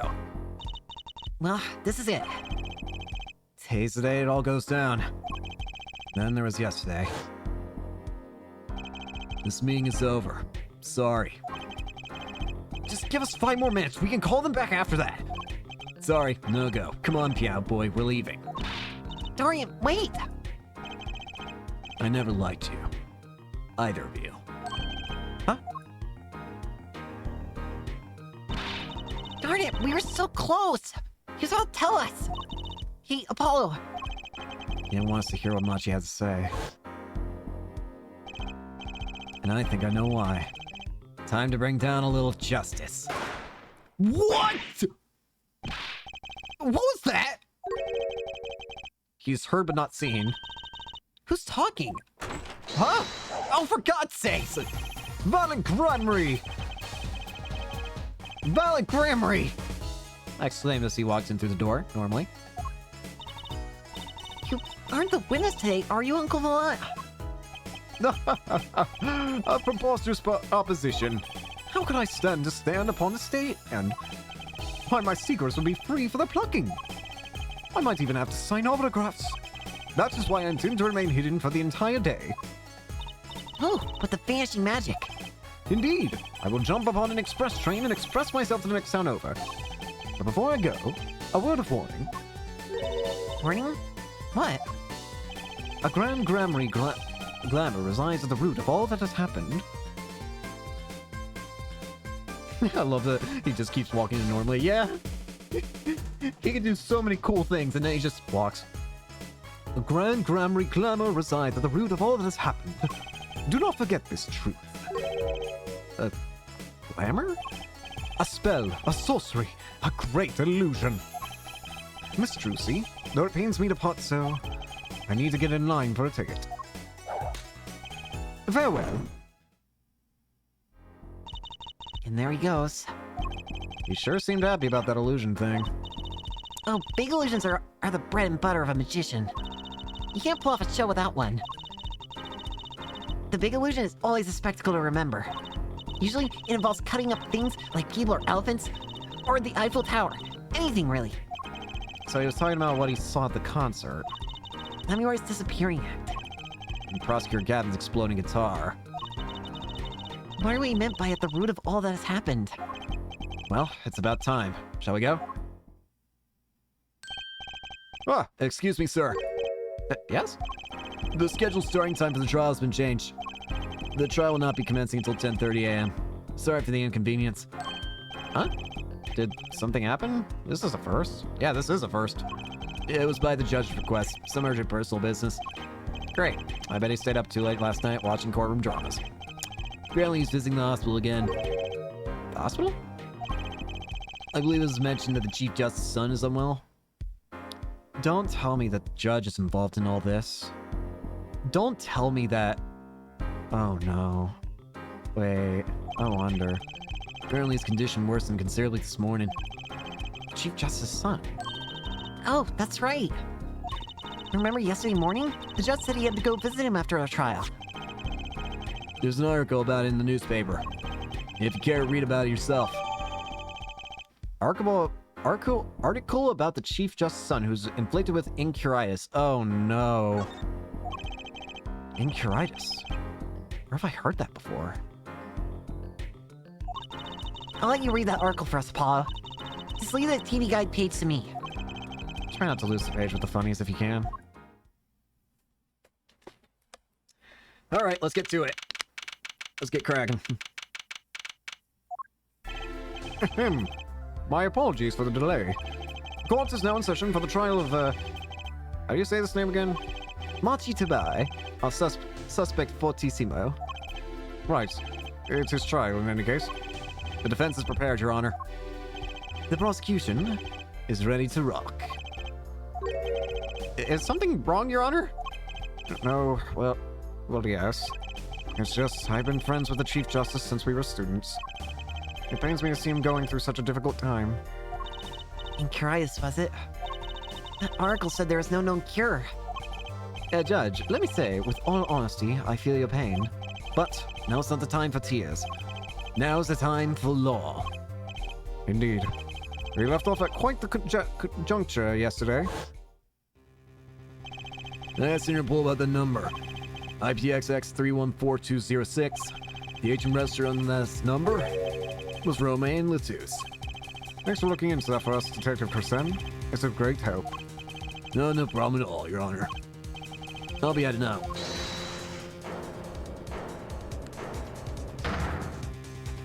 Wait, that voice just now. It was him. I'm sure of it. It was him. That voice I heard, talking about to Mr. Latus when I heard the gunshots fired. It was him. It was Mr. Darian. No way. Quite a sensational ending. Who would have thought Darian would be guest star in the season cliffhanger? As a suspect. I asked the prosecution to look into this matter. Please tell the court your findings. Darian Crescent is a member of my band, the Gaviniers. He's also a detective, making the current charges serious indeed. Yet, after investigation, I found no cause to alter our case or file new charges. And your reason is? Weren't you aware, Airforehead? He has an impeccable alibi. An alibi? Let's review the facts again, shall we? The concert held on the night of the shooting was in 3 sets. The Gaviniers ripped up the stage during the first set. For the second set, our guests took the center stage. The only performers appearing were myself, Lamoire, and Machi, along with a drummer and a bassist, for a total of 5. The shooting in the dressing room, however, took place during the third set. Lamoire and the defendant, Machi Tabai, had left the stage at that point, and the Gaviniers were already rocking. This is when the 2 shots ring out at the scene of the crime. Shots heard by Detective Emma Skye, mind you. And Apollo, you heard them too, right? I sure did. Furthermore, Lamoire herself witnessed the moment of the crime.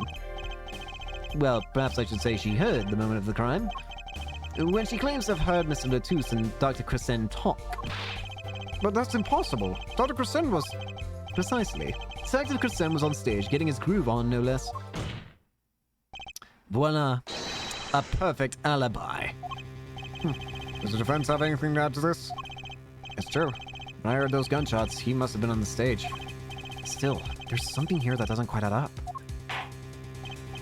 It appears the defense has no objections. I believe we can safely say that Darian Crescent's alibi has been acknowledged. Which means that Lamoire was sadly mistaken. Her testimony cannot be true. Very well. Of course, if we disregard her testimony, then I see no evidence keeping us from declaring a verdict. If indeed there are no objections. Oh, Apollo, immediate clears the verdict now. But Prosecutor Gavin's case is airtight. Lamoire might have been lying to protect Machi. How can I rely on her testimony? Wait, what about yesterday in the detention center? About the case. What about the case? He wants to tell us about Mr. Latus's death. This meeting is over. Darian! Machi was trying to tell us something. I know it. Maybe the best thing to do is ask him. Under oath. Very well. The court finds the defendant, what's his name again? Your Honor! No, that wasn't it. It was something like Marquis, Mr. Justice? Your Honor, before you declare a verdict, I would like to call another witness. Exactly who else do you need to hear from? A witness who, until now, has not been given a chance to speak in this court. Because he doesn't speak English. You don't mean... I do. The defense calls defendant Machi Tabai to the stand. What? But he doesn't speak English. We'll use an interpreter. Interpreter? I'm afraid you'll have to look elsewhere. I only speak a few phrases such as I love you and where's the toilet? The defense would like to request Lamoire as the interpreter. Lamoire? But there's a possibility she's protecting the defendant. But she'd be interpreting for the defendant. Why would she lie? This is most unusual. Bravo, Air Forehead. And Judge, the prosecution agrees with the defense's request. If Lamiro lies, I'll be able to tell. Even my limited knowledge of the language should be enough for that. Well, if both prosecution and defense of this, I see little cause for refusal. Finally, some progress. Bailiff, please show the defendant and Lamiro to the witness stand. Hey. I suppose there's a first time for everything. Shall we proceed? Your name to begin with. If you would, Lamiro. Yes. He says Machi Tabai, the defendant. This is certainly a first for this courtroom. Not that we really need an interpretation of that message in particular. So far, so good. Very well. Mr. Justice, if you would. If I would what, Your Honor? What? You called the defendant to the stand, did you not? What would you have him testify about? What do I want him to testify about? I hadn't thought that far in advance yet. Apollo! Aren't you going to ask him about what he was going to tell us yesterday? How can I if I don't know what he's saying? Excuse me, a moment, if I might speak. Yes, Lamiro? Just now, Machi said there's something about which he wishes to testify. Machi wants to testify about something? What could it be? What sort of testimony is he talking about? One moment, please. The suspense is killing me. What? What? What? Well, Lamiro? According to Machi, he has proof of his innocence. What? This is a surprise. Yahoo! Victory, Apollo! We did it! Sounding too good to believe, and I know what that usually means. Well, if that's true, then it is vital testimony. Lamiro? Machi. Please testify to the court. Very well. Here we go. Proof of innocence. He says that word of Mr. Latus's death came as a great shock. But if the killing truly followed the lyrics of my song... That is, he could not have done it. He could not have done it. He says that because the lyrics are in English, he does not understand them.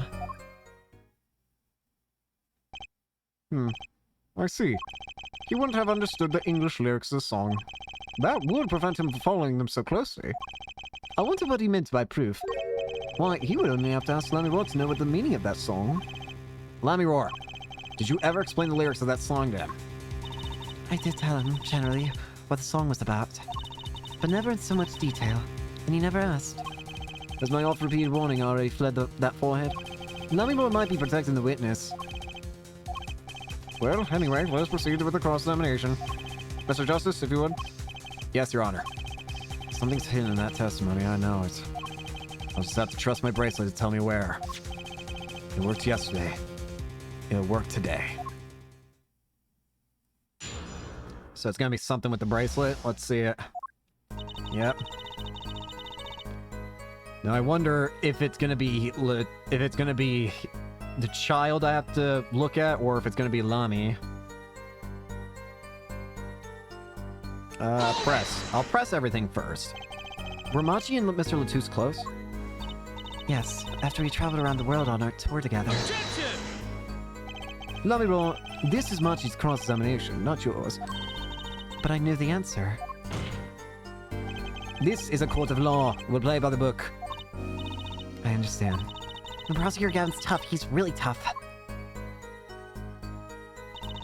Machi says he was a very good friend with Mr. Latus.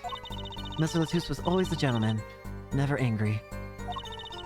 We got along quite well. I never dreamed something like this would happen.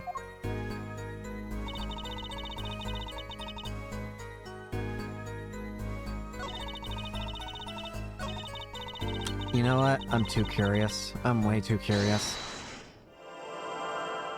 Way too curious. Oh, we're actually...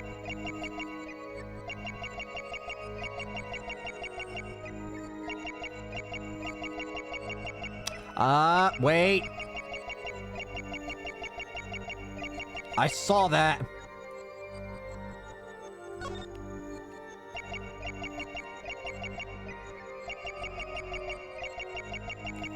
because the lyrics are in English.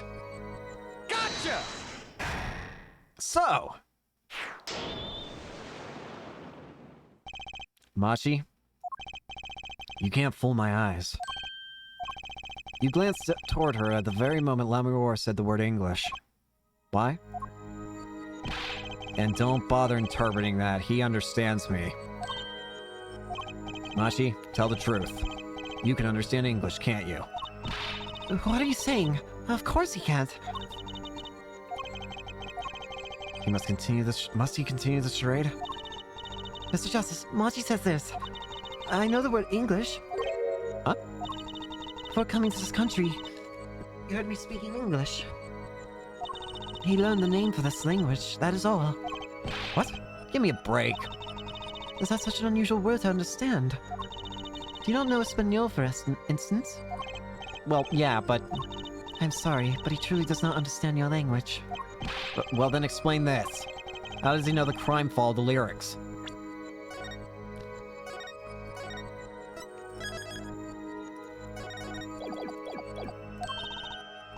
Have you always been such a suspicious-minded lad? It's simple. So simple it hardly requires an explanation. He read about it in the newspaper. The newspaper? The Burgundian Daily Bugle. You can buy it in this country these days, you know?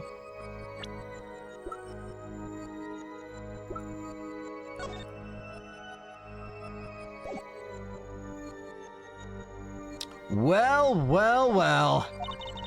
They have already begun the report about this case in our homeland. That's right. What's wrong, Mr. Justice? Your eyes, they are quite fierce all of a sudden. Machi is lying.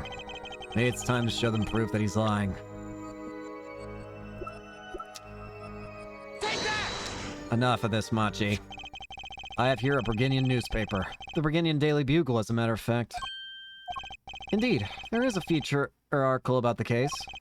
Could you read this for me, Machi? Oh, suddenly so silent, child. That's right. It doesn't mention the lyrics. What? What's this all about? I'm sorry, Machi. You couldn't have read about the lyrics in a Burgundian newspaper.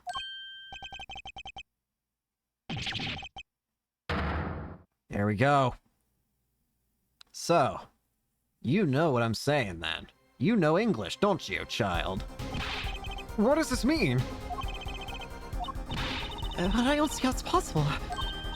I know. He must have heard the lyrics when the police were doing their questioning. Yes. Not possible. The subject of the lyrics was not brought up in police questioning. I read the full report myself. So, the lyrics weren't in the newspaper and the police didn't mention them. The only place you could have heard them was in this courtroom. In English, no less. The witness will explain himself. Machi says... He says... Yes?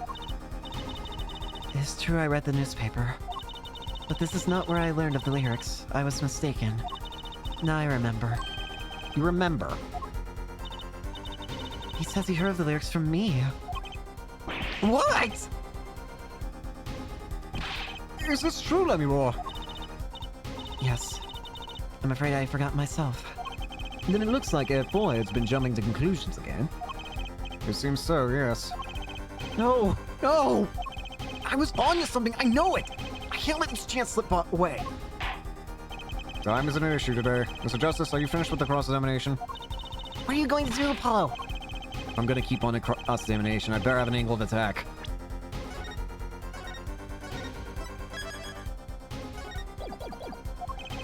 Or else. My bracelet's still reacting. Wait a minute. Your Honor, please, allow me to continue. If you must, you must. Very well. Witness? I understand. Something else is weird.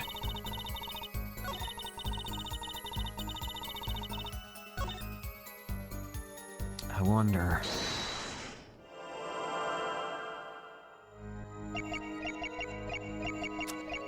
Well, well, well. Someone hasn't learned their lesson! I had a feeling it would be that. Lami? I'm currently cross-examining Machi. Why should you be uncertain? Me? Uncertain? Yes, you swallowed the very moment you told the court. It was I who explained. I see there's no point in trying to hide anything from you. Lemur, are you indeed protecting someone? That is not a question with a simple answer.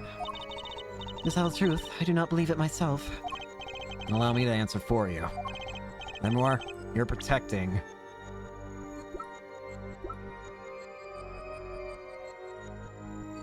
I'm gonna be honest, I don't know who you were protecting, but I'm gonna assume it's you. Lemur, you are protecting Machi. That's why you lied and told us that you had explained how the crime followed the song. I don't fault you for trying to help, but this is not the way. Machi, I believe you didn't do it, really. I trust you. But you've lied to us twice. And now you have Lemur relying on your behalf. If this is going to work, you have to trust me too. Your two lies cover up a simple truth. You understand English. You have to.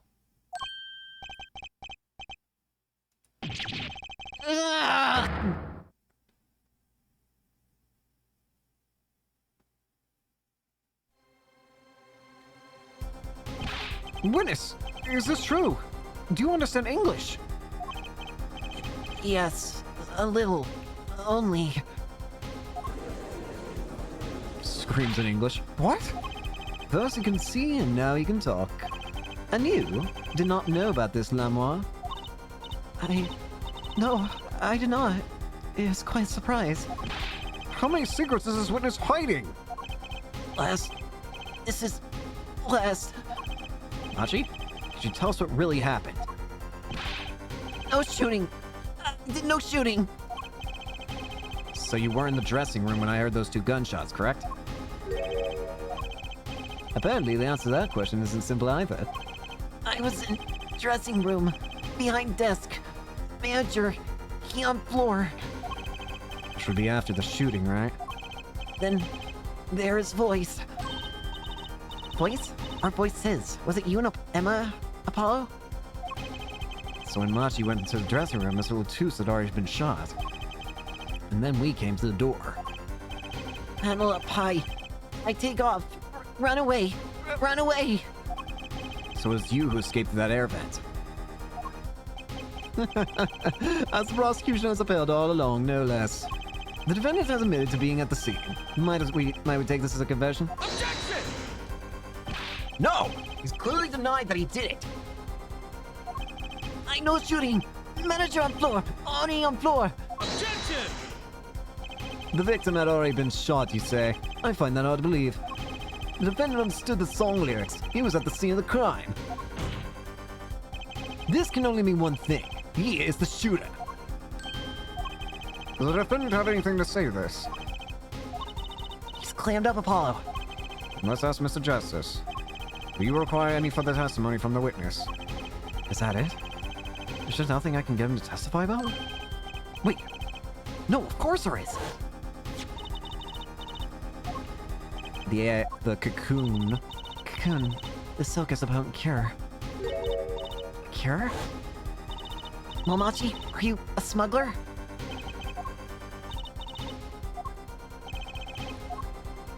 He won't tell me.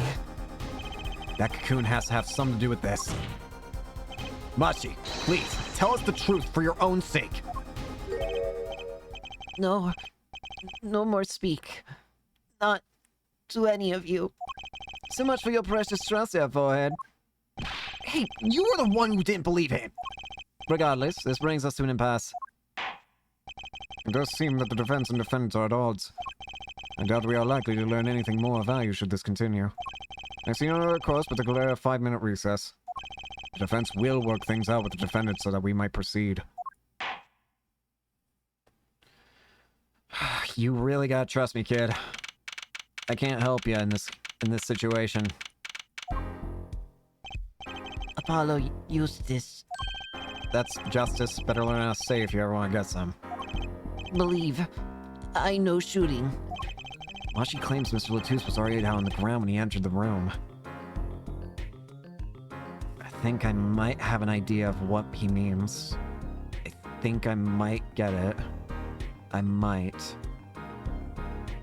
It's painting a weird picture in my head, but it makes some amount of sense. But I'm gonna wait before I say it. Maybe it was a trap, and he walked right into it? Suddenly, I hear revolver. Close, very close. Then I hear voice. You heard gunshots? Yes, it's true, I hear revolver, but only sound. Wait, you're saying you went into the dressing room and found Mr. Latouche already dead, and then you heard shots? I think I get it. I think I might be understanding something.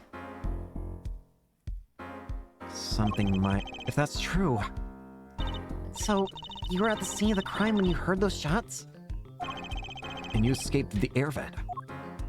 I know. Huh? What do you know?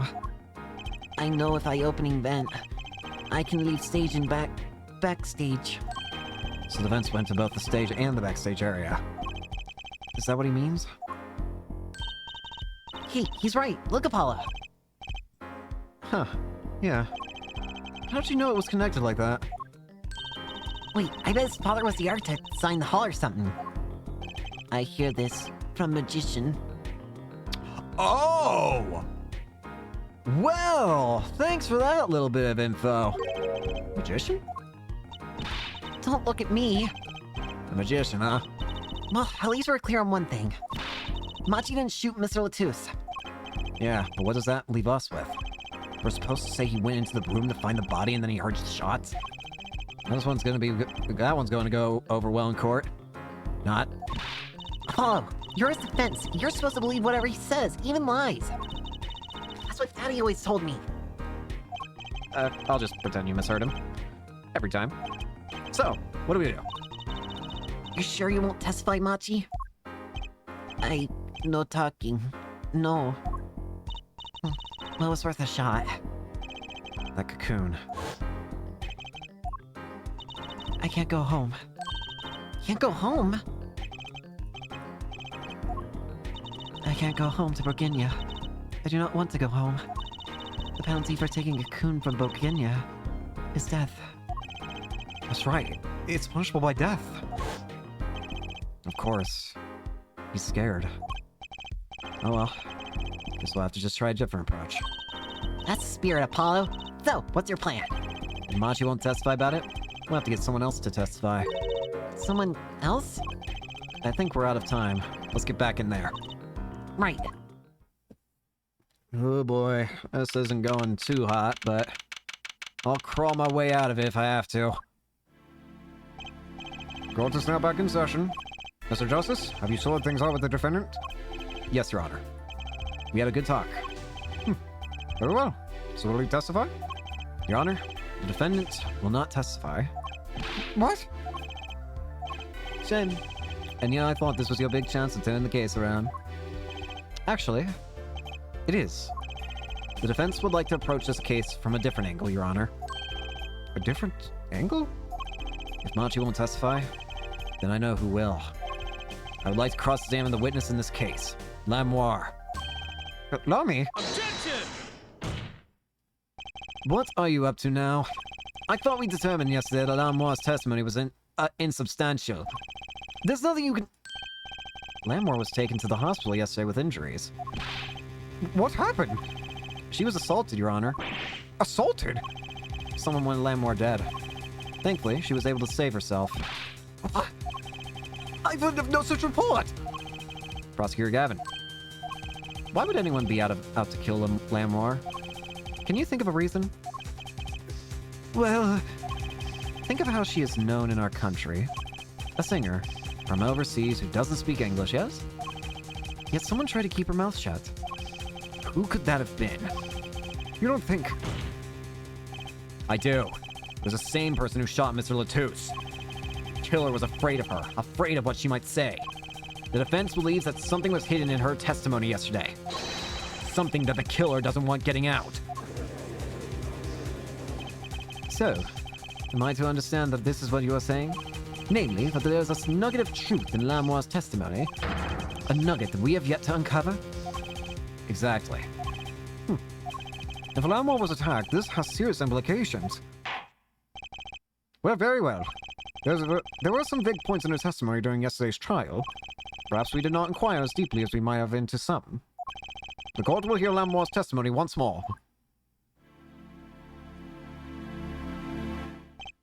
Lamore, I must apologize. How many times have I apologized to you now? Is this the third? I think it is third. We must ask you to stand again and speak. Need not apologize. I know that Machi is innocent, and I will do all that I can until the court realizes this. Let's review your testimony from yesterday. You told us you heard two gunshots and the shooter's voice through the window, and that the voice belonged to Darian Crescend, yes? That is correct. At which point I proved she could not be correct. She couldn't have heard any of those things. The small window at that scene was closed. It was found to be quite soundproof. You have nothing to say to that, Mr. Justice. I don't know exactly what yet, but I do know there's something there. There is, it seems, much you do not know. And yet it is my duty to hear him out. Perhaps the witness would be so kind as to testify once more to the court. Of course, Your Honor.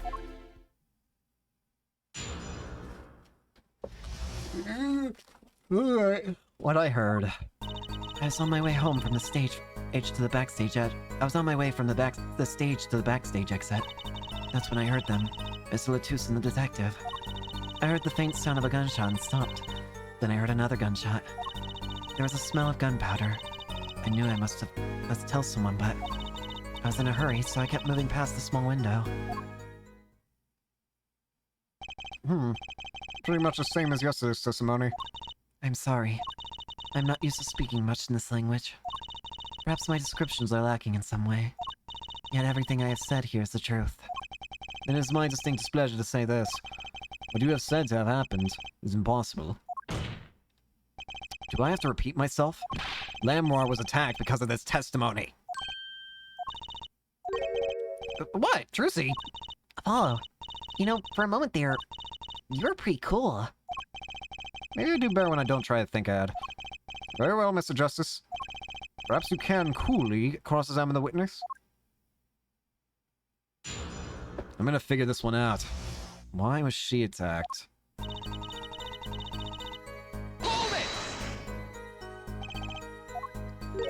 Is something wrong? I know I said hold it, but she's saying the same thing she said before. Mr. Justice, Sorry, it's nothing. Please continue with your testimony. I know what they mean about the reckless use of these days. The one in red over there is a shining example here, Judge. You're the last person who should be pointing fingers, Mr. Rockstar.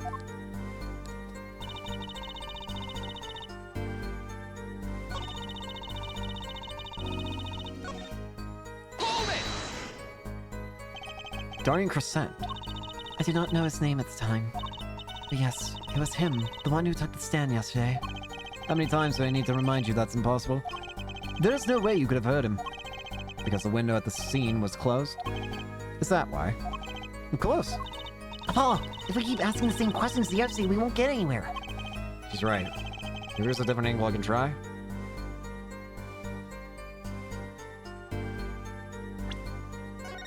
I want to know what they're talking about, if you... What were they talking about? Limmer, did you by any chance remember what they were saying to each other? If so, please tell us. I have given it much reflection, but I was afraid of this. She doesn't remember. I only heard one phrase clearly. A whole phrase? You remember something that was said? Why didn't you say anything yesterday? Though my memory is clear, I was afraid to speak. You see, I do not understand what was said. This could be it. The clue I've been waiting for. Well, what did he say? It was the other man speaking, not Mr. Latus. The shooter, then? Darian Crescent. Well, what do you say? It's over. Press the switch, now. Rich. Really? And the shooter said this to the victim, Mr. Latus. I thought it quite strange myself afterward. It is a mystery. What could it possibly mean? Mr. Justice, care to shed some light on this? I mean, sure. I'd be delighted. It's very, very vital. Maybe we could add that to the testimony. Maybe Apollo? Well, I think I finally found something. This is where we're gonna start pushing through, I think. So, this is where we go from here. Press the switch. There's only one key that can unlock the mystery of those words. Oh? Yet there was nothing at the scene that could be called a switch. Say the lies. True, there wasn't a switch at the scene. But it just so happens I have a switch right here. That certainly does look like a switch, doesn't it? The problem is, this was found not at the scene of the crime, but on the stage. The stage? Where the concert was held, yes. This was found hidden there. On the stage. Are you claiming that the voice Lamour heard was of someone commanding another to press a switch? It's a possibility. Objection! Oh, Floyd, I'd call that an impossibility. Why?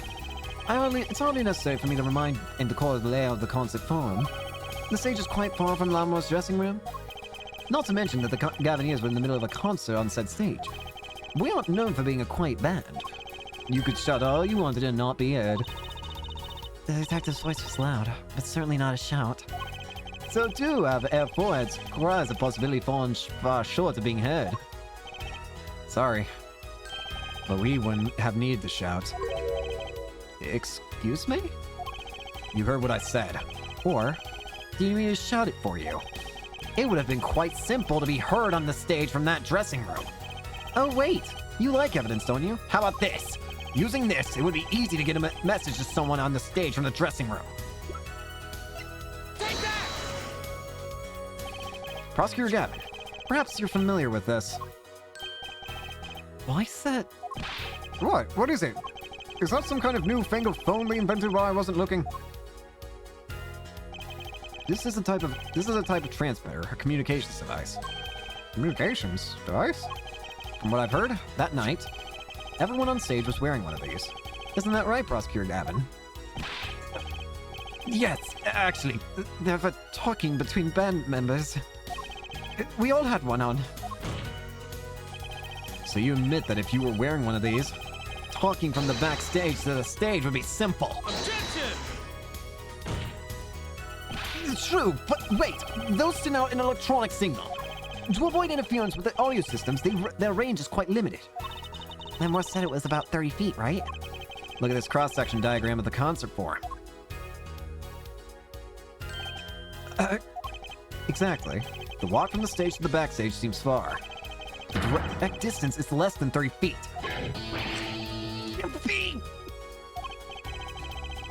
So when Lamour heard the shooter's voice, I gotta say, I love how Clavier's breakdown is literally like discordant sounds. I don't know, there's just something satisfying about that. He could have been talking to someone on stage. Objection! You're claiming this is the switch in question? So stress guitar riff. Why did it have to be on the stage at the time? It could be placed in a pocket and carried anywhere. Someone could have hid it on the stage after the fact. Hey, he's got a point. How do we know where it was as when she heard the voice? When the shooter said press the switch. Well, I guess we don't. An unfortunate situation. I'm afraid that until we know where the switch was, there's little point in debating it. I was sure this was the way to go with this. What is this switch anyway? We don't even know what that basic fact. Oh, no. Wait a sec. I do know what the switch is. And if you follow that train of logic to its incredible conclusion, it ends up in proof that completely changes this case. What's up, Apollo? Apollo? We know about this switch, right? We know what it is. Yeah? Well, think of when it was used that day. Think of what happened. Well, Mr. Justice, if you have no further information to share concerning the switch... Your Honor, Yes, Mr. Justice? I've been remiss in not telling the court this before. I know what the switch is. Well, it seems the defense is set upon linking this switch to the case. I see your evidence of the link. What evidence do you have to explain what this switch is? The igniter. Prosecutor Gavin, you remember this? That what? Is it another one of those newfangled phones? This is an igniter. What phone looks like this? What? Igniter? You mean it's like a lighter? Yes, actually. You aren't saying this switch is a remote? I am. This is a remote trigger for an igniter. Look, I'll show you. Fire! Now! Mr. Justice, you will cease and desist from burning down this courtroom! Sorry. That was a bit more fire than I expected. If my whiskers had caught on fire... Prosecutor Gavin, let me repeat myself. This switch is a remote igniter trigger. Doesn't that suggest something to you? You're talking about what happened to me, aren't you? Ah, exactly. That night, at the concert, there was one unusual burst of flame. When your guitar caught fire in the middle of your performance. Wasn't that part of the stage show, though? Prosecutor Gavin was entirely unaware of such a thing had been planned. And the guitar that burned was a valuable keepsake. That's right. He got it in Borginia from Lamwar. He said the sound was amazing before it burned, of course. Now it just kind of smokes. The better the guitar, the brighter it burns. Forehead. Yes? Don't tell me you're trying to tie these two things together. Those being the shooter's voice heard by Lamigor and the guitar suddenly catching on fire. I am. It's really simple when you think about it. Mr. Latus and the shooter were at the crime scene. The shooter was wearing a headset. He ordered someone on stage to press the switch. The switch was pressed and the guitar caught fire. Well, that does seem to make sense. Though something about it is bugging me. Can't quite put my finger on it. Really? Seems pretty simple to me. Objection! Uh-oh. Forehead, don't destroy what little respect I have for you. I was expecting something a little more sensible. I guess I was wrong. What's this all about, Prosecutor Gavin? His simple story simply makes no sense. Think, that night my guitar caught fire, yes. The cause may have been this, indeed. However, the guitar caught fire during the second set. That's right, of course. Guitar got fired during Lamor's song. Indeed, yet the shooting happened during the third set. The two are utterly unrelated. Yes, that must have been what was bugging me. This whole premise for this is faulty. See? His story makes no sense. Objection! Are you sure about that? What exactly do you mean, Mr. Justice? Maybe it's not the premise for my explanation of the switch that's at fault. Maybe it's our premise for the entire case so far. What premise is this specifically? I'm glad you asked.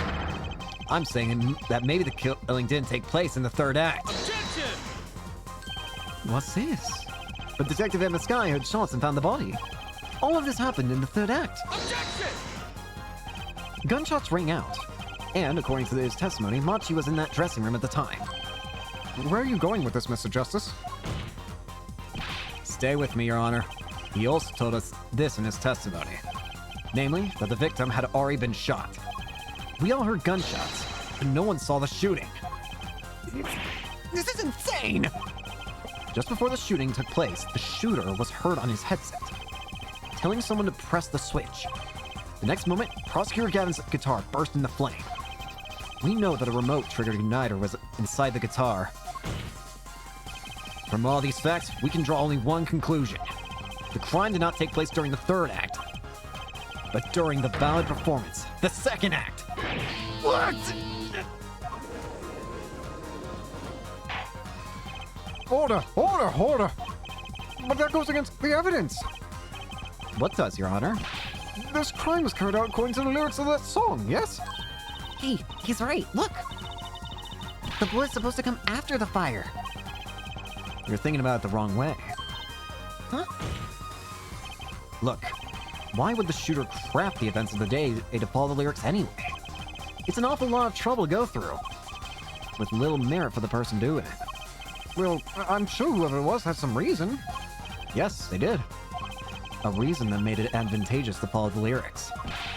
You're saying the order was reversed on purpose? Reverse, Prosecutor Gavin. If the criminal followed the lyrics strictly, then yes, the shooting would have had to come after the guitar burst into flame. Yet, F4 had raised another possibility. He's claiming that the bullet came not after, but just before the fire. Couldn't put it better myself. We were only meant to think that the shooting came after the guitar burst into flame. That was the criminal's objective. The crime followed the lyrics to a point, but that was the ruse. Why else would the killer risk discovery by moving the body? That was the final touch to make us think he'd follow the lyrics the whole way. Order! Order! Order! That would explain this most unusual situation. It does. The killer changed the order of events to create himself an alibi. In other words, the killer was someone who had an alibi for the third set, but not the second. Objection! I was hoping it wouldn't come to this, but sadly it has.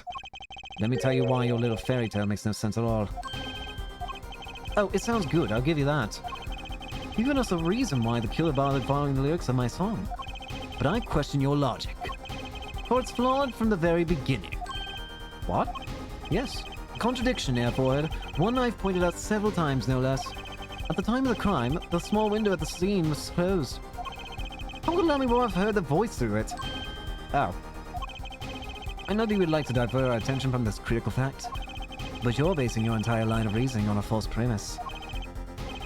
Right. Lammermoor's testimony is my entire case. That voice she heard. The shooter's voice. What if she couldn't hear Apollo? Look, what do we have? A man saying press the switch.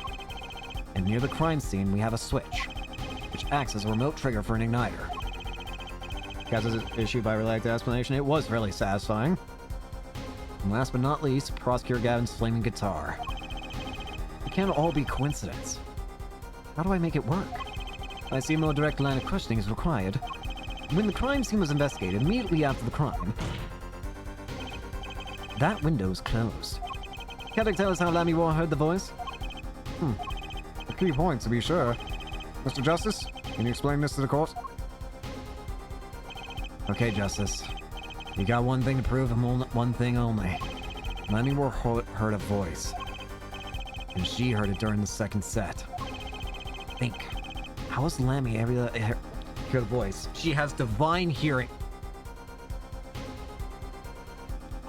That's it! She was somewhere else! When we investigated the scene, the window was closed. The shooter had no reason to close it, had it been open either. Meaning, it was impossible to hear the voice through that window. Ah, it's good to hear you making sense again. For a moment, I was afraid you might be a Borginian too. As I was saying, Lammermoor cannot hear the voice through that window. So there can only be one explanation. She heard the voice from another location entirely. What's this? You do amuse me so.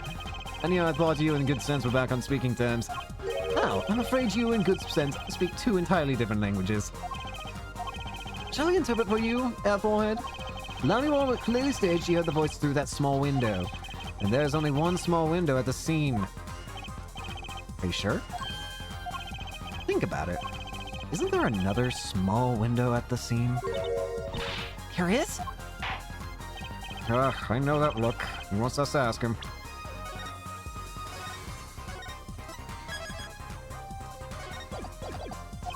Very well. You claim Lammermoor heard the voice from another location. Mr. Justice, show us where this location was. Lammermoor heard the voice from here.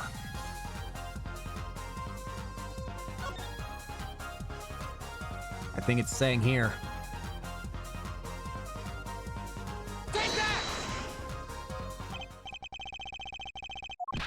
But that's no small window.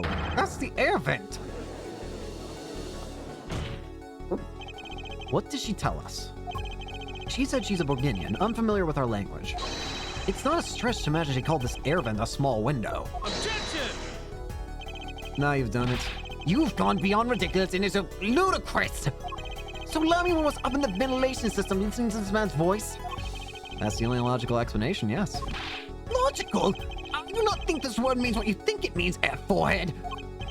Okay, what about it is illogical? It hardly merits saying. Why would Lammermoor be in the ventilation system? Hiding like a rat. No offense intended to her, of course. The explanation for that is simple, Prosecutor Gavin. Isn't it, Lamimore? You have been listening to our discussion here, Ass. Yes. I meant, it had me quite confused since yesterday. Yes, the small window is closed. But why should that mean I cannot hear through it? I feared our prosecutor might himself need an interpreter.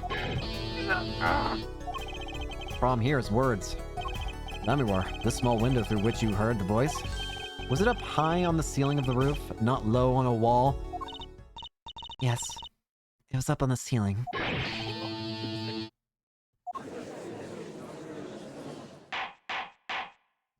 Order! Order! I will have order! Do you do professional voice work? I wish. I don't, but I wish. It'd be cool maybe one day. Witness, you will clarify this statement to the court. Are you in fact saying that you were up above the ceiling of the room? And that's where you heard the moment of the crime? Yes, in fact I was. I'm sorry. I never imagined it would become such an important point. Yes, well, why the heck were you up there? I believe it's time for another testimony. I'm not sure I can't. May I remind you, this is a murder trial? We will hear your testimony. Tell us why you witnessed the crime from above the ceiling of that room. Please. Well, looks like I'm on the right track.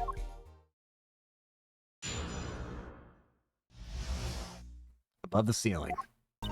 Yes, I was above the ceiling when I heard the voice. I had heard there was a small window there before. It was in the middle of my performance. I had no time to report what I'd heard. As to why I was there, I cannot say. I am bound to secrecy on this matter. Well, finally we're getting down to this. Bound to secrecy? In my line of work, one has many obligations to uphold. But you say you were in the middle of your performance. So this did happen in the second set. I did not witness the crime, you must understand. I only know what I heard. Yes, but you must tell us what you were doing, in detail. That's what the cross-examination is for, yeah, F-Boyd? Our mission in this course is to discern the truth. No obligation, no binding pact may hinder that mission. Very well. Mr. Justice, you may begin the cross-examination. What are you going to do, Apollo? I'm gonna find out the truth. She was up above that ceiling for a reason. I just have to get it out of her. Whew. Above the ceiling. Gonna save the game because it feels like I've gone through so much now. Whoops. Alright, right. Above the ceiling. Could you be more specific?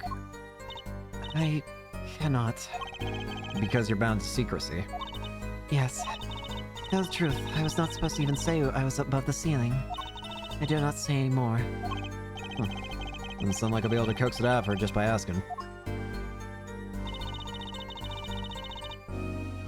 There's a small window. By small window, you mean the air vent? I only remembered I need to be careful of where I put my hands and feet.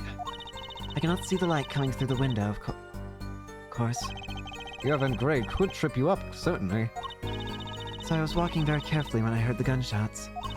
Startled, I crouched and listened. And that's when I heard his voice come from the room. Darian's voice. I knew something terrible had happened, yet It's the middle of my performance, I had no time to report what I heard. So, without a word, you just let the third set start? after the curtain closed for the second set, there is still much to do. You could have prevented this whole misunderstanding if you had only told us sooner. Yes, perhaps I could have. I see little point in badgering the witness. What's done is done. Mine works differently when one is in the middle of a performance. Why, I've lost my voice in the middle of a show and kept on singing, completely unaware. Singing without a voice? If only all contradictions were all so obvious. If only I could get Lamimore to talk. Pressuring her like this doesn't seem getting me anywhere. I know why.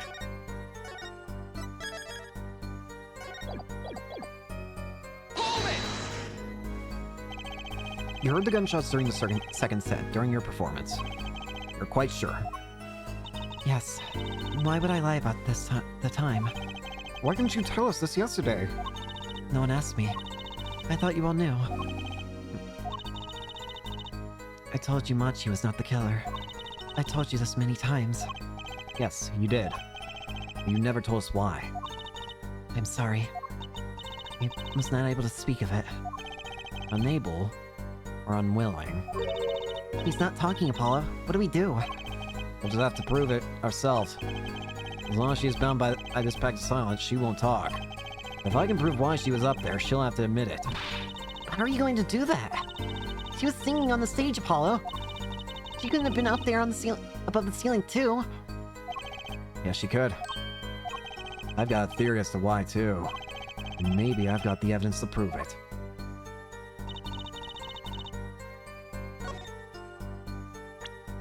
Alright then. Let us get on with it, shall we? Your reasoning for being up there lies in one recording. Objection! Lamore, truth be told, the reason for your presence above the ceiling is quite clear. Especially when you consider what happened during your performance. What happened? Yes, it's all right here on this video.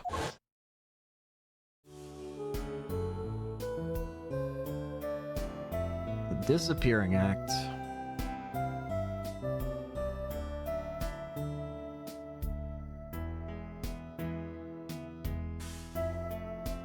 And here.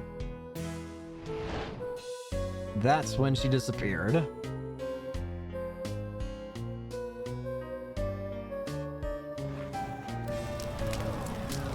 Fire! Whee.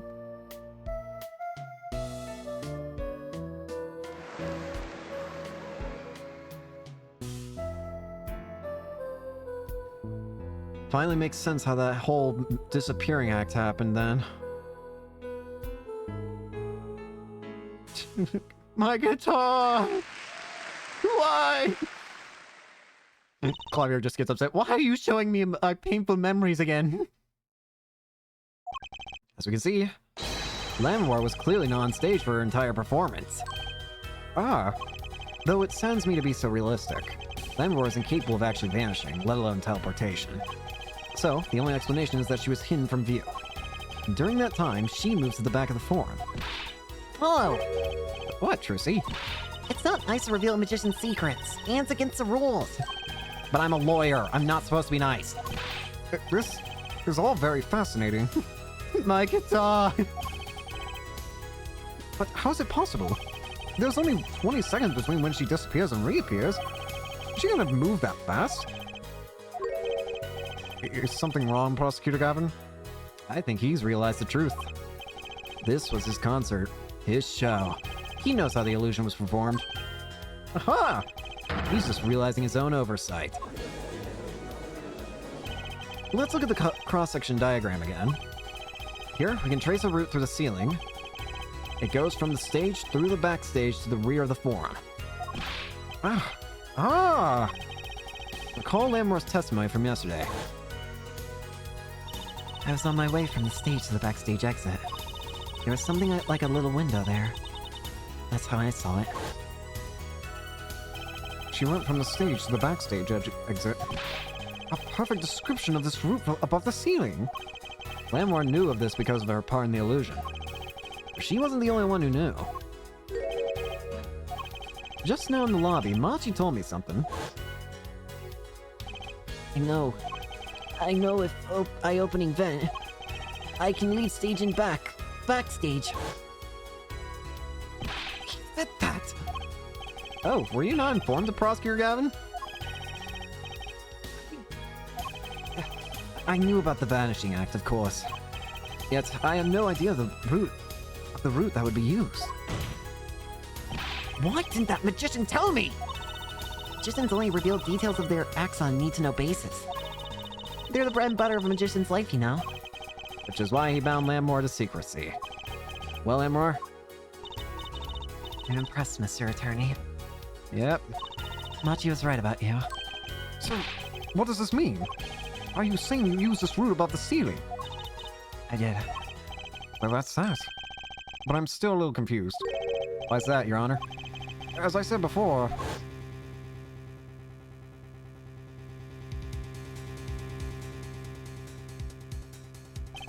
there was very little time between when she disappeared and when she reappeared. 20 seconds, stopped. How could she do it so fast? Especially if she stopped to hear the shooter's voice. That's a good question. Can the witness explain this to the court? I cannot. Very well, Mr. Justice. Yes? It's all up to you. Do your thing. What thing, Your Honor? You need to explain how Lamiwa was able to teleport like she did. Or I'm throwing your case out with the bathwater. Why do I get picked on? It's Lamore who isn't going along with the program here. As I stated before, I'm not at liberty to speak of the illusion that in detail. And you'll just have to tell us what you can. We'll hear your testimony on this. Mr. Justice, it will be your job to wring the truth out of her. Yes, if you would, please. Right. I feel like a student before finals. Good luck, Apollo. The pain. The big illusion. I followed the route exactly as I was instructed. There's an emergency exit in the backstage where a stagehand waited. From there, one can enter the forum on the opposite side from the stage. Plan was for me to move there in 2 minutes. I was on my way when I heard this voice. 2 minutes, you say? The mystery deepens. I suppose it was too much to hope that the judge would come up with something. As does my curiosity. Take it away, Mr. Justice. Right, Your Honor. All I have to do is find the contradiction between what Lamore is saying and what we can see plainly in the video. Figured it out already. I'm a magician after all. Well, tell me. Not chance. I can't reveal our magician's secret. Come on. Hey, you're supposed to be on my side here. On your side, wise guy. No. Want to say it again? The big illusion. Woo.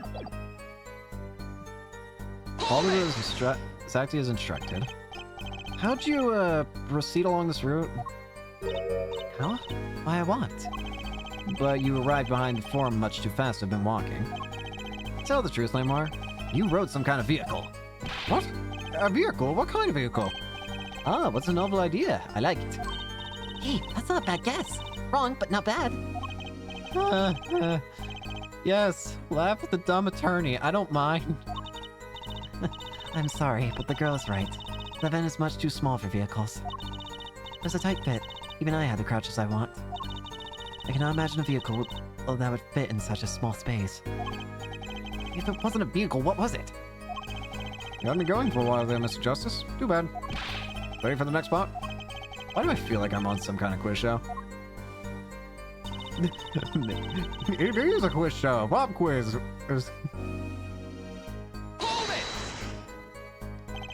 Did everyone on the concert staff know about the trick? Not all. Only a few that were need to help. See, like I said, it's on a need-to-know basis. Though not many people knew about the trick. What were these stagehands required to do? One needs to open the emergency exit. The door to the stairs is locked, but once through there, One can enter for that form from the opposite side of the stage. So when you came back out, you were behind the audience. yes, that is how it worked. Not a bad show, if I do say so myself. Uncle Gallant for you. The old Grammarly touch. But on the video, you were only gone for 20 seconds. How is that possible? That's the part I don't get either. Yes, it would be hard to get so far in only 20 seconds.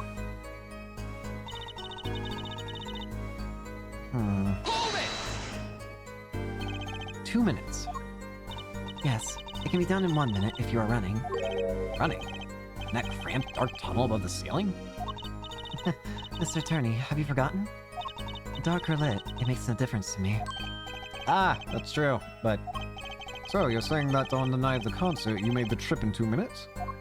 Yes, though I nearly didn't make it in time. You see, I stopped halfway.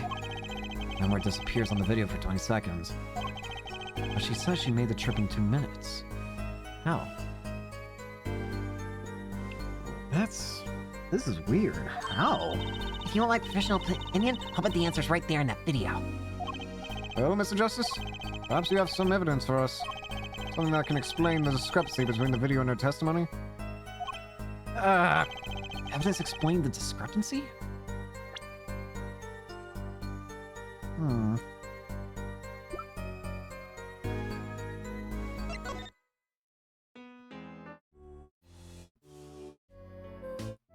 Right? Oh, it's back here.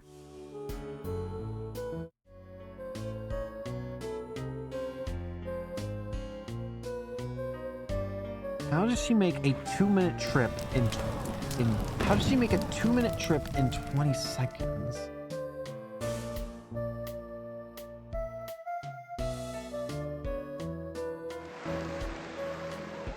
Hmm. 2-minute trip? How the heck?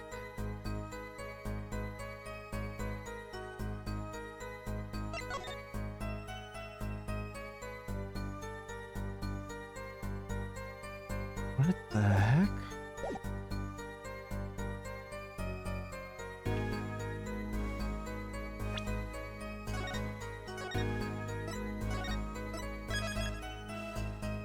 Hmm.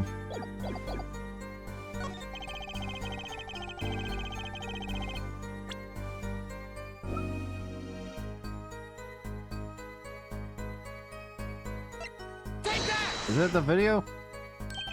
Aha! So this is it! The magical key to unlocking the illusion's dark secret! Tell us how it works. Quickly! I can't bear the suspense! I was kind of hoping someone else would jump in at this point. Well, you see, Objection! Judge, I do hate to spoil the mood, but I haven't the vaguest idea what he's talking about. And neither does he. You're right! And that's why I run! My greatest magic trick. Turning back time! What kind of evidence could prove that? What's your professional opinion about this one, Tracy? Sorry, I don't work in evidence. And I don't work in tricks. I'm an attorney, not a magician, for crying out loud. Really? I'm sure Daddy would have loved working on this. Thanks. That makes me feel so much better. Well, I don't know about all of you, but I find this mystery fascinating. And I'm not letting this trial go any further until we get to the bottom of it. The events will continue with the cross-examination until we have some answers. Easier said than done. Hold it! And it was Dorian's voice you heard. Yes, I'm certain it was him. Objection! A massive is best left for later, yeah? Put that forehead of yours to work on this illusion first. Objection! Hold on, I think the identity of the killer is a little important here, don't you? Once so Mortons. Objection overruled. Tell us about the illusion. Alex trying to avoid the problem at Hannah Apollo. Trying to avoid the problem? This is a murder trial. The killer is the problem. The contradiction between Lamworth's testimony and the video. Traveling an illusion can't be so difficult from solving a normal case. Right? Sorry, Apollo. I'm not telling. Not even you make those puppy dog faces. Fine, fine. Jersey, why? She somehow made a 2-minute trip in 20 seconds.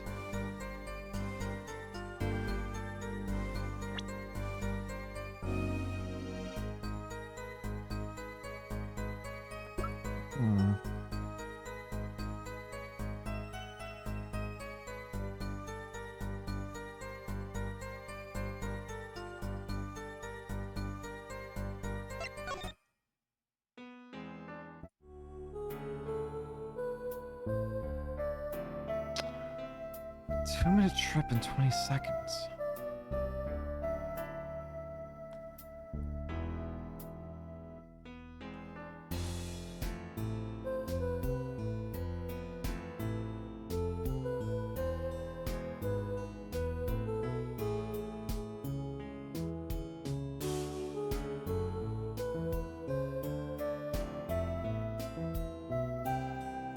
Hang on. Wait a minute. Do you see that? It just now occurs to me. Inside the guitar, it might be just a thing with the lighting, but that also looks like fire to me. Is that when the igniter started? I don't know. That's probably not important. I just thought it was interesting how I can see that.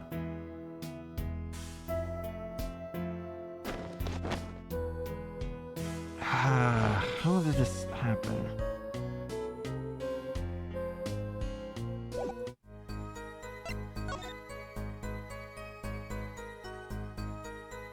Hmm.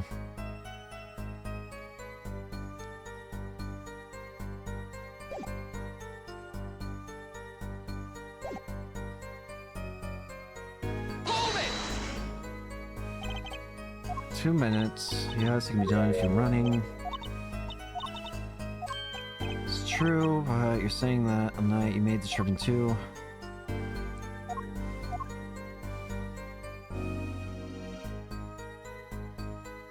Lamy disappears in the video for 20 seconds.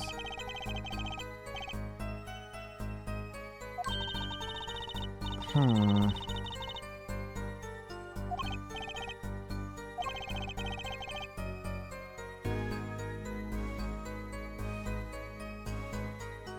Wait.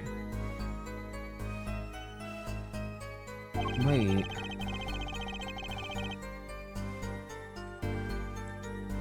Wait a minute, wait a minute, wait a minute, wait a minute, wait a minute, wait a minute. Wait, I've already saved here. That's the wrong button.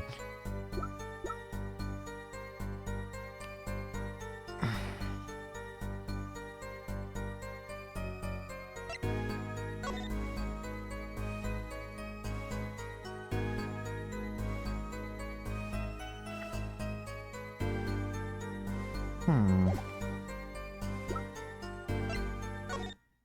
Wait a minute.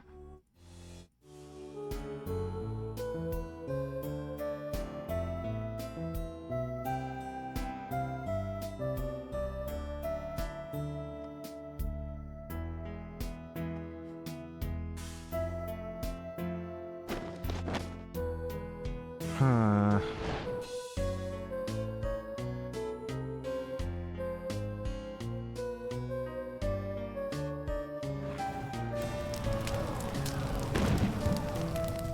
A sudden burst into flames.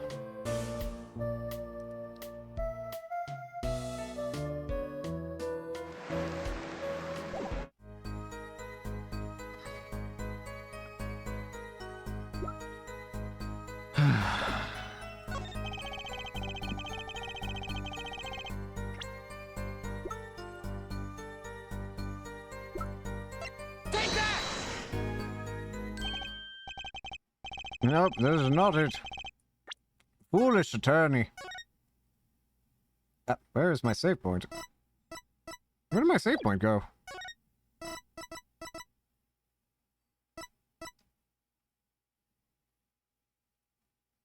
This one looks... You know what?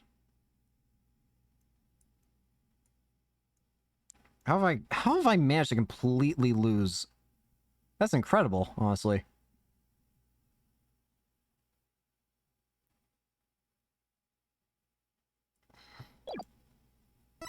You know what? I'm just gonna take the pain and move on. I'm not gonna risk it. It's 1 point. It ain't gonna kill me. Probably. Hopefully. I was kind of hoping someone else would jump in on this point. Well, you see, I'm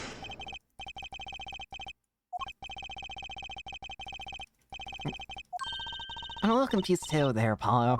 then help me out here. I was wrong. Polymog. I'm holding you responsible for spoiling my mood. Well, excuse me. All right, nothing to do but rethink this through. The key's in the video somewhere. I'm sure of it.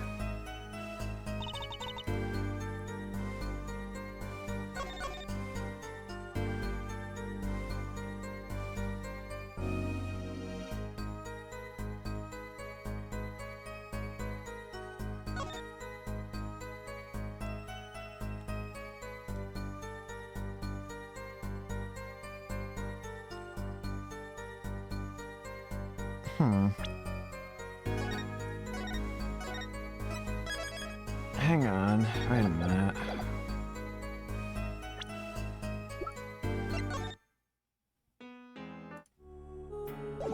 Wait a minute, wait a minute, wait a minute. Well, look back at this.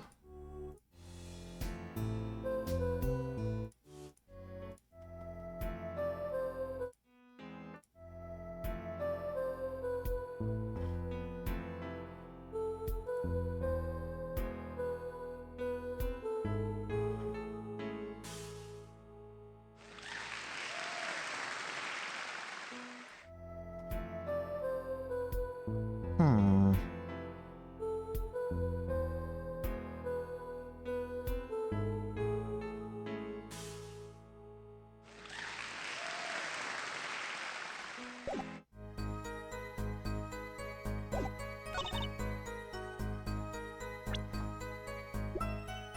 Objection!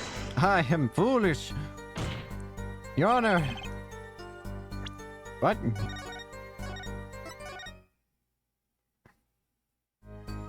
Hmm. Objection! There is a strange part of me that admittedly just wants to try. I shouldn't. No. Plan was to move there in 2 minutes.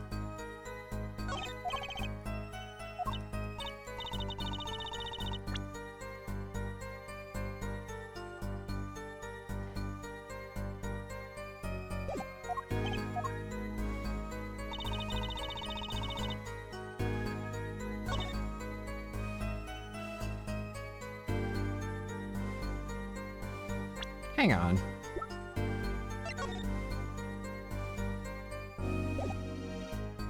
Objection! No. Huh, this one's a bit of a doozy.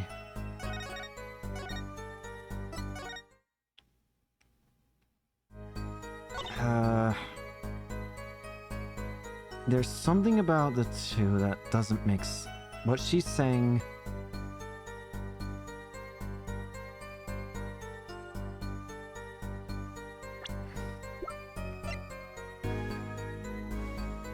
Objection! Your Honor! My brain hurt.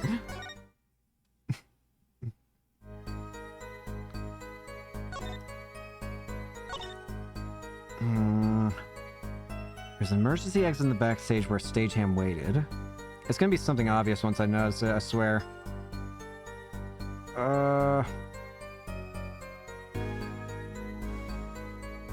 Where Stagehand waited, from there one can enter the forum on the...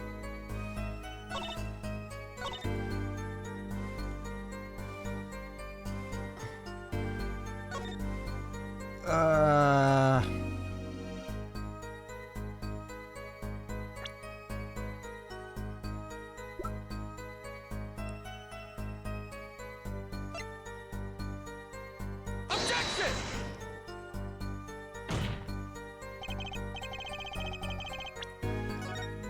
No.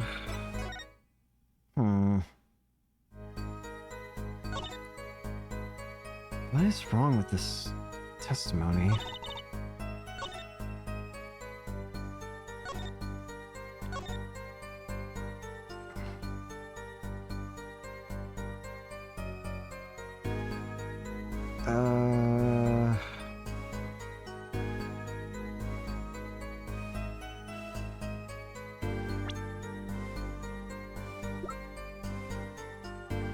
Hmm.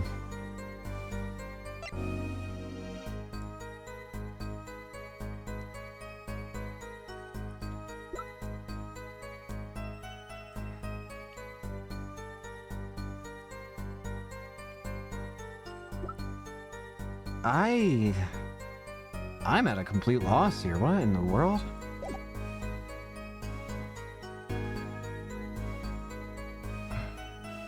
From there, one can enter the forum on the opposite side of the stage.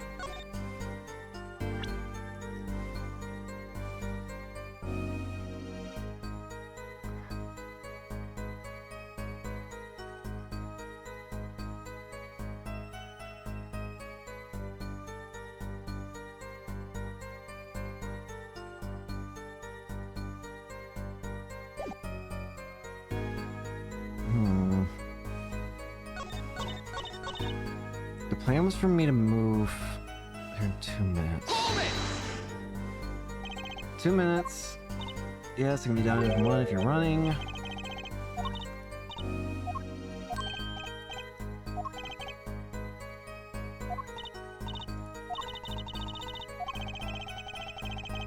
Ugh.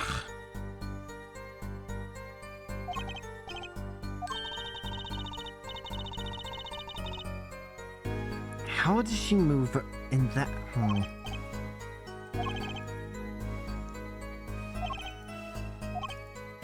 You know what? Just so I'm not here forever, I'm gonna do this once. It's in here, okay.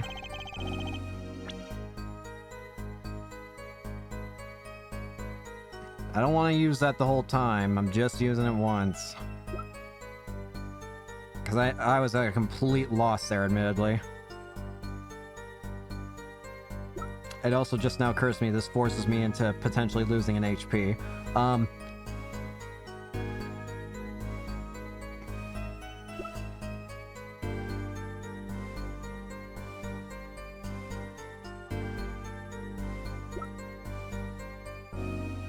Take that!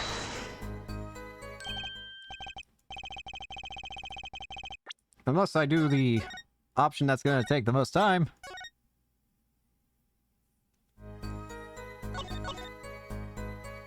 So it is in here. Wait, it's going. I swear, I'm gonna get so annoyed when I figure out what it actually is, because I know it's gonna bug me to no absolute end.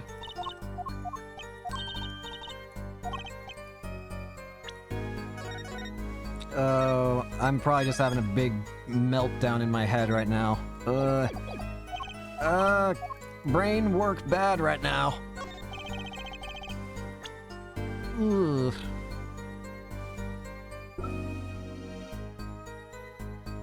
Wait a minute. Wait a minute. Wait a minute. Wait a minute. Wait a minute. Wait a minute. Wait a minute. I just realized what it probably is.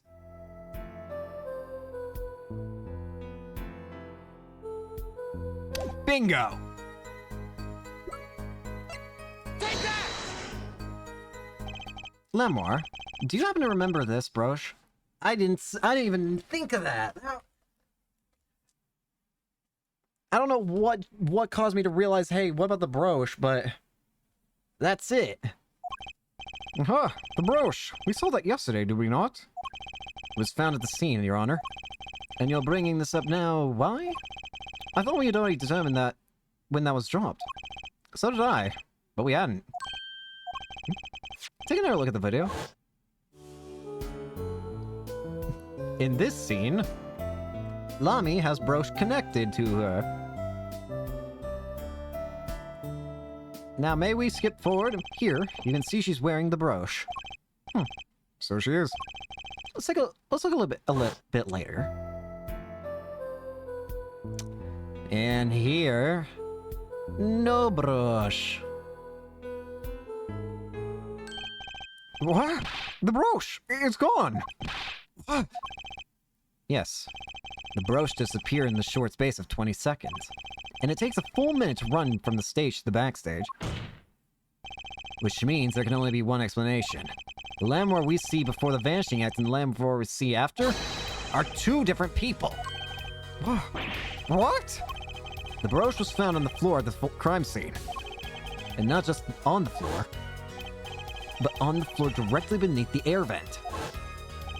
Lamwar, tell me, did you drop the brooch on your way from the stage to the backstage? At the very moment you witnessed the crime? Yes, I think I did. Order! Prosecutor Garvin! From your expression, I gather you had no idea this was the case, here, Judge. I, of course, knew about it. What? Don't get me wrong, I was hiding it. It just never occurred to me. That the switch and the shooting took place at the same time. So, I was right. There was a switch. There was. Just before the stage tower rose, Lamwar was replaced. While we're on the subject, just who was his replacement, Lamwar? Why, the man behind the illusion, Valiant Gramarye. What? It was Gramarye? That's quite the illusion. And I still don't get one thing. Yes? The switch happened before the tower rose, correct? So you weren't on the stage. That's right. But this, fake Lamore is still singing. And she's pretty good. That's true. Come on, Apollo. That's an easy one. You were just playing the recording. The Gavini is on some kind of air guitar band, Fraulein. Oh? You mean I'm wrong? When we play the show live, we play live, no recordings. Perhaps you can explain, Lamore. Very well. Yes, do tell and add it to your testimony. I had to keep singing even while I moved. Really?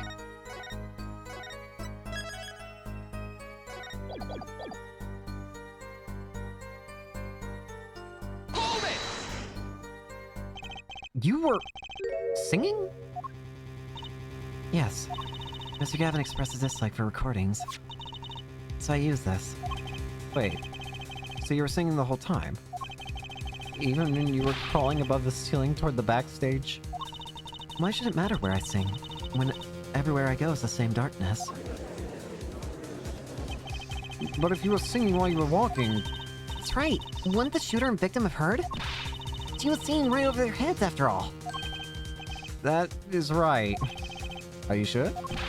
You would have to be pretty hard of hearing to miss someone singing in the ceiling. What?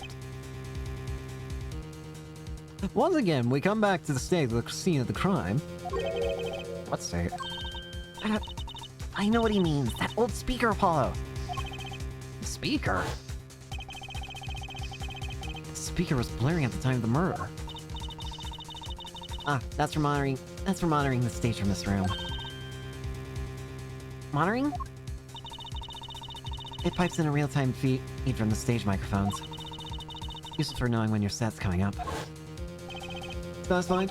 That dressing room was fitted with a large speaker playing a direct feed from the stage. At my request, actually. So Lamore singing in the ceiling sounded just like Lamore singing over the speaker.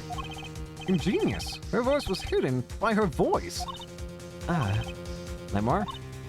I have just remembered something. Do tell. When I heard the noise, the gunshots, yes?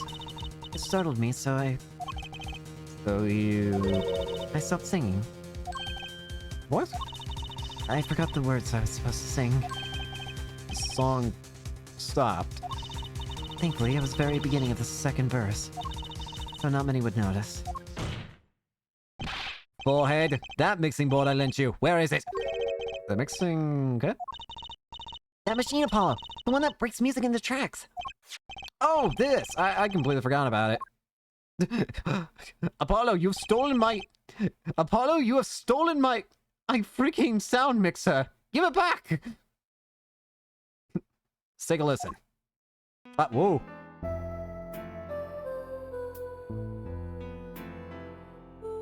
Sounds normal.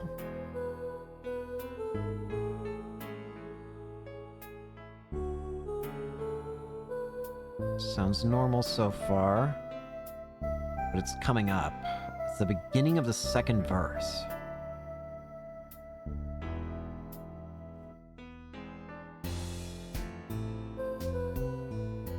Yes! That's right! Yeah, it is! The song does stop there! It does? I must have missed it. Look at the lyric sheet. At the top of the second verse. See where it says pleasure, pleasure? Now listen again.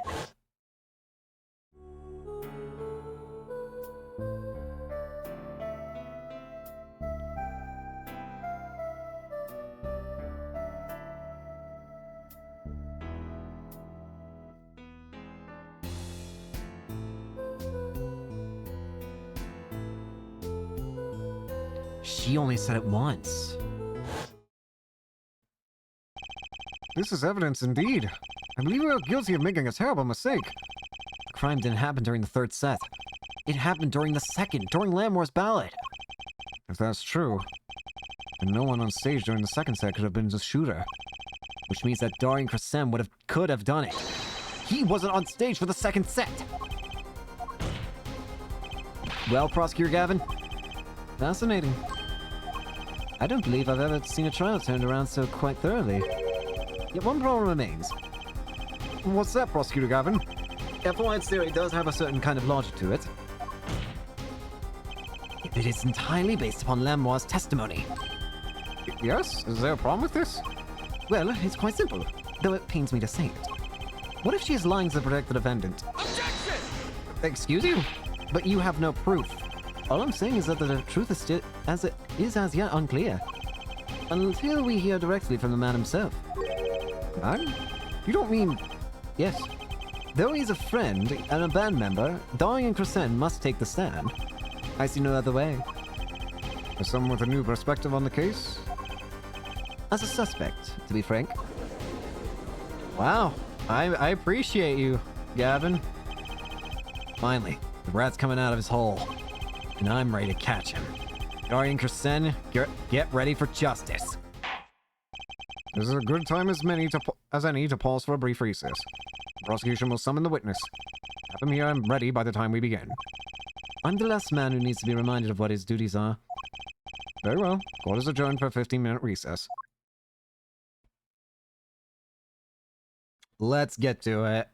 This is definitely going on a lot longer than I thought, and I feel like I'm having flashbacks to when I did the final trial of the second Ace Attorney game, Justice for All, when I ended up doing the final case all in one stream for some reason.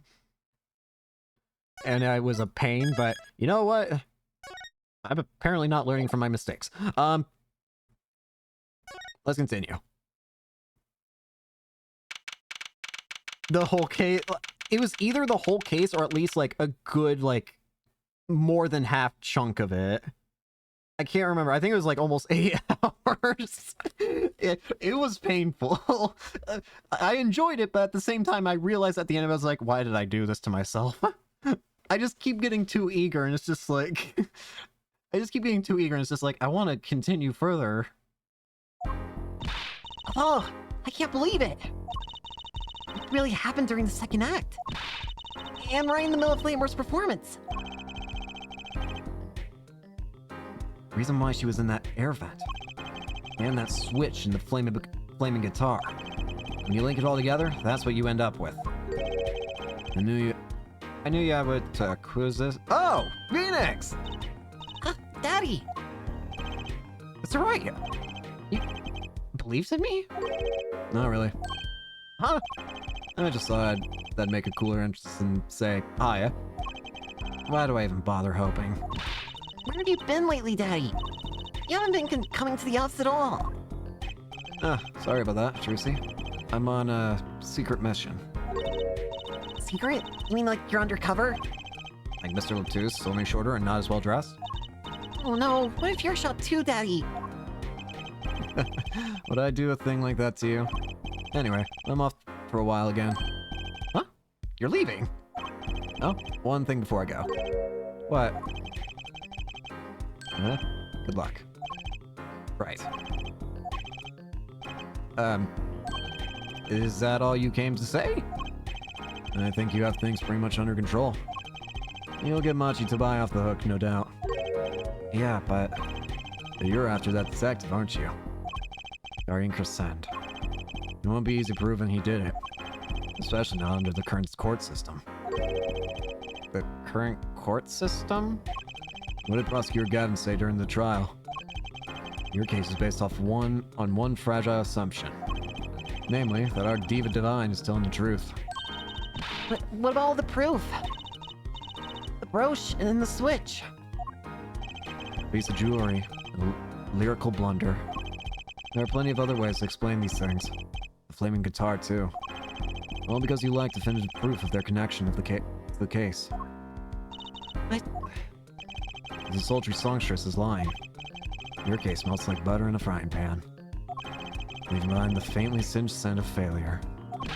So what do I do? Like I said, good luck.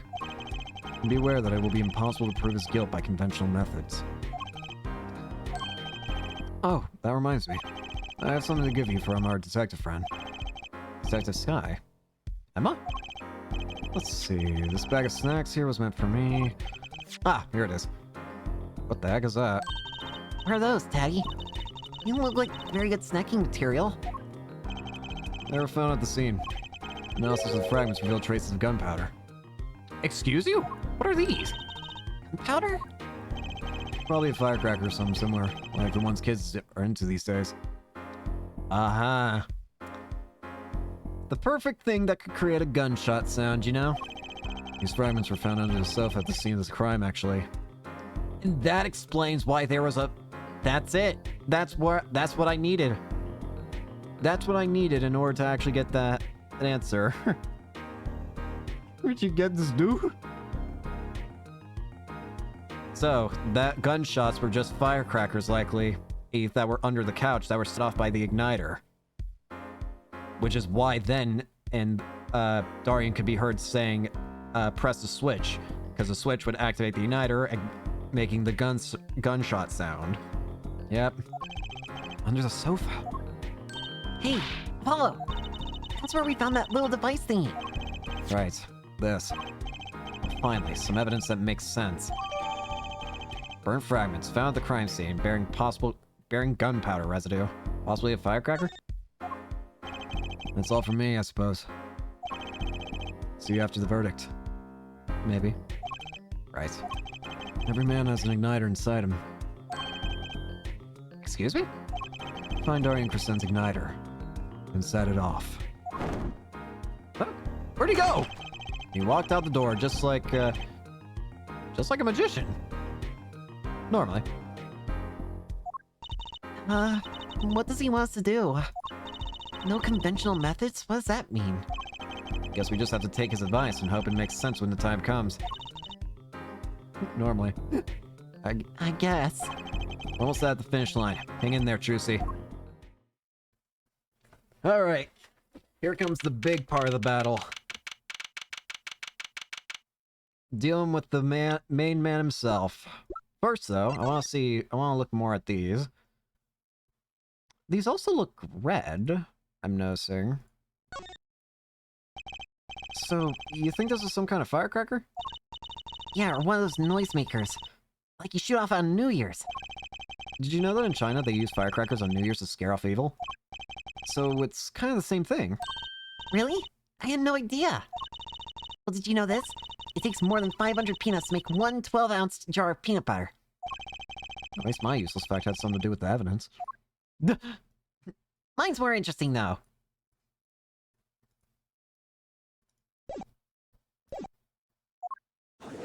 Alright, Gavin.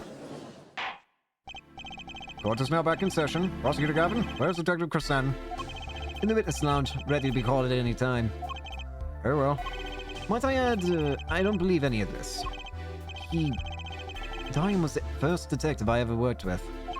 We stopped working together when we moved to Criminal Affairs Division 3. But his guitar playing defies my imagination. It's nice. It has nothing to do with the matter at hand. Correct? Oh, I know. Forehead. Very well. Call the final witness to the stand. This hurts for him. Detective Darian Crescent. Hey there, buddy. Name and occupation, please. Darian Crescent. Detective Criminal Affairs Division 3. That's the International Affairs Division, for those of you who didn't know. And I'm a guitarist for the Gavineers. Maybe you've heard of us? Do you fully understand the circumstances under which you stand before us today? Yeah, I understand, Your Honor. What I don't understand is how you let this happen, partner. You gave me your word I wouldn't be standing here. The situation's changed. Darian, and don't call me partner. So much for old friends. I see what you're doing, Darian. You're pressing the prosecution. Your Honor, if we could begin the trial? Yes, it's high time we did. Let's hear your testimony. You may begin with your response to Lamoire's testimony. If in fact you have anything to say about it. Oh, I got plenty to say. Lying must be a national pastime in Borginia. Wherever you were from, Mr. Justice. Conventional methods are out the window, huh? Here goes nothing. This is probably the last cross-examination. Darian's rebuttal. Diva's lying, plain and simple. She's got nothing to back up her story. In the first place, she never heard my voice. She forgot the words because she heard gunshots? As if. Didn't Detective Emma Sky hear those gunshots during the third set anyway? The shooting took place when I was on stage, man. So you claim Lamoire's testimony was a lie? Hey, don't get me wrong. I dig what she's doing. Trying to protect that kid. And she's got the Korean vague statement to have her hand just because she's blind. You go too far, Diane. Look, all I'm saying is you've got a real reliable witness. Why not listen to the detective? Consider Sai? I see. Mr. Justice, you may begin the cross-examination. He didn't waste any time finding her weak spot. I can't do this with Lamoire's testimony alone. I'll have to find some other way to prove when the shooting took place.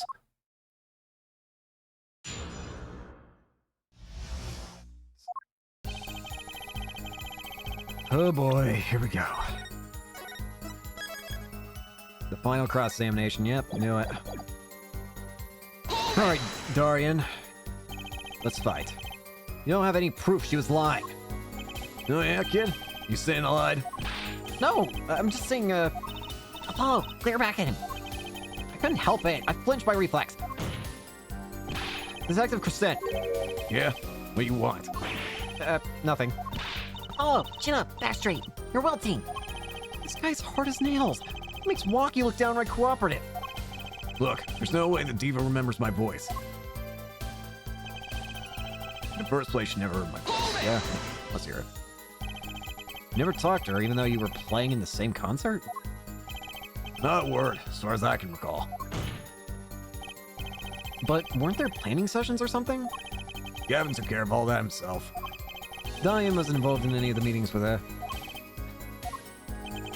And as if you can just go around remembering everyone's voice like that anyway. Only an idiot would believe that. Lamoire's hearing is very sensitive. She could remember him if she heard him, I'm sure of it. I just can't prove it. And I need proof. Hold it! We know she missed the words. The mixing board proved it. Oh, yeah.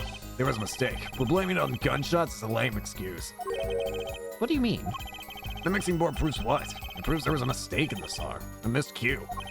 So, she just flubbed it up. Big time, that's all. She spins this story about a gunshot to protect the kid and cover for her own goof. Man, I'd have to hand it to her if she wasn't sticking it out to me at the same time. Diane, watch what you say. Lamoire's an artist. She just flubbed it up. That's no small accusation for a performer of her caliber. She got to you, all right. I could see it in your eyes. I'll tell you, most of her stuff is so pretentious it's way over my head. I'm detecting a rift in the Gavineer's ranks. Anyway, she's too close to defending. Her testimony can't be trusted. You ask me, I'd go with the Detective Sky story at the drop of a pick. Hold it! Actually, I was there too. So I hear. Which means you heard him too, right? Gunshots. Yes. We heard gunshots. Neither I nor Emma actually saw the shooting, mind you. Guess you and Lamoire got the same excuse, son. You know one thing for certain here. There were gunshot-like sounds that emanated from that room during the third set. What we must determine is whether those sounds were actual gunshots. Machi heard them too. Remember he said he ran for the air duct when he heard them? So, how do we figure out just what those gunshots during the third set were?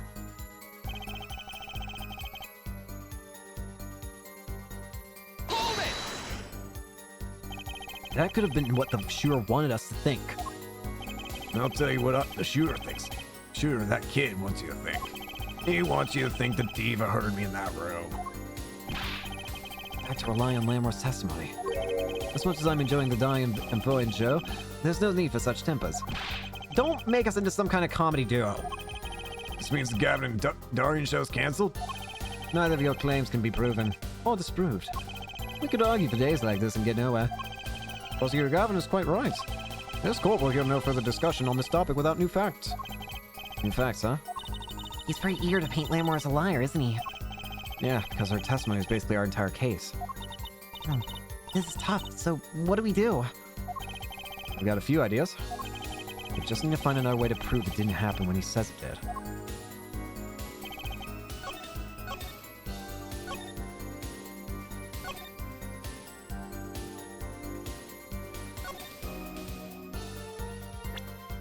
This one I'm actually a bit confused on. But I think I know the general route it wants me to go. Objection!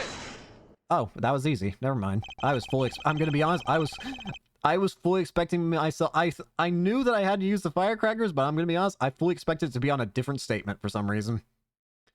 Some things were found at the crime scene after yesterday's trial. What things? The first was this small device. That's the remote triggered igniter. Correct. And one more thing. What are those? The remains of something burnt? Not another guitar, I hope. Traces of gunpowder were found on these fragments. We have a report that it was something like a firecracker. Huh? How did Gavin know about this? What? You think Detective Sky works for you? I received a report this morning before coming here. That's when I made my decision, actually. What decision is this, Prosecutor Gavin? I registered Diane as a witness in today's trial. Just in case. Wait, are you saying you... This raises another possibility. Those gunshot-like sounds during the third set could have been 2 firecrackers rigged to go off by remote control. You got an active imagination, don't you? But you shouldn't say every little thing you think. Your explanation there seems a bit too convenient to me. How so? So, you're saying these firecrackers just happened to go off? Right when 2 witnesses came walking by? That's right. Darian was out on the stage when that happened, Apollo. How do you know someone was backstage right then? A firecracker goes off in the forest. There's no one there to hear it. You get my drift? Why go through the trouble, man? How do I explain this? You may not look it, but Diane is a gifted detective. Show any weakness and he'll just try to find it. Man, I'll look it, partner. Gee, thanks, man. That reminds me. I happened to pass through that very hall several times that day myself. And I saw something odd there just before the third set. Something odd? A headset. The kind all the band and staff members were wearing. Wait. Thanks, Clavier. You just gave me a great idea of what happened. That's right. We picked this up in front of the door of that dressing room. What if that headset wasn't dropped but placed? And what if it was turned on? You could hear what was going on in that hallway. Even if you were out on stage. Really? Whose side are you on, Gavin? Listen to me, Diane. There are no sides in a court of law. I like you, Clavier. Thanks. Which is why I now turn to you, Air Forehead. I have a question for you. For me? The igniter and the burnt fragments that were found at the scene of the crime. It's certainly a possibility that they were part of a ruse to fake the sound of gunshots. Throw the headset from the hallway into the mix, and you could fabricate an alibi. But we're still no closer to proving anything. Those gunshots might have been real or fake. We can't say. You've raised the possibility that the shots heard during the third set were faked. Now you need to prove the other half of the case. The other half? Look, I'll just tell him. He wants you to prove the thing went down in the second act, while our little piano player was on stage. Is that right, Gavin? Indeed. If you can't prove that, then the continue this cross-examination would be pointless. Well, Mr. Justice, can you prove the crime took place during the second set? Yeah, I think. You better know, Apollo. Otherwise, we're through. Can be proven. You make it sound like someone else is going to come along and do it for you. Let's continue with the cross-examination then, shall we? Witness, your testimony, if you would. This isn't going to be easy. I need some decisive proof, and fast. You right, kid? Because I am. Shooting took place during the second set. If you're so sure, let's see your proof. So, I have to prove that the shooting took place during the second set without it being related to the testimony of Lamoire. Something so simple.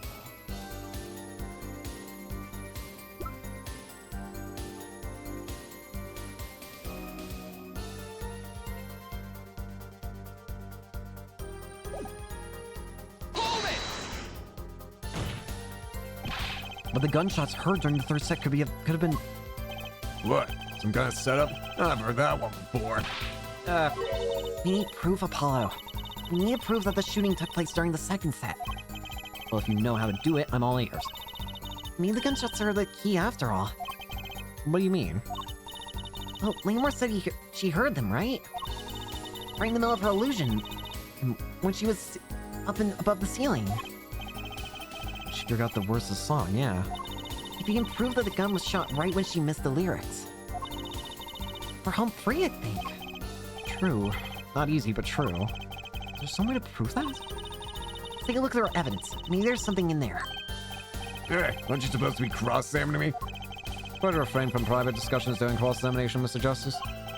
Right, Your Honor. Sorry. Just let me take a quick look at the court record. He's very eager to paint Lamore as a liar.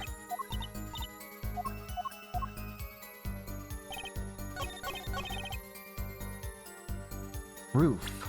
Definitive proof that it took place during the second set.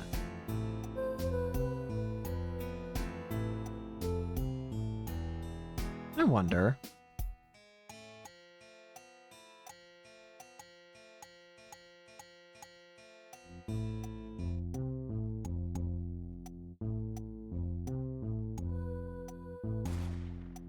Whoa!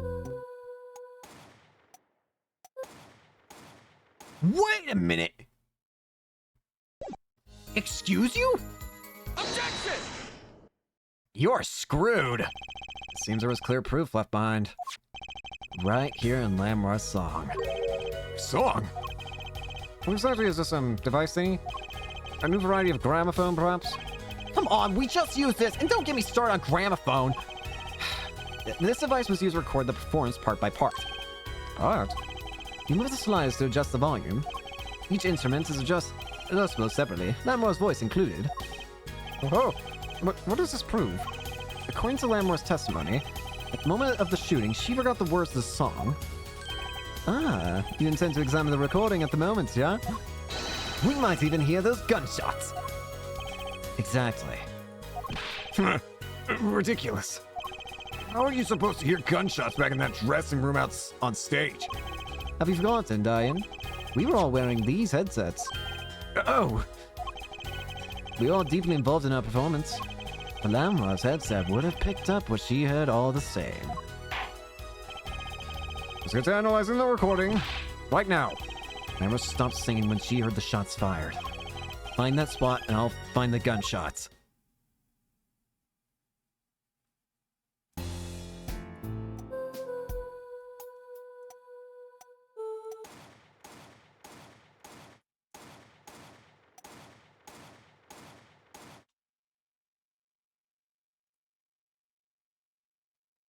Take that! Your Honor, listen closely to this part. This is the track with Lamore's vocals.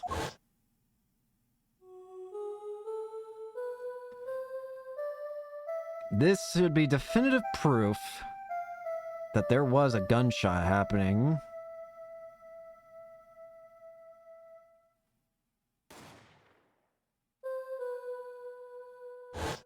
Bingo.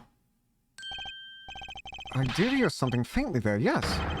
Why, it sounded like a gunshot. what? That has to be some kind of mistake. I believe a case has been made.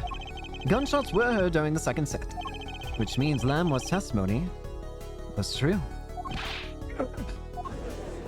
You're in big trouble, mister. Order! So, she was telling the truth about what she heard. It was the other man speaking, not Mr. Latouche. Well, what did he say? It's over. Press the switch, now. Just after that, there was a gunshot, and then the guitar caught on fire. Detective Crescend, you went on stage during the second set. You could have done it. But why did we only hear one gunshot on the recording? Weren't 2 bullets fired from this weapon? Lamore was moving through the air vent, Your Honor. She must not have been close enough for her mic to catch the first shot. But then, as she passed over the dressing room,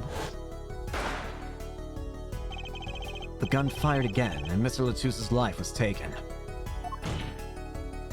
Well, Detective Crescend, Once again I'm reminded of something. Our performance that day... Your performance? Seeing the mixing board jogged my memory.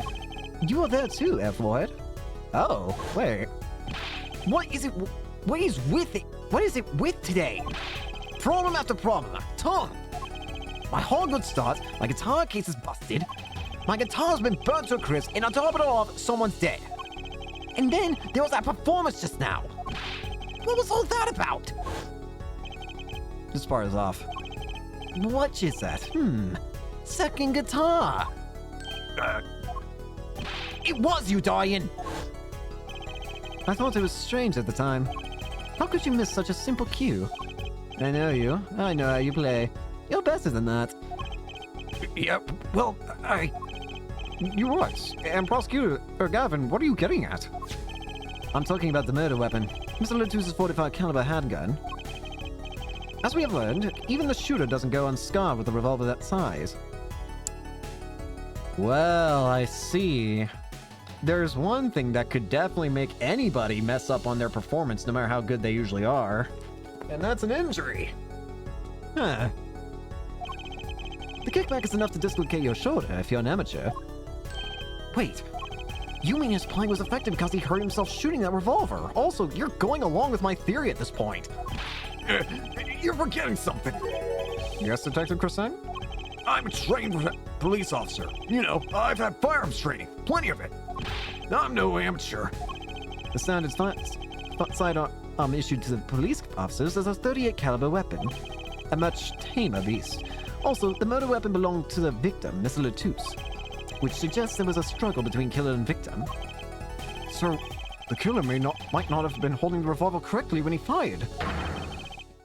Is that what you mean? The thought had occurred to me, yes. Well, you're being awfully helpful. Well, does the witness have anything to say to this? Detective Crescent!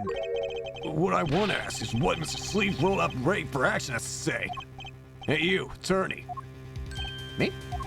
Exactly which piece of your evidence is decisive again? You got a little noise on a tape that could be anything.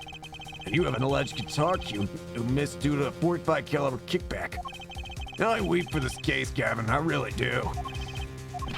You can line up your little weak pieces of evidence all you want. I didn't shoot that manager, and that's the obvious truth.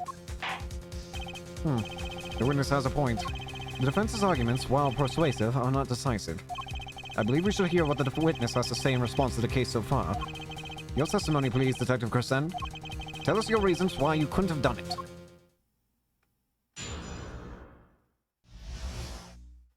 Proof of innocence. Come on, why would I even want to kill that manager? You want a reason? Easy. I got no motive, man.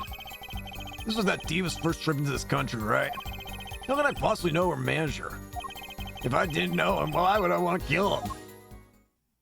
So here's his big thing. He wants a motive. A simple reason indeed.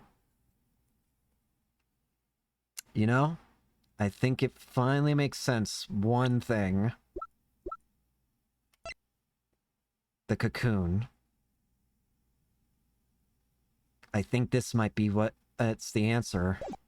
A simple reason, indeed.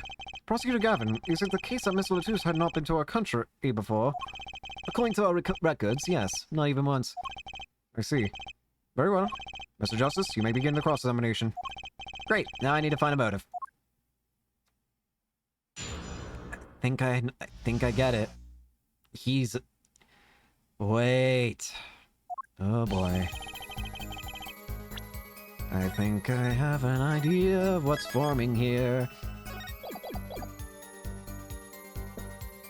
Hold it! Her manager, sure, but Mr. Latus was... Oh, right, sorry. An Interpol agent, wasn't he? Nice to have trouble picturing that big lunks an undercover cop, Dick. And not a very good one, seeing as he got wasted. That's cold, dog. Not that it matters, either way. See, I have no reason to kill the man, whatever he was.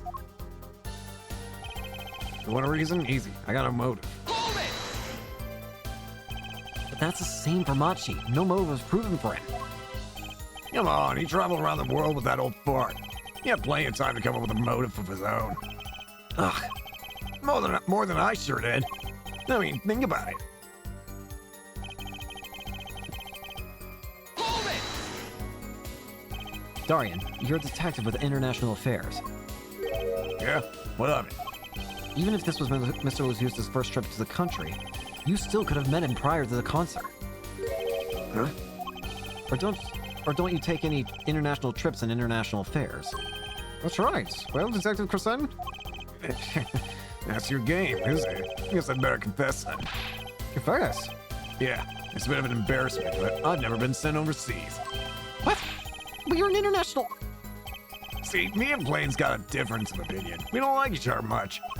My condolences, F4hand, but he's telling the truth. He's never set foot outside the country. I can guarantee it. As it turns out, my division has plenty of work to do locally as well. That's so unfair. Hold it! So you didn't fraternize with him at all during the concert? Fraternize? I don't think we exchanged a single word. As if anyone would want to talk to that old Eastern blockhead. Now the ladies, that's a different matter altogether. So, you see, if I didn't know him, why would I want to kill him? Hold it! You sure about that? What? Why that look off your face before I do it for you? Listen, try throwing out one of your wild accusations. I'll throw it back at you so hard you'll forget who you're accusing of what. May I look at something real quick?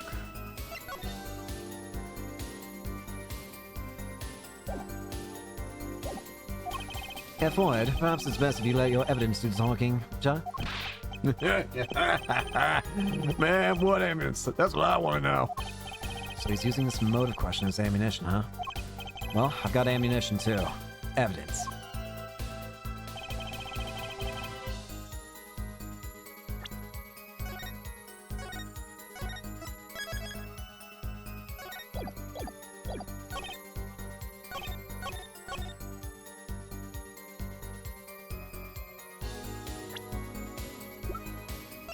Objection! All right. Your Honor, take a look at this. What's that? Looks like candy. It's not. Don't lick it, please. Detective Crescent, ever seen this? Looks like a piece of candy. What it is evidence. Don't lick it before you try it. Specifically, this is a replica of a cocoon. It was found among the victim's belongings. A cocoon. Never seen one that color. It's a variety only found in the Republic of Bulgaria. Nowhere else. Alright, but what is this cocoon replica doing in my courtroom? Surely this has nothing to do with a motive for killing Mr. Latus. Does it? It does. Wait, I mean, I think it does. You don't sound so confident, man. A cocoon? Is it one of those silky cocoons? The kind that you can make, well, silk out of? Not this one. This cocoon makes a powerful curative. A curative? For what? Apparently, it is most efficacious at treating a disease thought incurable. It's the only medicine of its kind. However, it is illegal to take one of these healing cocoons out of Bulgaria. Whatever for? If it's such a miracle cure, then why not show it the world? Yeah, that's what I've been wondering. We looked into the matter at some length. Apparently, it isn't difficult at all to manufacture the remedy from the cocoon. Yet, if you change the process only slightly, you can easily make a large quantity of something else entirely. A deadly poison, in fact. Oh. What? There was an incident several years ago where some of these got out into the black market. It caused quite the commotion in the global community. Though the media was kept largely unaware.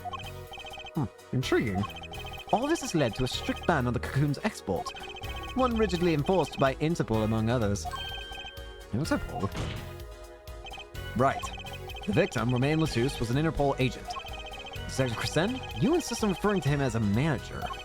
But that is misleading. Romain Latus wasn't killed as a manager. He was killed as an undercover agent. So I was trying to smuggle this gumbo in the country? That's what you're trying to say?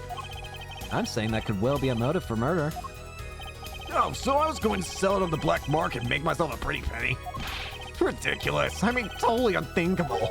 Unthinkable, you say? Why? Perhaps it is time for another testimony about this smuggling of cocoons business. Here we go. Cocoon smuggling. International Affairs got a memo about these cocoons. Interpol's all hot and bothered about them. Can't sell them on the black market. Too dangerous. Yeah, cocoon smuggling ain't exactly lucrative anymore. Man, I'm in International Affairs. I know the deal. This is... what? Indeed. Interpol wanted these cocoons bad enough to send Mr. Latouche undercover. You could sing up to craziest things. No way am I going to risk life and limb just to get my hands on some dirty cocoon money. Not the most noble of statements, but duly noted. According to reports, these cocoons top up Interpol's list. Selling them to an underground organization would be risky. Very well, you may begin to cross-examination. This is the only motive I've got. He was up to something, and I'm going to find out what. Why would you need one of these cocoons? I wonder. I wonder indeed. Hold it! Ooh. That memo. That's how you knew about the cocoons. Oh, nice one, nice one. I'm running scared now. You had to know about the cocoons to plan this. Just how well known are these cocoons? On the best some myths, but I'd never heard of them. Well, Limeware knew about them, though not their use. My reports indicate that there are an ongoing efforts to control information about the cocoons. Most people only know that they're illegal to export, that's all. Then I've nothing to be embarrassed about after all. You'd say people like me who know about them are minority, yeah. Well, that includes everyone in International Affairs, man. And everyone in Interpol, too, for that matter. Yeah. Hold it! So there are other Interpol agents like Mr. Latouche? All over the world, likely. Deep undercover, most of them. That's why these cocoons are too odd for the black market. You don't want Interpol sniffing through your wares. Most came to the conclusion that... can't sell them on the black market. Too dangerous. Hold it! Dangerous? Yeah, Interpol finds you, they arrest you on the spot. Or another marketeer might think you're a part of a sting and take you out himself. Times have changed. Hold it! But wouldn't scarcity drive up prices? Yeah, and attention. Every gangster on his road would want a piece of that action. They turn your forehead to Swiss cheese before you can say objection. Maybe we could get them to cut his head too. Who's on trial here again? Man, you so obviously know nothing about the market. And that's a bad thing? Don't even try to mess with me about this stuff. Hold it! Which is why you'd know how to find a loophole in the system.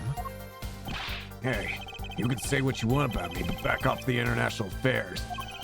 There ain't no loopholes, okay? What do you think we are, Boy Scouts? That wasn't what I was trying to... down, Diane. It's as you say. There are no loopholes, at least in the case of these cocoons. International Affairs, Interpol, and Bulgarian Customs are all watching. See? We know what we're doing. Not like some yipping little doggies that lap up every word that Diva says. Why I oughta... Not a what? You want some of this? Chill, both of you. This is cool, yeah? Screw cool. I want this guy's head on a stick. Replica has to be the key to his motive. There's gotta be a way to find out what he was up to. So the answer has to be, why would you need one of these cocoons?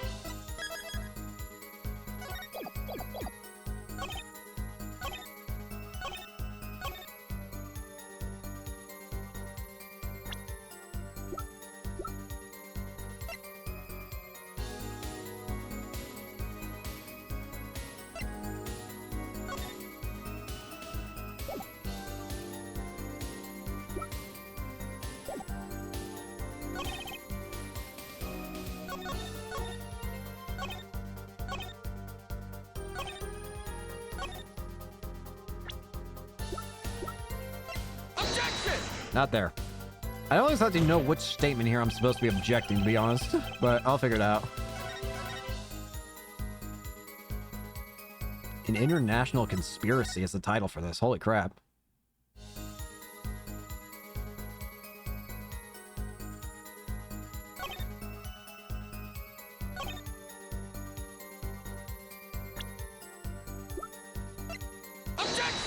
Here we go.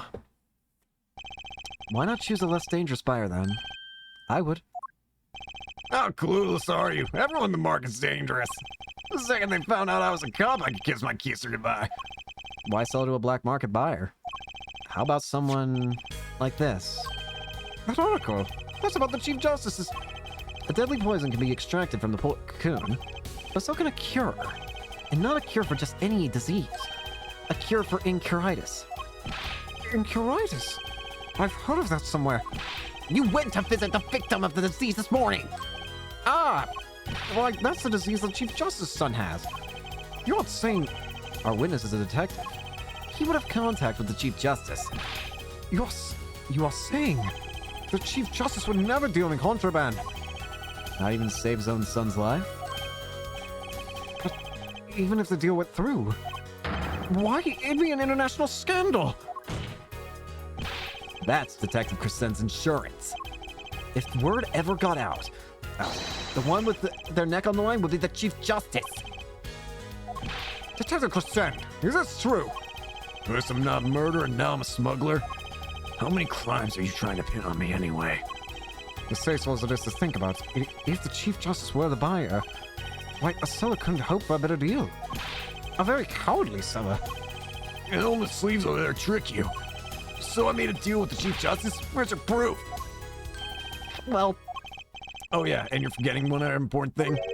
do tell. Interpol isn't the only ones out there watching this. Borginian Customs barely sleeps, so they're worried about Cocoon's getting out.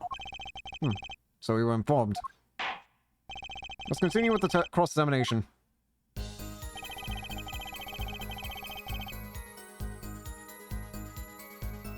Hold it! Just how strict is this customs check? Way strict. They keep planes on the ground for hours.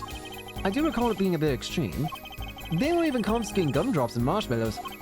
Yes. It'd be odd to distinguish them. That's right. Gavin was in Borginia, wasn't he?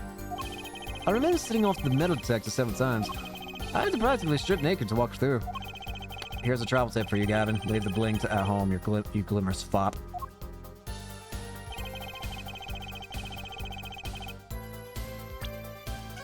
Oh, a lot of your testimony actually seems to have changed.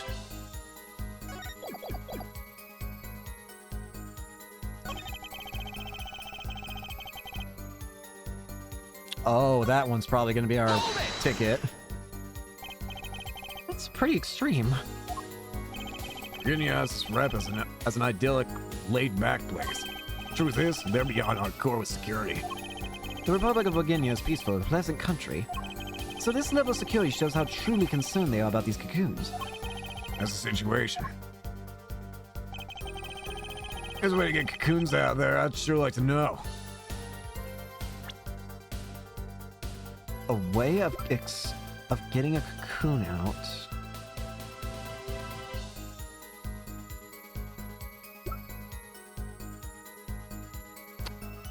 Wait a minute. Wait a minute! Wait! There's no way. I think I get it. It has to be... Objection! Actually, there is one way. What? One way to get something out of the country, no checks. What is it? You become a prosecutor. A prosecutor? I don't believe it. Believe it, Prosecutor Gavin. What was it that you told me yesterday at your office? It was a beautiful instrument. It was played lovingly for many years. Guitar befitting a woman like Lemoire. How did it end up here? I mentioned how much I enjoyed playing it that night, and she made a present of it. So this guitar's from Borginia? That it is. We couldn't carry it on the plane. Changes in air pressure and humidity ruined the wood. So we vacuum packed it in Lamoire's studio. I used a special shipping service available to me for transporting evidence. They brought it right up to my office for me. Pristine and untouched. And that's why the guitar had to burn! Did I get that right, Prosecutor Gavin? Untouched? Quite. The guitar was wrapped in several sheets and vacuum packed in Borginia. The bag was untouched until the day of the concert. Are you saying that guitar was... With cocoons this small, it would have been very easy. to use your guitars as a mule to smuggle a cocoon out of Virginia? What? Which reminds me, Prosecutor Gavin, that guitar had some work done on it recently, right? Work? Good memory, forehead. Well, you know how guitars have a round hole in the front? It is called the sound hole. Well, they found something attached to the wood just inside the hole. A broken device of some sort. Broken device? Yes, this, in fact. An igniter! Exactly. Consider this, if you will. What if that igniter wasn't the only thing that was attached inside your guitar? You mean... He means this, of course. There was a way to get a cocoon out of the country. They could use picky Prosecutor Gavin's privileged guitar as a mule. And who better do that than with someone with access, like a member of the band? Yo!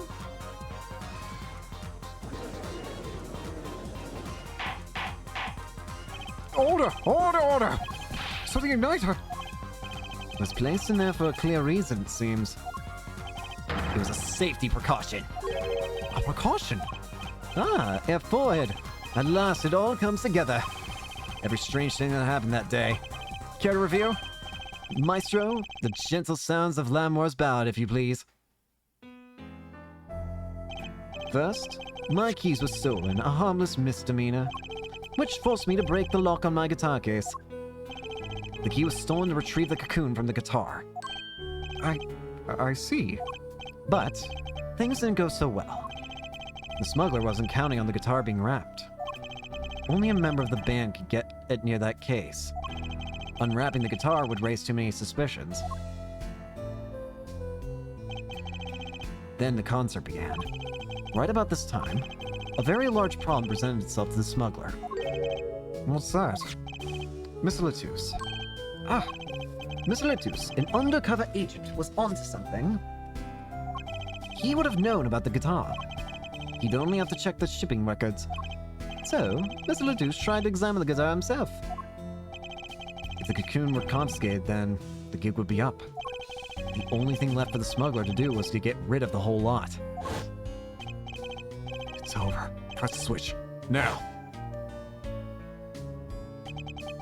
The guitar burst into flames, and the cocoon was lost. And then... Mr. Latus died, with Lamar there to witness it. There's your case.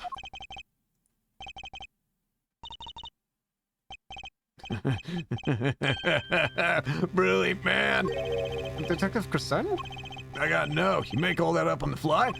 For a made-up story, it makes a great deal of sense, Darian. The Republic of Virginia? Sorry, man, but I haven't even been there. True, you haven't. Let's see you make a story up for that, kid. How'd I hide the cocoon in the first place, huh? It's not so hard to imagine.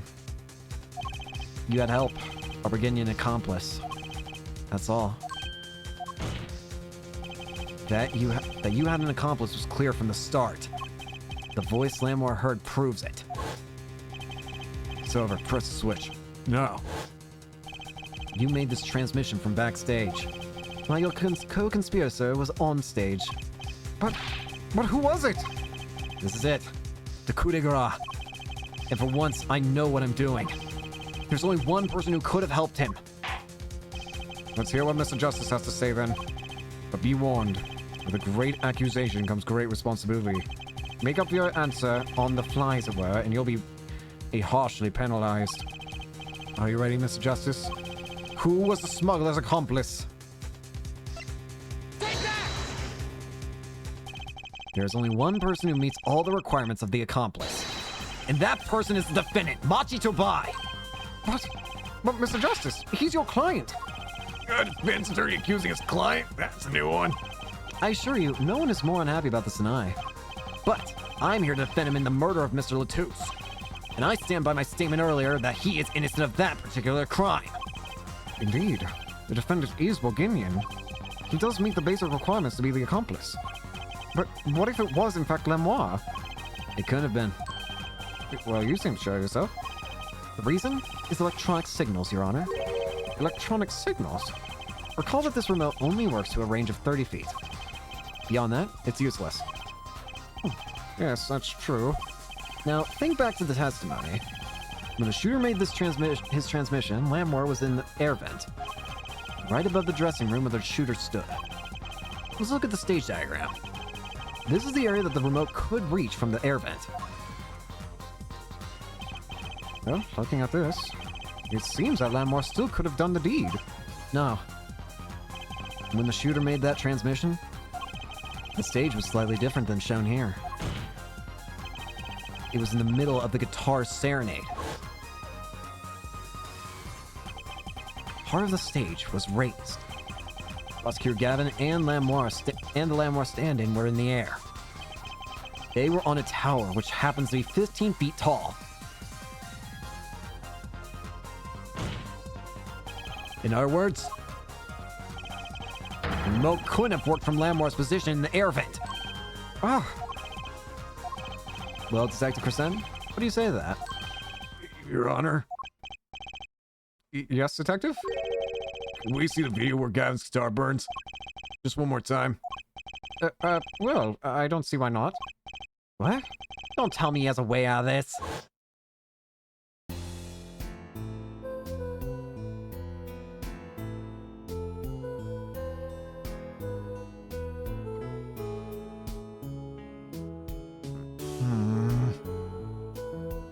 I just want this guy to get it so bad.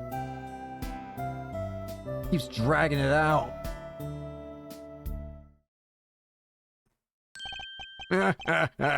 Too bad, so sad. Punk. Punk? First you were sleaze, then kid, now punk. You're losing rank fast, Apollo. What exactly were we supposed to see in this video? The problem isn't what we see, correct, Diane? Right, it's what you hear. We are musicians after all. Care to explain for us non-musicians? Sure thing, Punk. Let me get your yarn straight first. You're saying I ordered the Wii pianist to set off that igniter? That right? Yes. Well, in order to do that, you'd have to press the switch. Am I right? Okay. Well, take another listen. Pay attention to the piano. Piano?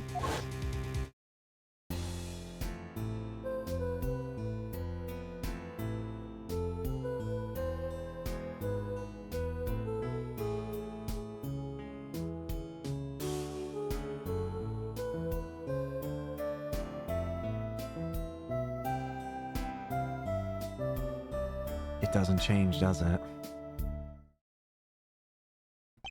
What seems to be the problem there? The piano sounds just fine. And that's the problem, man. You still don't get it? Yeah, how's he supposed to hit that switch if he's playing? You got Miss Diva, the guitar, the bass, the piano, the drums. The only one with her hands free was the Diva. More. According to you, she couldn't have been the accomplice, could she? Your accomplice would have a hard time helping out if they couldn't even press a switch.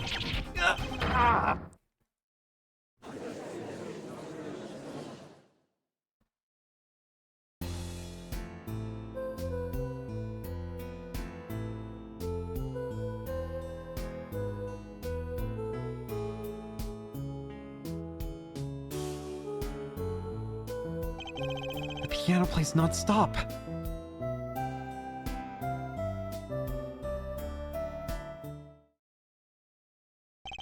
He couldn't have pressed that switch. Well, Mr. Justice, the piano does seem to be playing when the guitar catches fire. Well, It's okay. We all make mistakes sometime. Apollo? Were you wrong? I can't be wrong. Everything was per sense. How could it all just... Strange. What's strange? No, it's just... Something's odd about the performance there. Odd? Mr. Justice, if Machi Tobai didn't press that switch, Then he could not be the accomplice you claim he is. But everything points to it. Every fact says he's the accomplice. You got the facts wrong, man. Here's some facts for you. Gavin's guitar is on fire. Yeah, I just didn't press the switch. In other words, your story's full of holes. Mr. Justice, let's hear your final opinion on this matter now. Was the defendant Machi Tobai the accomplice? Your answer will reflect on everything you've said here. Give it some thought. Paul, Machi's not the accomplice. And our whole case is ruined. I know that. It has to be him.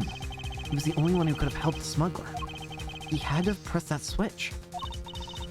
We better find a way to prove it. This is it. I feel like this might be what hinges on this is what everything hinges on. What do I do? What do I do? There has to be something that doesn't fit. Something odd. Something odd. Wait a sec. What? You saw something? What was Kevin just saying just now? Strange. What's strange? No, it's just... something's odd about the performance there.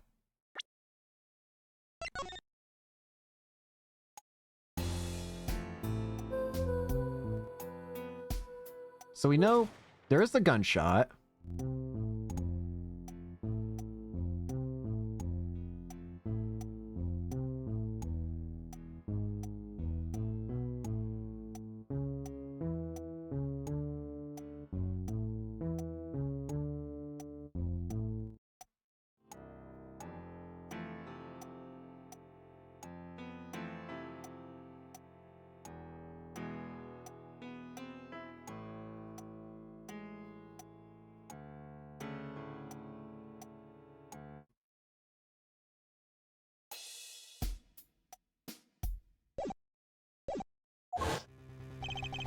So much to go on, but it's all I've got.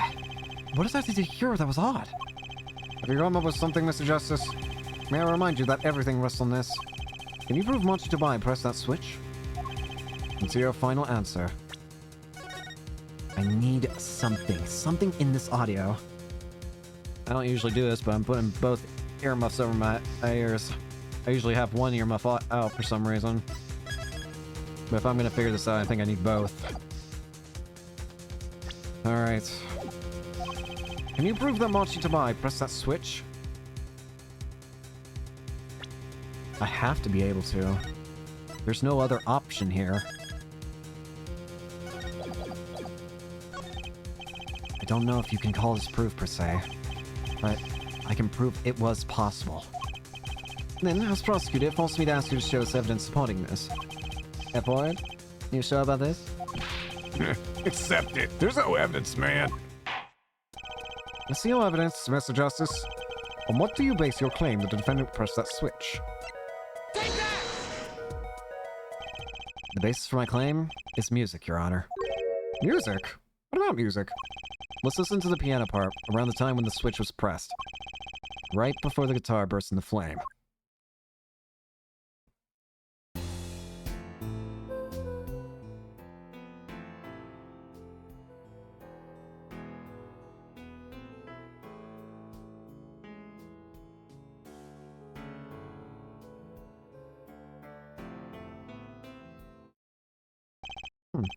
I hear piano being played. But doesn't it sound kind of simple? Simple? Simple?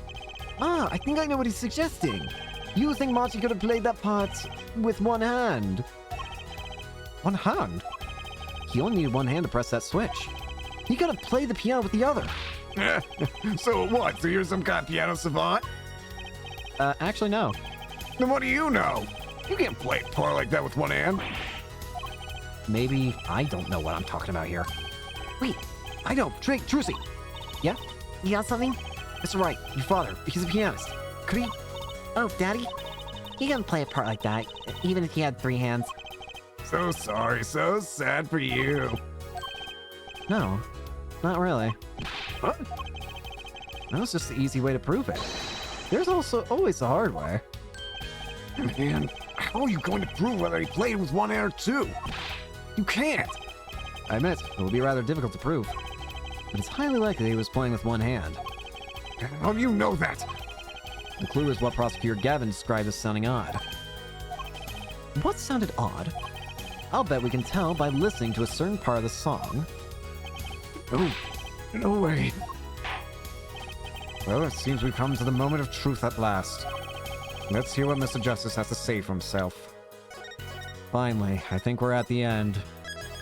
This man's been running for far too long, and I want to see him break down.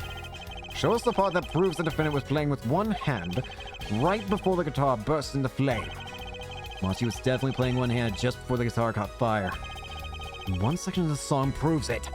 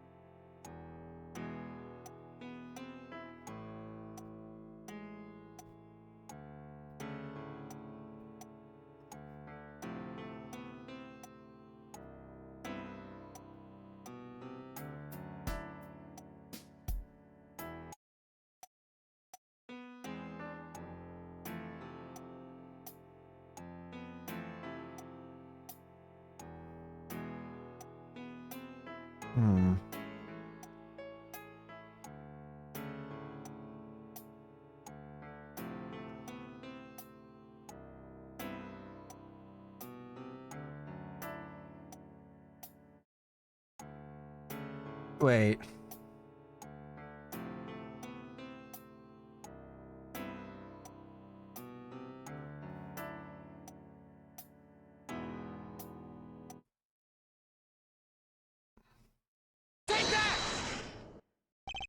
There's a section? I'm afraid I don't hear it. Beautiful song, and the lyrics are outstanding.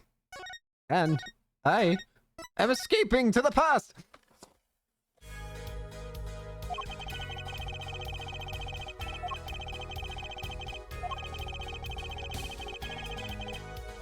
Just before the guitar caught fire...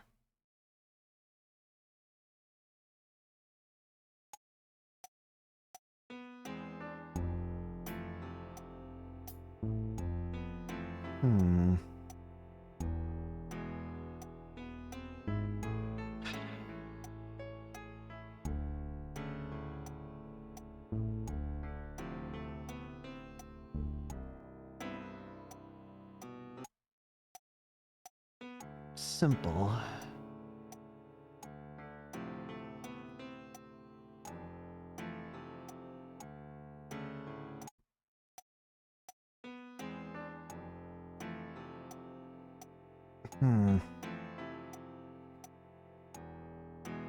I am not an artist. Or pianist.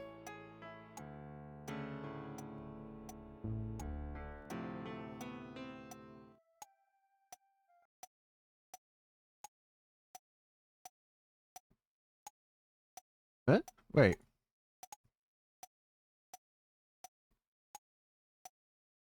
What was it? What?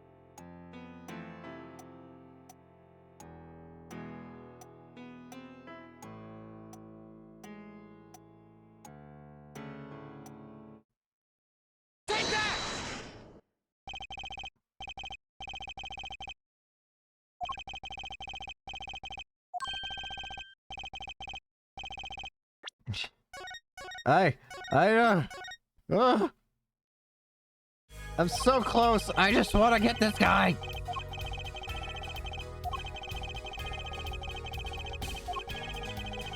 I should probably save this closer.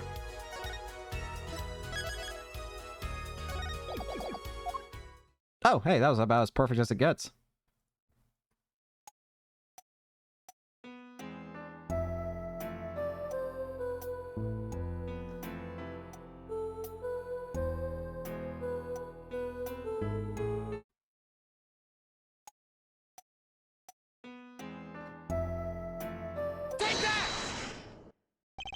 Prosecutor Gavin, I'm sure you've realized by now, but I haven't.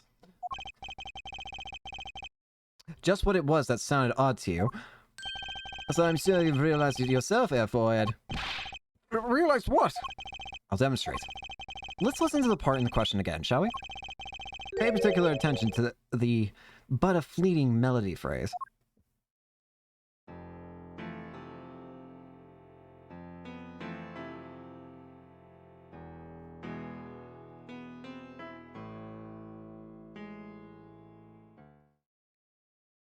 There's a brief pause.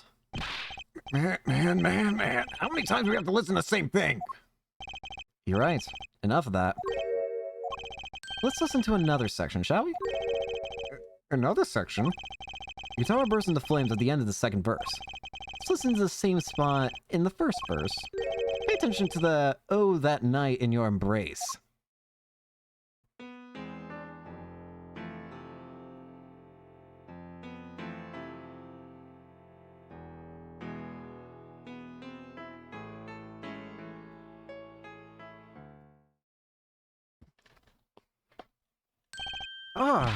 Play verse 2 again.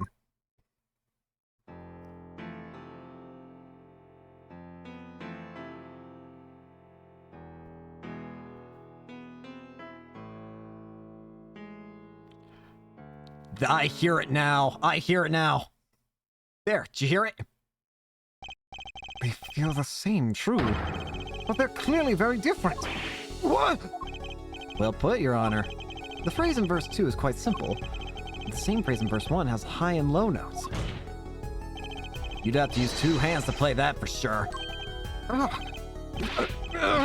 What's that proof? I would think you'd know by now. That's why I hate dealing with amateurs, man. So the two verses have different arrangements. It happens all the time. Not this time, Diane. There's no point in changing the arrangement if you can't hear it clearly. And that wasn't the point. I had him played specifically so that piano would stay in the background. That was what I noticed. Why should the same phrase sound slightly different, I asked myself. Now ask yourself why Machi changed how he played. There's only one answer. He needed a free hand in order to press a switch.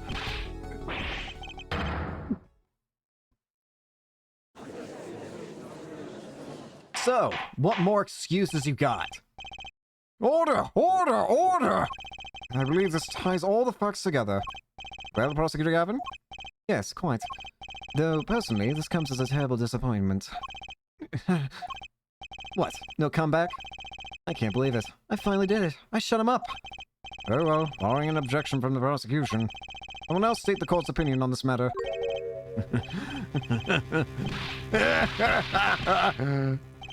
Good show, Sleeves. No, great show. It's not over. I don't like when he looks so happy. You tell him, Gavin. Tell him it's so disappointing. Personally, I'm totally disappointed. In you, Fair Forehead. Huh? Me? Yes, don't get me wrong, your case is solid.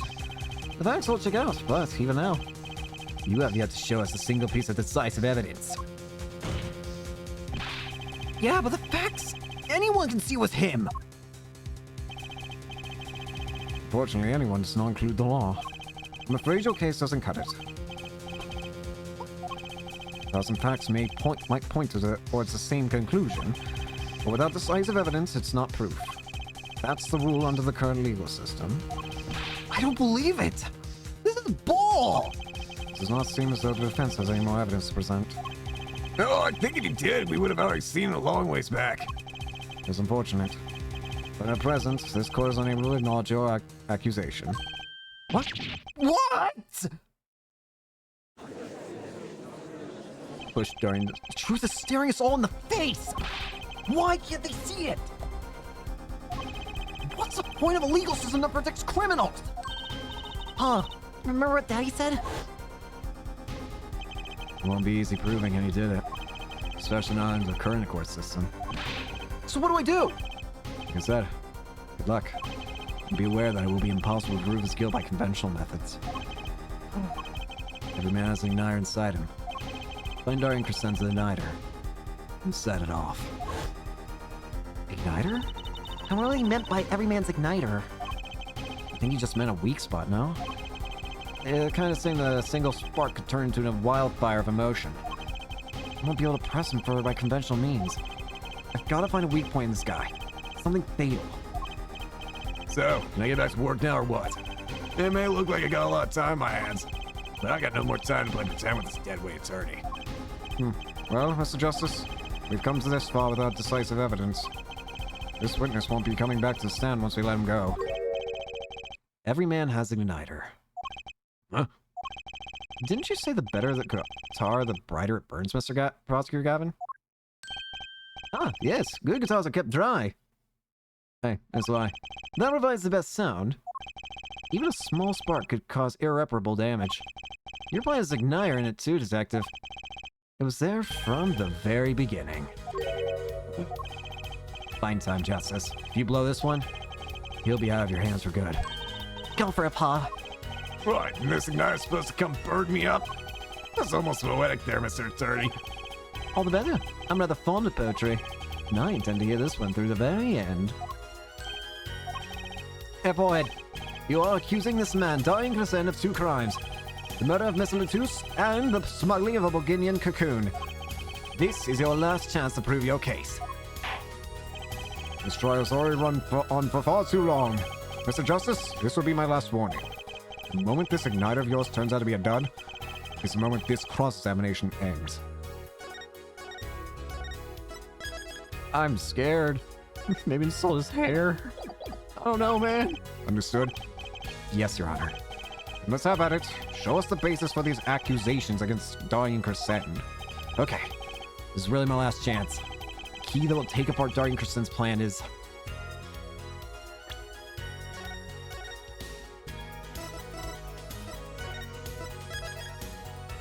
There's one person we can ask. I want to call a witness. Your igniter isn't a piece of evidence. Oh, so what is? It is true that I couldn't show decisive evidence, but perhaps what I needed to prove my case was something else. You mean a witness? I know who to call. Proving his guilt is a tall order. But I've got just the person to do it. Very well, Mr. Justice. Who is this person who can prove Darien Crescent's guilt? The one person who can prove Darien Crescent's guilt is the defendant, Machi Tobai. Your client? Again? Machi Tobai was an accomplice to the cocoon smuggling plot. Without him, Darien Crescent could not have gotten the cocoon. Furthermore, he can easily prove that the one who plotted to smuggle that cocoon is the real criminal in this case. How so? It would require just one of the very cocoons Miss Latus was looking for. With the cooperation of the Republic of Borginia, we could burn a cocoon. A burned cocoon would leave a particular residue. A residue we would, no doubt, also find inside the burnt-out guitar. Aha, very scientific of you. Thus, if Machi Tobai acknowledges his agreement with Darien Crescent concerning the attempted smuggling of a Borginian cocoon, the case is solved. Darien's laughing again. Your unrelenting passion is remarkable. You really want to get me, don't you? Too bad you'll never be able to. Why not? A little key tippler won't acknowledge anything. Especially not anything to do with the cocoon smuggling. What's this all about? Taking a cocoon out of the country means death. By Borginian law. Yeah, see? If Fabianus really was a smuggler, then testifying about it would be suicide. Believe me, he's not talking. But you're wrong, Detective Crescent. What? It's the other way around. If Machi doesn't admit to smuggling here, he's in deep trouble. Huh? How? Look, if Machi admits to smuggling here, then he'll be tried in our courts by our laws. You don't get the death penalty for smuggling in our country. The victim in this case was an undercover Interpol agent. I'm sure that news has already reached Borginia, and they'll likely broadcast our dealings in court today. Including the part about the Borginian cocoon. Yeah, but if Machi doesn't admit to smuggling now, he'll eventually be picked up by the Borginian police. And it's not like he's in any danger in our court. We're not going to find him guilty of murder here, not now. Yeah, but you can't do this! You can't accuse me! Maybe the law doesn't allow it. But who's going to think you're really innocent after hearing this trial? The same goes for Machi Tobai. The cocoon smuggling. Your entire plan. Machi Tobai knows everything. There's only one way out of it for him. And that's to acknowledge his own crime. The crime of cocoon smuggling.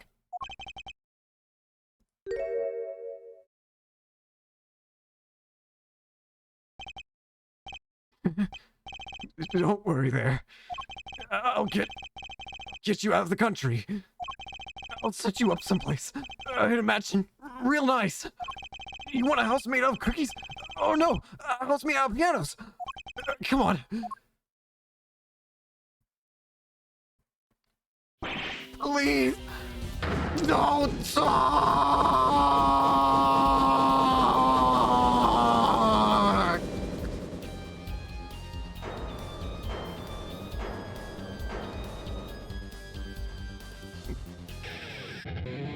Finally. Dying. I consider that my last session with you. We rocked. I'm guessing we can treat that outburst as a confession. Uh-oh. He's laughing again. There's a kind of sick desperation in it now, though.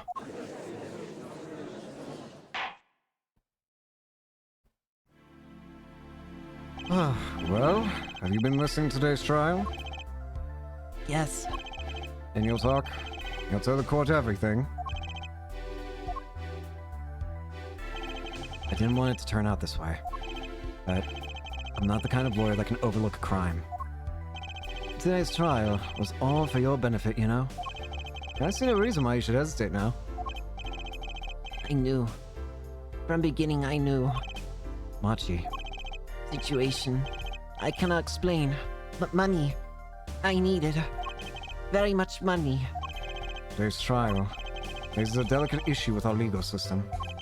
The only thing definite in a court of law is the evidence. This is the golden rule. However, It has become apparent that not all things can be tried by this standard. should another case of this sort surface, we may have to consider an alternate system by which to administer justice. Anyway, Mr. Machi Tobai, Yes? I promise you will receive a fair trial by the laws of our country.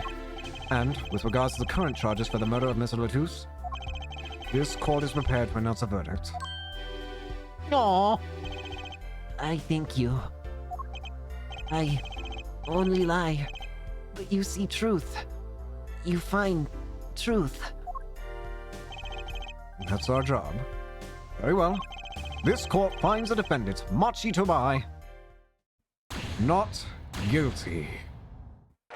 Oh, that outburst was so satisfying. After him just getting out by the skin of his teeth each time.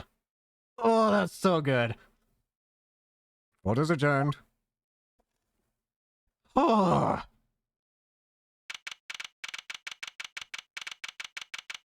Defendant lobby number 2. I wonder what'll happen to Machi. Well, he did smuggle cocoon out of Borginia. I guess there'll be another trial tomorrow. All's well that ends well. What? Who is it? Hey! Hi. I owe you both my thanks. Lamoire. Hi, is something wrong? I'm sorry. Machi was your partner on stage, your friend. Yes. I thought of him as my own son. Even now I do. Yet, something got a hold of him. Something evil, I see. and he must pay for what he has done. Is that not how it should be? Still sorry. Do not be sorry. You have given me courage. Courage? I am considering an eye operation. Oh! Yo! It was my suggestion, actually. You mean you'll be able to see again? It's funny. I've always been afraid of the light.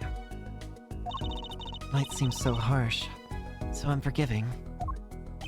According to the doctor, Lamora lost her sight due to some kind of accident. An accident? As you know, I suffer from amnesia. I feared that if I could see, perhaps it would open my eyes to the truth I've been running from. I was scared. You know what changed her mind? Hearing your defense in there today. She could feel your gaze, unwavering, always looking straight at the truth. If the light returns to my eyes, I think I will take up painting. Painting? That's right. She's a landscape painter in sound after all. I will paint the two of you. I promise. Woohoo! I can't wait, Lamore. I owe you thanks too, Paula. Thanks, Miss Wright, but for what? You remind me that I need to hurry things along. On my secret mission, that is. Right, your secret mission. Apollo, Trissy, I hope that we will meet again someday soon. You bet. Me too.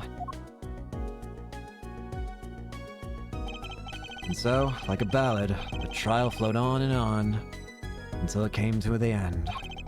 Thanks to the trial, the guitarist's serenade was a huge hit. Prosecutor Gavin's even more dazzling to look at now. But there's something I want to say to that guy. Next time you write a ballad, Have them catch the killer at the end. Holy crap! That was one heck of a trial, but honestly, I really liked it. I can understand why some people probably would maybe find it annoying at times, but personally, I loved it. It was very especially that ending where finally he broke down. Oh, it felt so good to finally have him crack. Whew. That being said, I think this is going to be where I go ahead and end for today, because that was definitely a lot longer than I had anticipated, but I was very pleased with it. I am not upset about having done it that long at all. But yeah, this'll do it from me for now. Thank you all so much for watching. Hope you enjoyed, and hope to see you all later. Peace.